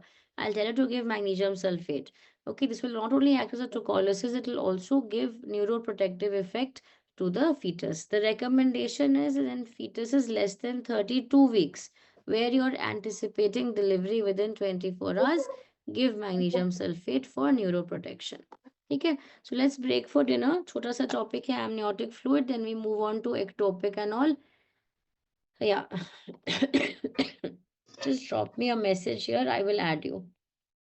This is my number. So any doubts, I'll add you to the group. You can ask me then. At least 75% of obstetrics today. Okay, so we have only labor tomorrow. So my aim is to finish till slide number 234 today. So we are currently on slide number, sorry, my chest is really bad. We are currently on slide number 120. So about 100 slides. Okay, so maybe till 12. Let's see how it goes though. 9:30 dinner. ठीक है?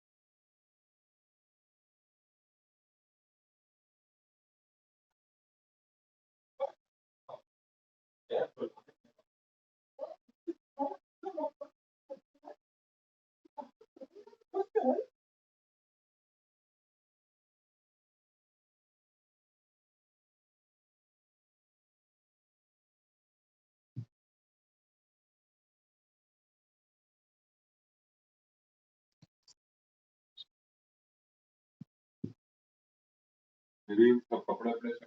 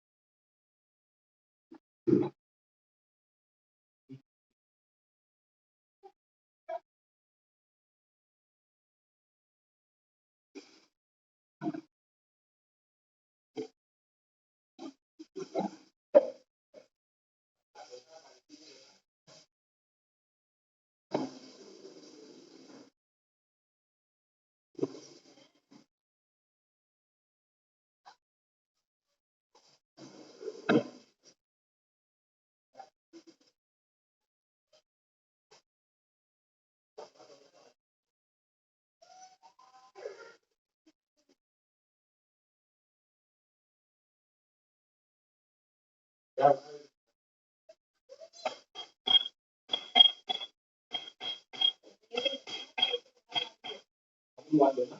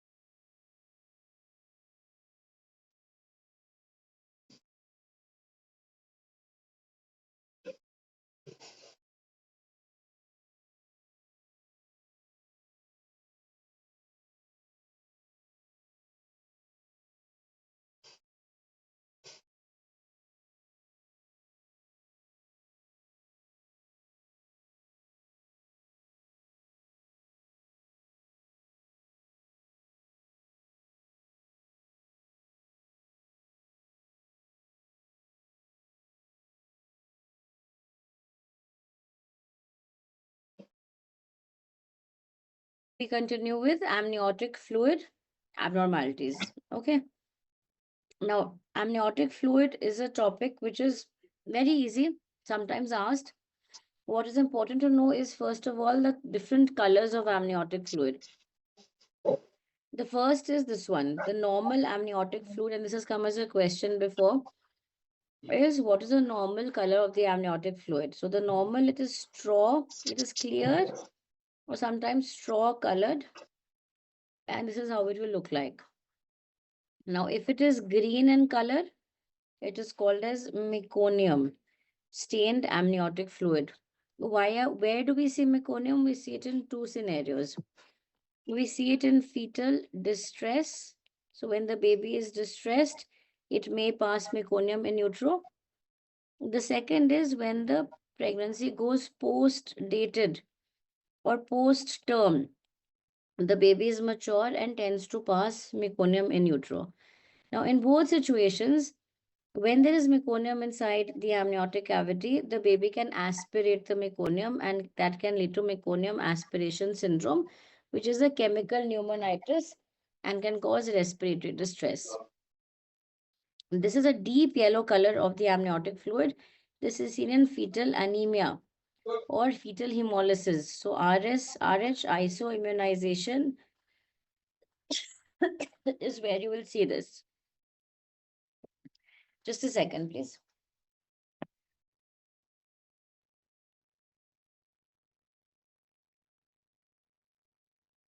Okay. Then we have this one. This is tobacco colored amniotic fluid, which is seen in intrauterine fetal demise. Once the baby dies, the baby becomes, the urine becomes, the amniotic fluid becomes darker in color. This is called as tobacco colored. And then we have the red amniotic fluid, which is seen in abruption. So in abruption, if membranes rupture, the color of amniotic fluid will be red in color. So these colors are important because unlikely to be asked directly, but we may be given as a clue somewhere. Now, how do we measure amniotic fluid? That's the next important question that comes. Measurement. So measurement is by ultrasound, where we have a semi-quantitative. So we don't have the exact amount, we can't calculate, but we have some idea. And there are two ways. One is amniotic fluid index, and one is deepest vertical pocket. It is also called as maximum vertical pocket. It is also called as single vertical pocket. So same hai. Okay.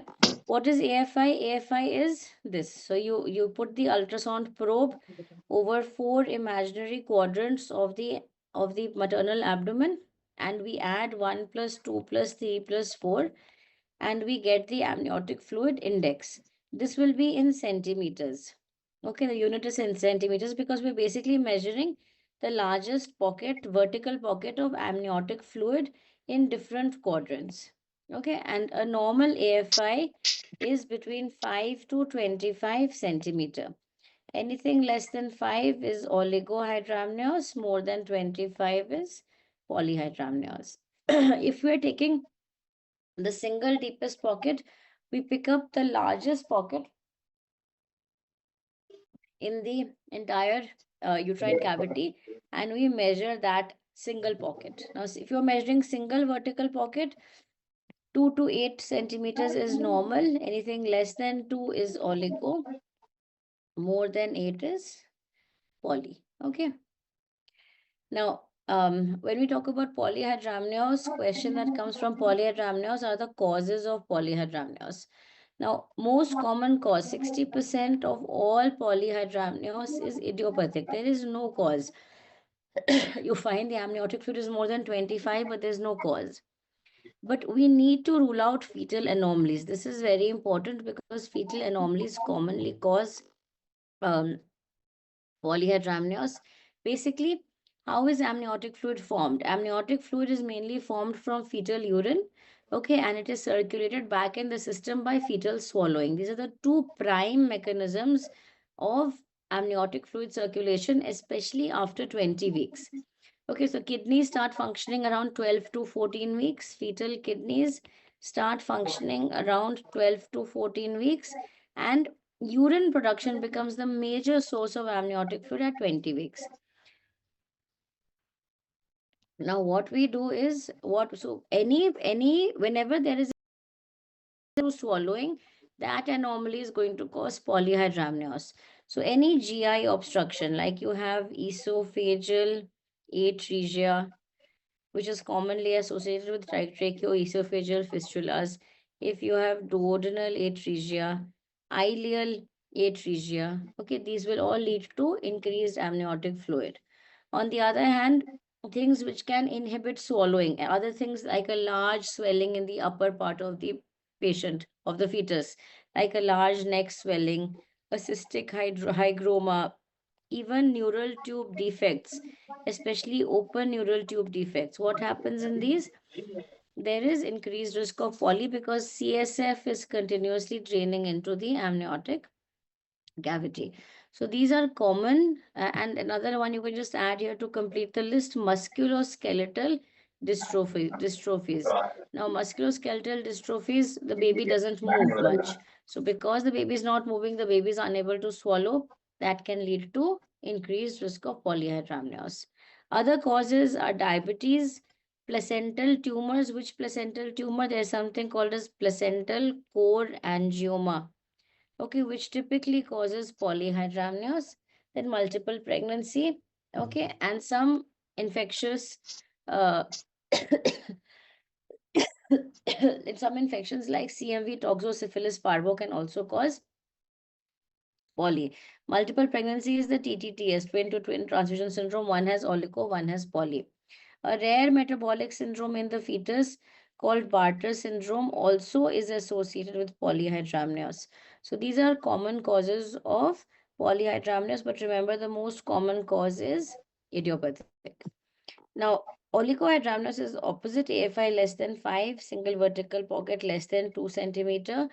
Why does oligo happen? Oligo will happen because of less urine production. Okay, so if urine production goes down, for example, if there is uteroplacental insufficiency, like in preeclampsia, like in fetal growth restriction, if there is drugs which cause reduced urine production, like AC inhibitors, ARBs, okay, even NSAIDs are known to cause oligohydramnios. Okay, then what else?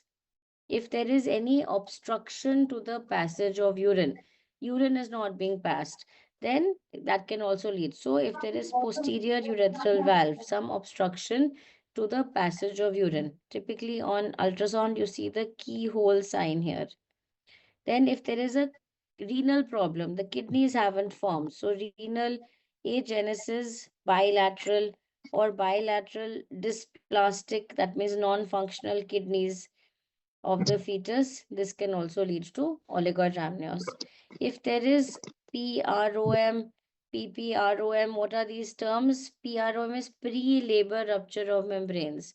PPROM is preterm pre-labor rupture of membranes. These can also lead to oligohydramnios. Another last cause, I'll put two more causes. One is intrauterine death because the baby stops producing urine.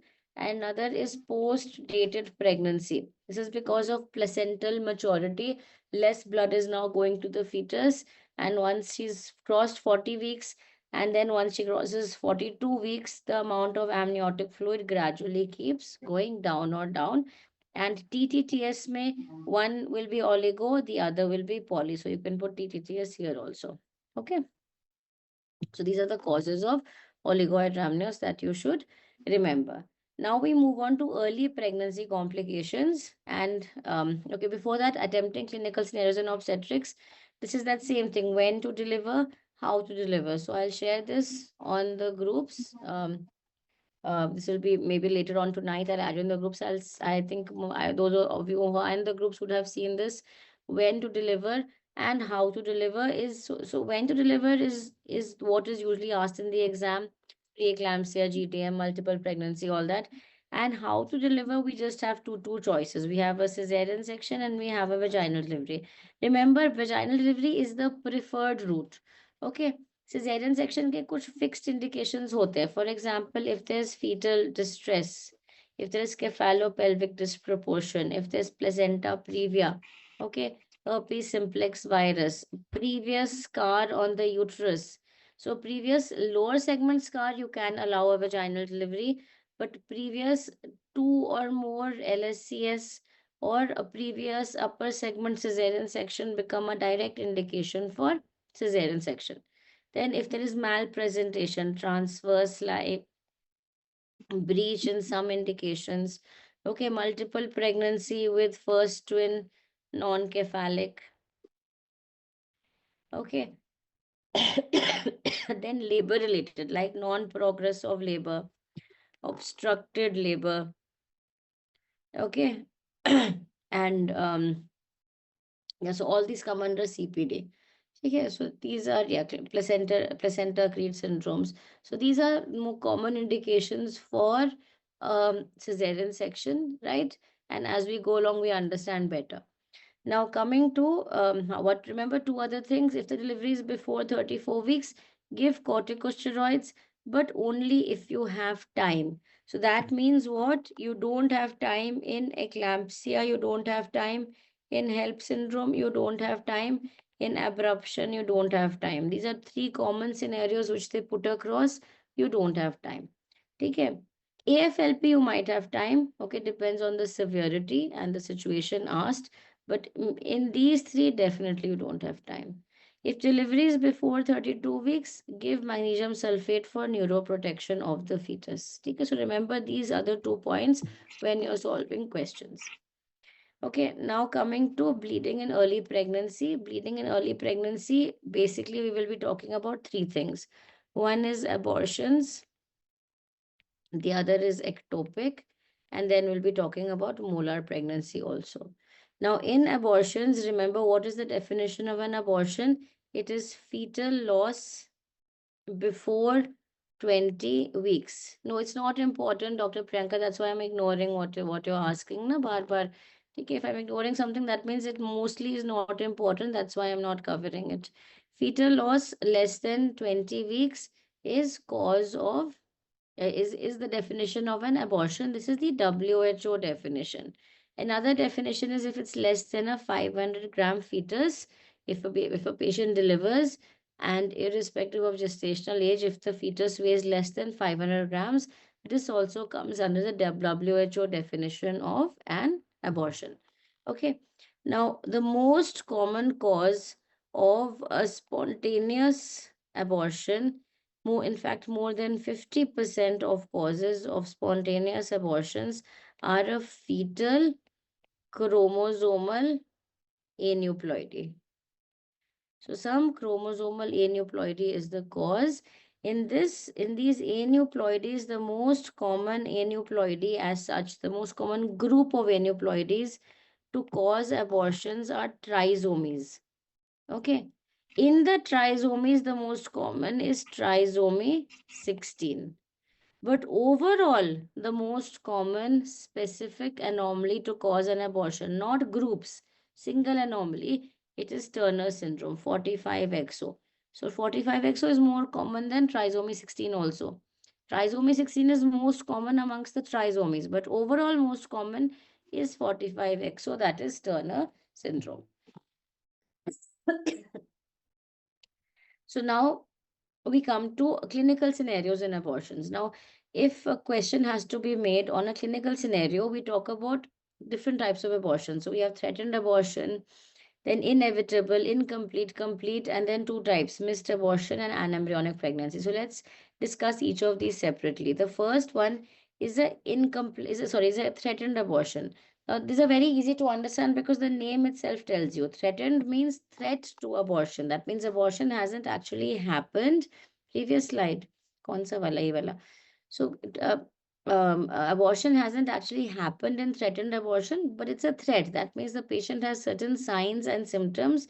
She will have mild vaginal bleeding. She may have minimal abdominal pain, which is not normal in pregnancy. Okay, pregnancy, she should not have bleeding, she should not have pain. She's having these symptoms. When you examine her, you find the size of uterus is equal to the POG. So maybe she's 10 weeks pregnant and she comes to you and you examine her, you find that the uterus on bimanual examination is 10 weeks. The internal loss is going to be closed because the process of abortion hasn't yet started. It's just a threat. You may be able to save this pregnancy. We don't know where it's going. Internal loss is closed. Ultrasound, you will find normal findings for that gestational age. 10 weeks, may you will find a 10 weeks pregnancy. You may find an area of subchorionic bleed. That means behind of the placenta which is forming, you might have an area of bleed similar to an abruption, but this is happening very early on. So it's not like an abruption. It is very small. The baby is very, very small. So it may progress to an abortion or it may settle down by itself. Okay, so subchorionic bleed might be seen. What do? You will advise the patient, you will counsel the patient that this may go either way. You will put her on rest, okay, and you will start her on progesterone support. Progesterones, remember, are going to relax the uterus. Okay, so vaginal progesterone, injectable progesterone, many progesterones are available. Okay, this is what you'll do. The next is inevitable abortion. Inevitable abortion means the process of abortion has started and now you can't stop it. अब होना ही है, ठीक है? Clinical picture means there's more bleeding, okay?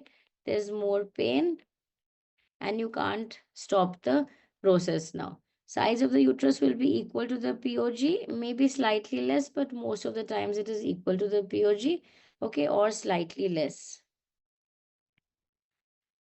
Internal os is going to be now open. Remember, जहाँ पे I है ना, inevitable, incomplete, os is going to be open. Okay, so remember the eyes have the internal os open.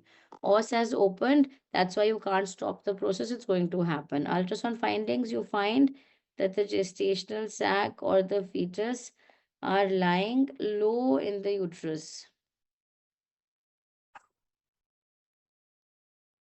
Okay, treatment, what will you do? Treatment is sorry, my mistake, sorry. Treatment is because the process has started, you have to complete the process, right? Once it's started, if you don't complete it, she's going to continue to bleed. So do a evacuation of the products, use a ovum forceps or a suction and evacuate the uterus. So the os is already dilated, so I'm not writing dilatation. You just evacuate the products of conception. There's no role of misoprostol, mifepristone here because already वो निकल रहा है. आपने क्या करना? You just have to complete the process. Otherwise, she will be very uncomfortable and bleed for a long time. Okay, yes, you can use a manual vacuum aspiration. You can use a ovum forceps and you take out the products of conception. Incomplete abortion क्या है? Now the clinical picture is even more. So more bleeding, more pain. And very important, there'll be a history of passage of tissue or fleshy mass. Some mass or some tissue would have been passed out. The size of the uterus now is less than the period of gestation. Internal os is open. Ultrasound findings show retained products of conception is seen. Okay, and treatment again, you have to complete the procedure. So evacuate the products of conception. That means using a manual vacuum aspiration or electrical vacuum aspiration or a ovum forceps, you will remove the products of conception. Next is complete abortion. Complete abortion means everything has come out. Process complete ho gaya. So here the patient will have a history. Right now she's fine. A history of bleeding, a history of pain, a history of passage of tissue. Okay, but right now sab kuch theek hai. Size of the uterus is now less than the POG. It may even be normal in size. Internal os is completely closed because everything has come out. And ultrasound findings are going to be an empty uterus. So normal finding. कुछ नहीं है uterus के अंदर. Treatment is nothing. I mean, you'll of course counsel her and she wants to know why it happened, but actively, medically, we don't have to do anything for her right now. Okay, just a second.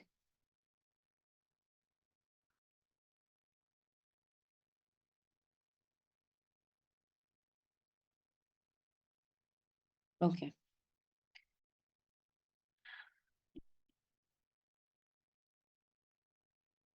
Okay, missed abortion, what is missed abortion and what is an embryonic pregnancy? Now, missed abortion basically means that the baby's heart has disappeared. So basically, fetal demise has happened. That means पहले heartbeat था, अब heartbeat नहीं है. ठीक है, that's one thing. Fetal demise in utero before 20 weeks is called as missed abortion. Or another definition is that cardiac activity, that means the baby's heart never appeared. That means the fetus formed, but the heartbeat never appeared. Now, how do we know what happens here? Just we need to understand in this a different, I mean, on ultrasound, when does the pregnancy appear? To understand these two things better. Now, what is the first thing we see on ultrasound in early pregnancy? The first thing we see is on transvaginal scan, the first thing we see is the intrauterine gestational sac. This we see at 5 weeks. Okay. On trans-abdominal scan, we're going to see things 1 week later. This will appear at 6 weeks. Okay. The next structure to appear is the yolk sac. The yolk sac appears at around 5.5 weeks on TVS and 6.5 weeks on trans-abdominal scan. The next thing to appear is the fetus with the beating heart. Okay, the cardiac activity. This appears, that is the fetus, it's called the fetal pole or the embryo with cardiac activity. This appears at 6 weeks on TVS and 7 weeks on TAS. Okay. Now, two more numbers you need to remember. The first number is that when the gestational sac is 25 millimeter. So, at a gestational sac size of 25 millimeter, a fetal pole or an embryo should be seen. That means whenever the gestational sac is seen, what do? We measure the gestational sac. We measure what is called the mean sac diameter or the MSD. तो ये हम measurement लेते हैं, हम sac का measurement लेते हैं. We take 3 planes and we calculate the mean sac diameter. MSD of more than 25. Once it is 25, you should see the fetus inside. Suppose you do a scan and you see a gestational sac and you measure it and it's 30 millimeter, but there's nothing inside. There's no fetus inside. What is then it? What will you call it then? You're going to call it an embryonic pregnancy or a blighted ovum. This is nothing but an empty gestational sac and an embryonic, no embryo in the pregnancy. Okay? And the second thing you should remember is when the fetal pole is seen, so when the embryo or the fetus, what do we measure in this embryo? What is this measurement called? This is called the crown rump length. At a CRL of 7 millimeter, cardiac activity should be seen. That means once the fetus reaches a length of 7 millimeter, heartbeat we should be able to see. If you're not seeing the heartbeat at a CRL of 7 millimeter, it's called a missed abortion. So when I say cardiac activity never appeared, it means that the CRL has been measured, say the CRL is 2 centimeters. Okay, at 2 centimeters तो दिखना ही चाहिए पर नहीं दिख रहा, heartbeat नहीं दिख रहा. That means this is a missed abortion. What is the clinical picture? The patient is going to usually be asymptomatic.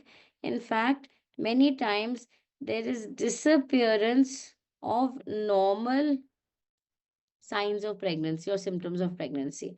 Like she will say, I'm feeling very good. There's no vomiting. My vomiting has disappeared. At 10 weeks, she comes to the patient and she's feeling very good. You should be happy or should be upset. You should be worried because at 10 weeks, usually vomiting is at its peak. So many times they are asymptomatic or disappearance of normal signs of pregnancy, or they could also be minimal bleeding or spotting could be there. Okay, the size of the uterus is less than the POG because the uterus is not grown. Internal os is closed. Ultrasound findings, you'll basically see no cardiac activity.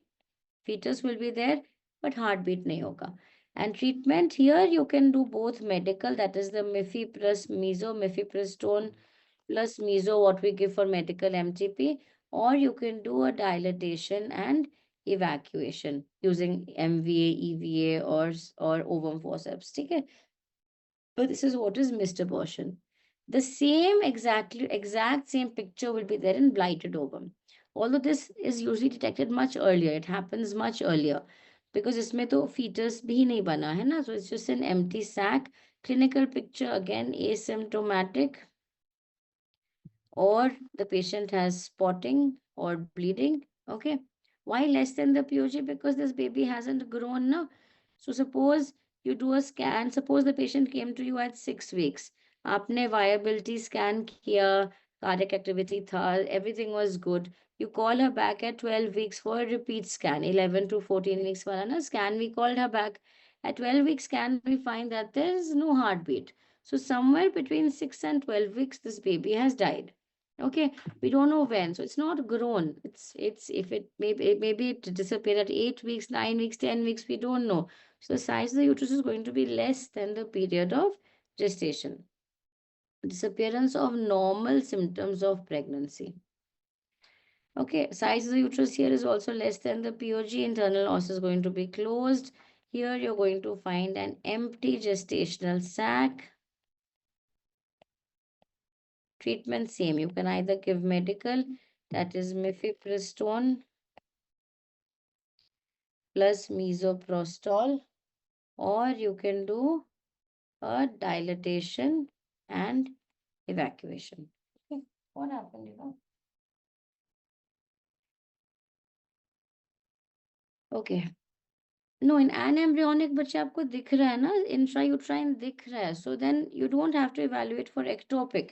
If you're able to see the sac intrauterine, then you're not worried about ectopic pregnancy. Okay. Now, along with abortions, we always discuss recurrent pregnancy loss. Recurrent means one after the other, she is losing pregnancies. So the classical definition is more than three or more recurrent abortions. That means consecutive.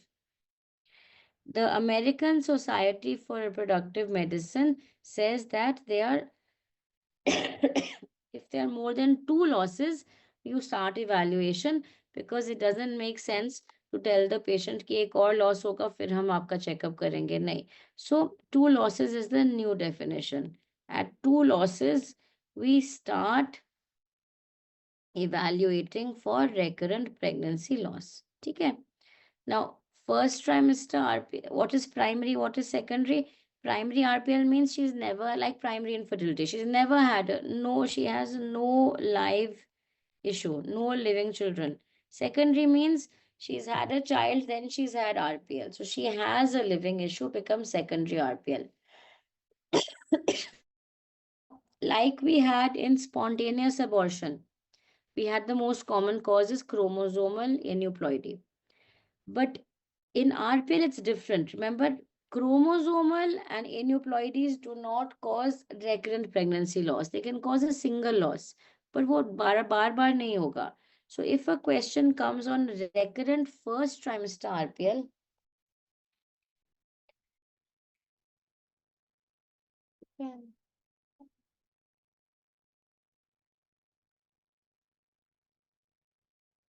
okay, so first trimester RPL, the what will you do? I mean, what do you think of? What are the causes that can lead to recurrent first trimester abortions? Very good. One is APLA and the other is endocrine abnormalities. Okay, like thyroid abnormalities, like diabetes mellitus. Okay, things like this. But if the question comes on recurrent second trimester RPL, then you are going to start thinking on lines of cervical insufficiency. Okay, or you can also think on lines of Mullerian anomaly. So basically, you're thinking of anatomical problems. Okay, not endocrine or APLA, although APLA can also present with second trimester RPL. ऐसा नहीं है, but the things that you should think of first are cervical insufficiency in the second trimester. And in the first trimester, the thing you should think of first is antiphospholipid antibody syndrome. And that's why we'll be discussing these two, APLA and cervical insufficiency. Now, cervical insufficiency, basically, how will this patient present? The typical presentation is a recurrent, it is a recurrent, painless second trimester or early preterm loss. So she'll have recurrent painless second trimester losses or early preterm births she'll have. Okay. And the etiology could be congenital weakness of the cervix, or it could be acquired. Maybe there's a history of loop electroexcisional procedure, or conization, or maybe a history of a cervical tear earlier. So some trauma to the cervix, and the cervix can't hold the growing pregnancy. Now, How do you diagnose this? One is the classical history, recurrent pregnancy loss in second trimester. That's one very classical history the patient will have. During pregnancy, what symptoms can she have? During pregnancy, she can have what do we look for? We look for mainly the cervical length on ultrasound.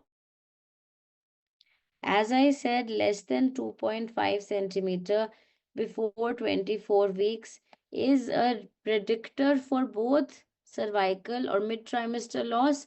It is also a predictor for preterm birth. Okay, so remember less than 2.5 centimeter before 24 weeks. And suppose she comes preconceptually before she wants to conceive and she has a doubt that maybe this is cervical insufficiency. What should you do? Is there any way you can test? There are two ways you can test. One is we put in a Hagar's dilator through the cervix. And if Hagar's dilator number 8 goes in without resistance, normally क्या होता है? Os is closed. Even Hagar's, the smallest Hagar's number 1 also will go in with resistance. But if Hagar's number 8 goes in without any resistance, that means that cervix is not good. Okay. And the other thing is you can do a hysterosalpingography and look at something called as funneling at the os is seen. So these are the two things which we do. We don't commonly do them. If at all, we do the Hagar's dilator test, HSG, just for looking for cervical insufficiency. We don't really do. Now, what do you do? If there is a cervical insufficiency, what do you do? You basically want to put in a cerclage, but it's very strict. The indications for putting a cerclage are very clear cut. Okay, in whom do we put? When it depends on the type of cerclage, we'll come to it. In whom, in which kind of patients will you put? Number one, if there is a history of 3 or more recurrent mid-trimester losses or preterm births. That is the first indication. Recurrent 3 or more losses or preterm births is the first. The second is 1 or 2 mid-trimester loss or preterm births plus a short cervix on ultrasound. Okay. And the third one is what we call an emergency cerclage. What is an emergency cerclage? Is the patient comes to you with some symptoms. Common symptoms we usually have is minimal pain, okay, or discomfort in the pelvic region. You do a speculum examination and you find that the os is open, okay, in the second trimester. One option is that you leave her alone, don't do anything. Okay, she will eventually abort. But one thing you can do, this is like an inevitable abortion. The os is opening up. Okay, and if the uterus is relaxed, the uterus should not be contracting. If the uterus is contracting, then there's no point. If the uterus is relaxed and the os is opening up, you can do what is called as an emergency cerclage at that time. So who do you do a cerclage for? Number one, 3 or more recurrent losses. Number two, 1 or 2 losses plus a short cervix. And number three, emergency. Simply a short cervix without any history, we will not do a cerclage. Okay. Now, how do we do the cerclages? The first question is when and how. This is answered basically on the type of cerclage. So we have two types of cerclages, transvaginal and transabdominal. This is a transvaginal cerclage. This is called the McDonald's cerclage. Okay. And this is usually one of the most common ones done. It is also called a purse string suture. It is done usually between 12 to 14 weeks of pregnancy and it is a transvaginal procedure. Okay, so purse string. Why purse string? Because if you put the suture like this, like this, like this, like this, and when you pull both the ends, it will close like a purse. So this is the McDonald cerclage. When do you remove the stitch? It's very easy when the patient is around 36 to 37 weeks. Okay, we call her in the OPD and we just take the knot and we cut the stitch. And then the patient usually goes into labor after cutting the stitch, or if I mean, the purpose is ki term se pehle, just before she reaches term, you remove the stitch. This is McDonald's or purse string suture. Another type, very similar to McDonald's but slightly higher level, is the Shirodkar's सर्कलाज. Shirodkar is slightly थोड़ा सा McDonald से थोड़ा सा ऊपर level पे हम लगाते हैं. To go up, you have to dissect the bladder away from the cervix. That's why this incision is given, and then the suture is put and tied. So this is called Shirodkar's. Everything else is same, done between 12 to 14 weeks.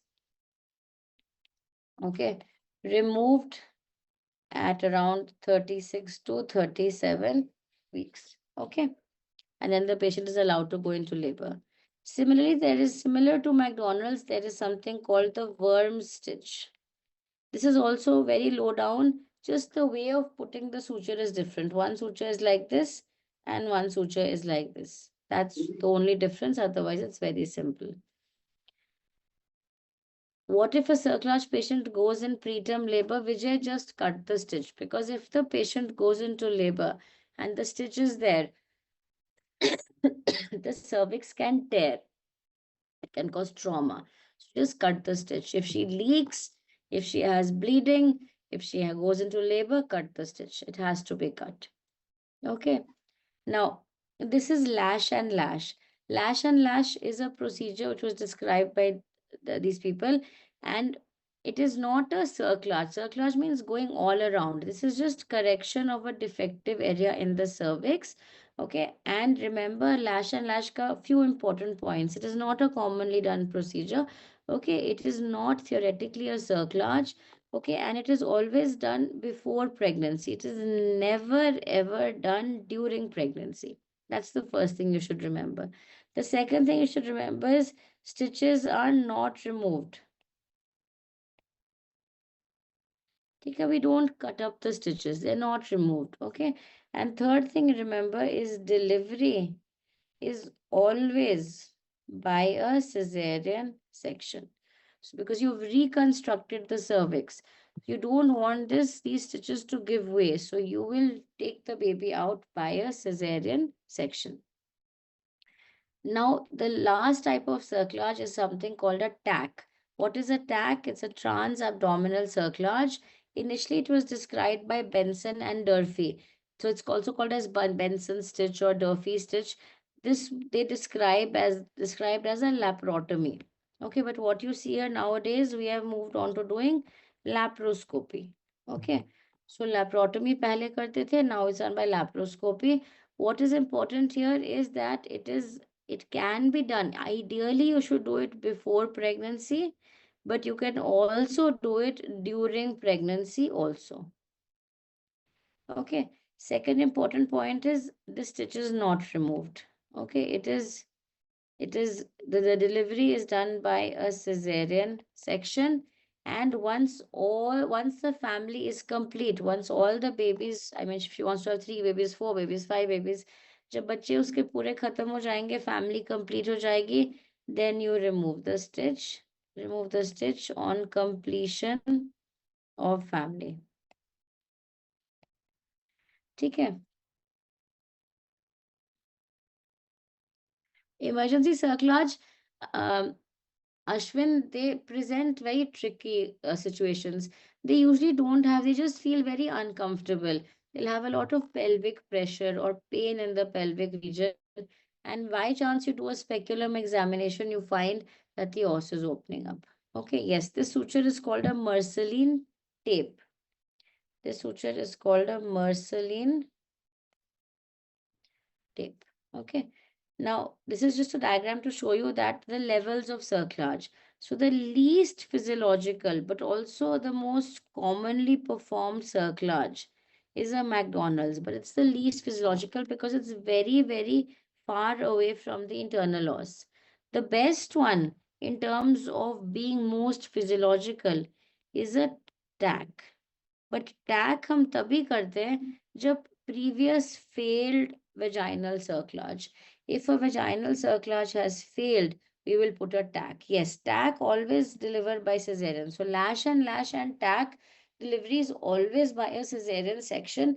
Okay. And the stitch is removed only at the time of the last cesarean section. Okay.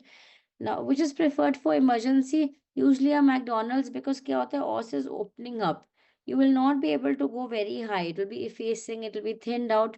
आप बहुत ऊपर तक नहीं जा पाओगे. Usually we put a McDonald's circular arch in emergency situation. Now, contraindications to cerclage, कब नहीं करोगे? Okay, if there is any bleeding, any leaking, any infection, so any blood leaking, membranes have ruptured, there is evidence of vaginal, cervical discharge, or the uterus is acting. I told you uterus act कर रहा है, तो cervix tear होगा, your stitch will not stay.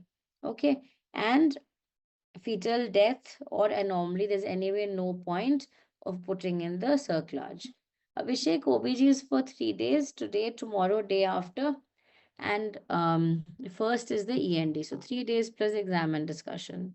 Now, small lines on APLA. What is APLA? Antiphospholipid antibody syndrome. This is diagnosed based on something called Sapporo's criteria. Remember, Swansea is for cervical, is for AFLP, and Sapporo is for APLA. So these are very confusing sometimes. Swansea criteria is for acute fatty liver of pregnancy, and Sapporo criteria is for APLA, antiphospholipid antibody syndrome. Now, what is the Sapporo criteria? Again, details not required, but you should know that there is a clinical criteria. One clinical criteria is required, okay, and one lab criteria is required to diagnose APLA. Yes, Sapporo is in Japan. So the clinical criteria could be an obstetric criteria like recurrent pregnancy loss, like a mid-trimester fetal death, okay, or it could even be an early onset preeclampsia, eclampsia. So any of these histories, okay, which if it's there, it becomes a clinical criteria. It could even be a vascular criteria. That means a history of thrombosis in any artery, vein, or capillary. There's a history of thrombosis. And plus lab criteria. Lab criteria means there's presence of lupus anticoagulant, or there's presence of anti-cardiolipin antibody, or there's presence of anti um, uh, uh, beta 2 glycoprotein, if I'm not mistaken. Just check once. Yeah, anti or beta 2 glycoprotein. I think it's anti beta 2 glycoprotein. Yeah. So any of these, okay, and it's usually done twice. We check twice to confirm. And so one of these plus one of these becomes the Sapporo criteria for antiphospholipid antibody syndrome. This has never been asked in obstetrics, at least.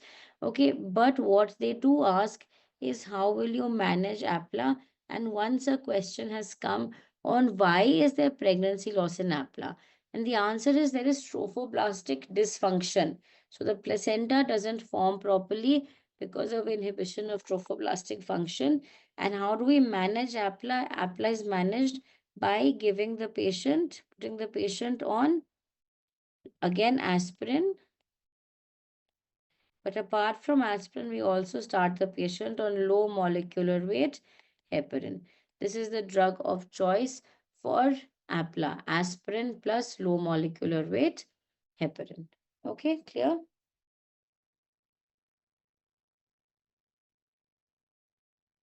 Okay. Now coming to another topic, very important, that is ectopic pregnancy. Now, ectopic pregnancy is a very favorite asked in the exam. What is ectopic pregnancy? It is pregnancy happening outside the uterus. The most common site is the fallopian tube. In the fallopian tube, the most common site is in the ampulla of the fallopian tube. That is the widest portion of the tube is where the pregnancy can happen. Why does it happen here? Because the ampulla is also the site of fertilization. Okay, and hence it is the most common site of ectopic pregnancy. Now, why does ectopic pregnancy happen? What are the common risk factors? One of the most common risk factors is there's a history of tubal surgery, maybe a prior tubal ligation or maybe tubal recannulation. Some tubal surgery has been done. Another very important history is there's a history of pelvic inflammatory disease. Okay, this could be chlamydia, Neisseria, even genital tuberculosis. Okay, apart from this, there could be a history of IVF. In IVF, what happens? The embryo can go and reach the tube. So IVF pregnancy, it is also common. If there's a history of adhesions, that means prior surgery, everything is stuck, the tubes don't move. Similarly, history of endometriosis. Endometriosis also, everything is stuck, the tubes don't move. Okay, so these are some risk factors. And very importantly, some contraceptives also increase the risk of ectopic. Which contraceptives increase? Progesterone only pills, intrauterine copper device. Okay, and of course, a history of tubal ligation. So these are important to remember. How in endometriosis, Dalit? Because endometriosis mein kya hota hai? Everything gets stuck. The etiology is again adhesions. Endometriosis, remember, affects the ovaries, the tubes, okay, and adhesions are formed, and that affects tubal motility.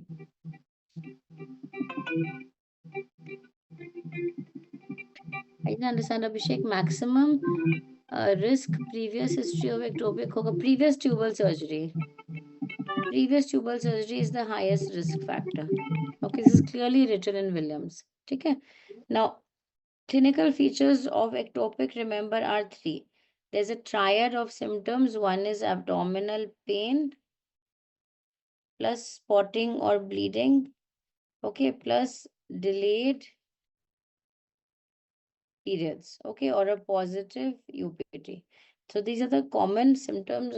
I mean, the triad of classical triad of ectopic pregnancy: pain, spotting, a weekly positive urine pregnancy test. Now, the question that comes in the exam, if it's a clinical scenario on ectopic, they can either give you a ruptured ectopic, which is very easy to identify because here the patient is going to be in shock. So they will give you UPT positive, acute abdominal pain, spotting or bleeding. And they will also mention the patient has hypotension, tachycardia, is looking very, very pale. So that is a ruptured ectopic. Now, ruptured ectopic, remember, is a clinical diagnosis. Okay, you don't need investigations to help you. It's an acute emergency situation. And if you think it is ectopic pregnancy, the best, and the patient is in shock, the best thing to do is shift the patient to the OT, okay, and plan a salpingectomy. However, if the patient is stable and she's not in shock and you have time, you can confirm your diagnosis by an ultrasound and then shift the patient to OT. But Zadatar, most of the time, it's a clinical diagnosis. Do a salpingectomy, remove the fallopian tube surgically because this is a ruptured pregnancy. You cannot save the tube. The role of investigations comes in unruptured ectopic. Unruptured ectopic, what do we see? So this is a normal intrauterine pregnancy. You're seeing the gestational sac and the yolk sac. In ectopic, what all will you see? The first thing you can see, a common thing you see is a pseudo sac. What is a pseudo sac? You see fluid in the endometrial cavity. Another thing you can see is you can see the actual pregnancy outside. So an ectopic gestation with the yolk sac, with the fetus, everything can be seen outside the uterus. So it's very clear cut then, है ना? Or you can see this sign. What is this sign called? This is called the bagel sign. Okay, what is the bagel sign? This is a bagel, bread jaise, ठीक है? So this can form a sign like this.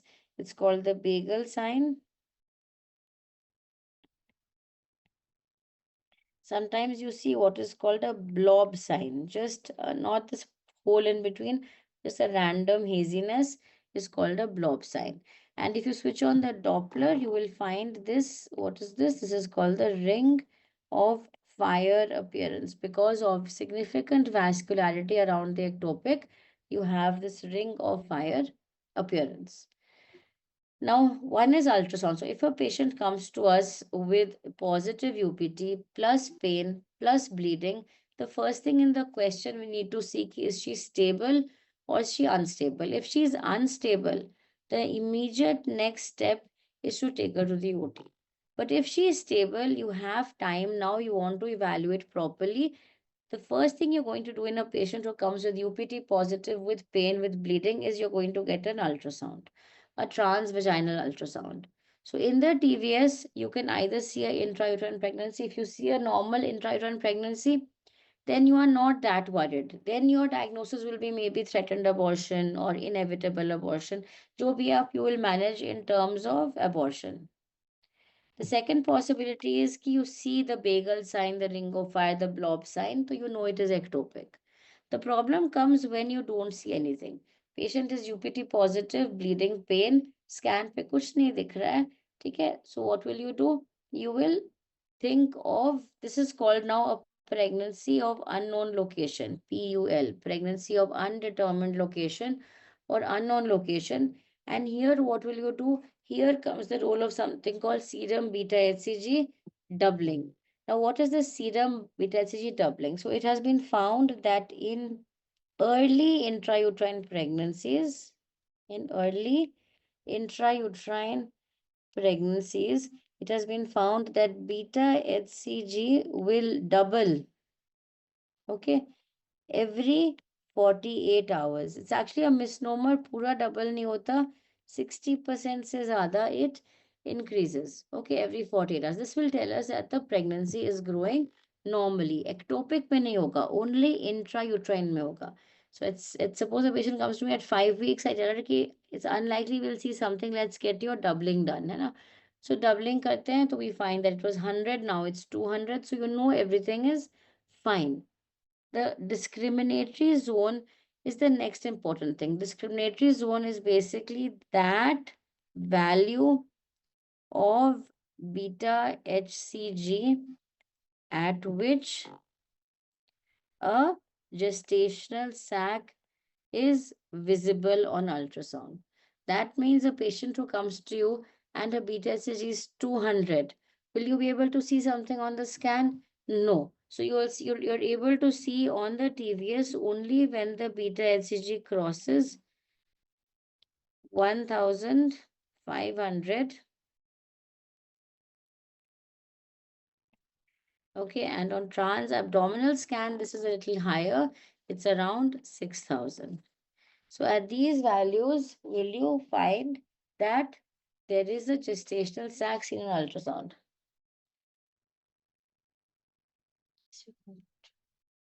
Tomorrow morning. Okay. So what is important to understand is both these things, doubling time, discriminatory zone, help us understand how to manage this group of patients. Agar patient pregnant hai, we know she's pregnant, UPT is positive, but we do a scan, we can't see a pregnancy either inside the uterus or outside. Then we resort to doubling. That is, we do a PTHCG double and we see is it growing or is it not growing. Okay, threshold values to do UPT, to do UPT. So UPT is the most of the standard pregnancy tests are able to pick up beta HCG at a serum value of 25. इतने पे the urine pregnancy test is going to be able to pick up. उस पे लिखा होता है वैसे kit पे, but most of them are seen at a beta HCG of serum beta of 25, as less as 25 also you can see a positive pregnancy test. Now, what is this procedure? This is called a culdocentesis. What is being done is a speculum has been put, the posterior lip of the cervix has been pulled up with a valsalum, and what are we accessing with the needle? We're accessing the pouch of Douglas. The pouch of Douglas is an empty space behind the uterus where if hemoperitoneum has happened, it's going to collect behind that area. That means in the pouch of Douglas. Okay, so Cultosynthesis cup. Now, when will you do cultosynthesis? Cultosynthesis is done in those patients where you suspect rupture. You're not sure though, okay, and the patient is stable. So if the patient is stable, that means pulse BP ठीक है, and now you can do a cultosynthesis, and especially if you don't have an ultrasound. So suspected rupture, patient stable, no ultrasound available is when you will do a cultosynthesis. Now, this is another flowchart. Based on history, examination, and investigations, you have diagnosed ectopic. Either it is a ruptured ectopic or an unruptured. If it is ruptured, what will you do? No second thoughts, directly surgical management. Okay, you can do laparoscopy or laparotomy depending on your skill. But if the tube is damaged, which it is likely to be, you will do a salpingectomy. So ruptured ectopic salpingectomy. Unruptured is where you can see here there are three options. या तो हम expectant management दें, या medical management दें, या हम surgery करें. So we have three options. Okay, now let's get back to management. Ruptured tubal ectopic, there is no waiting, immediate laparoscopy and salpingectomy. Unruptured ectopic, we have three options. We can either do expectant, we can give methotrexate, or we can do a surgery. Right. Now, when will we give expectant management? I didn't understand, Dr. PK Need, what are you asking? PUL में beta HCG का interpretation कैसे होगा? So आप देखोगे, suppose you do a beta HCG now, it is 100. After 48 hours, it is 200. So you know that the pregnancy is likely to be intrauterine, it's growing. You call the patient back when the beta HCG reaches 1500. Okay. Now, what happens is that why we call it PUL? Because we don't know where the pregnancy is, but it's pregnancy of unknown or undetermined location. Now, suppose the beta HCG was 100 and after 48 hours it is 50. So we know that wherever the pregnancy is, it is getting destroyed by itself. वो अपने आप ही खत्म हो रहा है. So that's called a failing PUL. That means it's disappearing. It was 100 and then it is 50. Maybe after 1 week it is 0. Okay, that is failing. Now suppose it is 100 today. After 48 hours, it is 120. That means it's growing, right? But not how it should be. The rise should be 60% or more. So these are the situations where you will now start thinking of ectopic pregnancy. So when the beta HCG is rising, but not but less than 60%, or it is falling but less than 10% fall, like it was 100, now it is 98. So it's falling, but it's a very small fall. So in either of these situations, you will think of ectopic pregnancy. That is the role of beta HCG doubling in PUL. PUL is very frequent, Asta, very, very frequent. Every OPD, every 2-3 days, we see a PUL, that frequent. Okay. Now, expectant management, and many of them turn out to be ectopic pregnancy. It's very important to not just to guide them and counsel them of the risks. Cultosynthesis is done, Michelle, for suspected ruptured ectopic. Yes, it is also done sometimes to drain a TO abscess, a tubo-ovarian mass or a tubo-ovarian abscess. Sometimes also we use it to drain that. Okay. Now, expectant management कब करोगे? Expectant management basically means you are doing only weekly beta HCGs. So you have diagnosed an unruptured ectopic on ultrasound. The patient is completely asymptomatic. She has come to you happily, primary gravida, 6 weeks pregnancy. आपके पास आई है, आपने scan के लिए भेजा, and she comes back and it's an ectopic pregnancy, unruptured ectopic pregnancy in one of the fallopian tubes.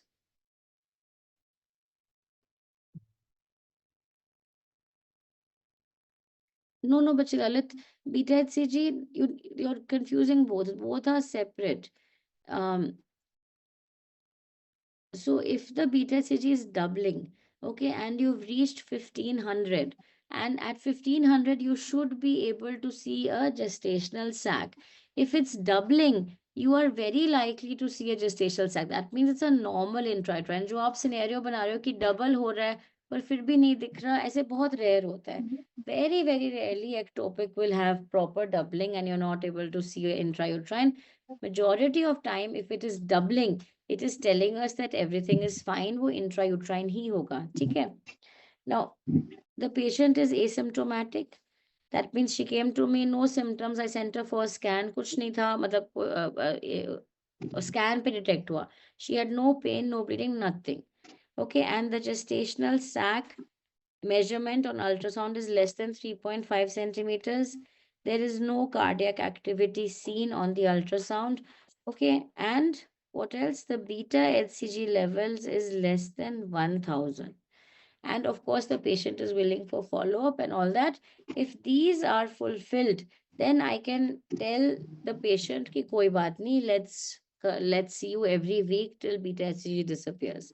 Now, why do we do this expectant management? Because what happens majority of time when an ectopic pregnancy forms, especially a tubal pregnancy, 80% of the time it is going to resolve by itself. You don't have to do anything.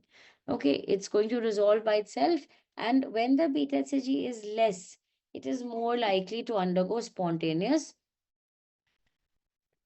resolution. In around 10% of patients, however, this can rupture, and that's why we are worried. That's why we don't want to miss this. And in 10% of patients, it can undergo an abortion. That means what this is a tubal abortion. So suppose the gestational sac is here, it will come out through the fimbrial end. The tube will push it out through the fimbrial end. This is called a tubal abortion. This is also not very serious. The most serious thing, however, is a uterine rupture. Yeah, this is a gestational sac, gestational sac less than 3.5, no cardiac activity, beta HCG less than 1000, and asymptomatic. You will just put her on expectant management. But if the beta HCG now reaches 5000, matlab it is less than 5000, gestational sac is less than 3.5 centimeter, no cardiac activity seen, the patient may have mild symptoms. Okay, it doesn't mean she has to be completely asymptomatic. She may have mild symptoms. Okay, and she is willing for follow up and she has no contraindications to methotrexate. In such a patient, you are going to offer her medical management. What is medical management? This is giving injection methotrexate. How much do we give? We give 50 milligram per meter square body surface area intramuscular. A single dose is given. Then what do? We usually repeat beta HCG values on day 4 and day 7. Okay, and then we decide whether a second dose needs to be given or not.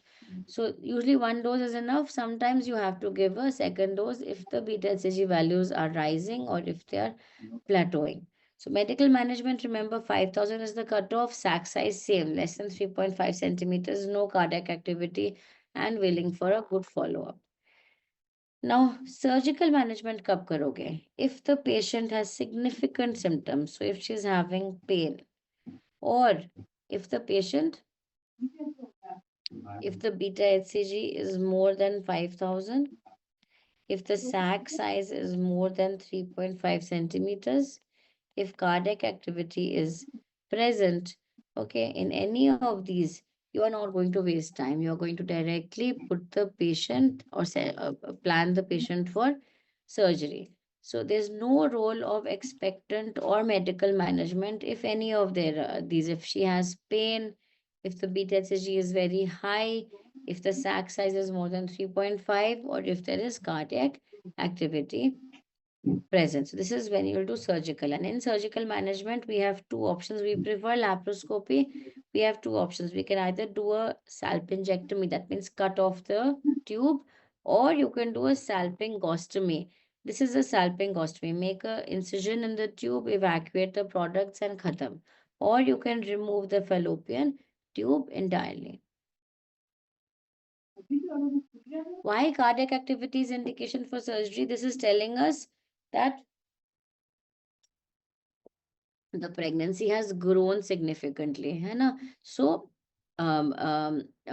it is unlikely. Studies have been found that if you give methotrexate to this group of patient, it is likely, very likely to fail. Okay. These managements, Mohammed, yes, are specific for tubal. For other ones, there are no specific management options, but we take the help of these. But these are specifically for tubal abortion, for tubal ectopic. Now, when you're solving questions on ectopic pregnancy, remember ruptured ectopic pregnancy is a clinical diagnosis, surgical management is the rule. The second is there is no role of beta HCG in a ruptured ectopic. Ruptured ectopic decision very clear. Ultrasound, there may be a role if she's stable, but beta HCG, there is no role. Quickly take her to the OT and prep her for surgery. Beta HCG is important in determining number one, management in a pregnancy of unknown location, and number two, determining the mode of management. Because in expectant, beta HCG has to be less than 1,000. In medical, it should be less than 5,000. In surgical, it should be 5,000. It should be more than 5,000. Then you should know what is doubling time, what is discriminatory zone, and know the criteria for expectant medical and surgical management. Okay, so this is ectopic pregnancy. It's an important topic, very, very important. The criteria are very important to know. He expectant if beta HCG less than 1,000, sac size less than 3.5, no cardiac activity, and completely asymptomatic. Methotrexate you will give when the sac size is same, less than 3.5, no cardiac activity. Beta HCG, however, the cutoff is taken as less than 5,000 and there are no contraindications to methotrexate. Surgical management, anything which is above this, so BCG more than 5,000, cardiac activity present, sac size big, or if she has significant symptoms. Okay, I'm thinking we end the class now because it's getting a bit too much. And we continue tomorrow. Is that okay? Spiegelberg study 4 ये सब आपको पता है ना, not nothing to teach in this है ना, these are just पता होना चाहिए, ठीक है? So let's continue the class. One, I am feeling very tired to be very honest. Let's continue tomorrow and so we'll start with molar pregnancy. We finish obstetrics then. Okay, so we have very simple topics, early pregnancy care and all, and we finish the entire labor, abnormal labor, and then we start with gynae also. We have to start with gynae tomorrow, and then we will finish gynae day after tomorrow. In case we leave out any topic, don't worry. Okay, if we feel we're running out of time or we're not finished, we always have the END where we will discuss. Okay. So tomorrow early, I'll let you know. Unlikely because hospital say I come at 5 o'clock. So unlikely early timing hoga, but let's see. Okay, so good night, everybody. I'll add all of you who've messaged me, I'll add you to the group. So thank you. Good night. Good night.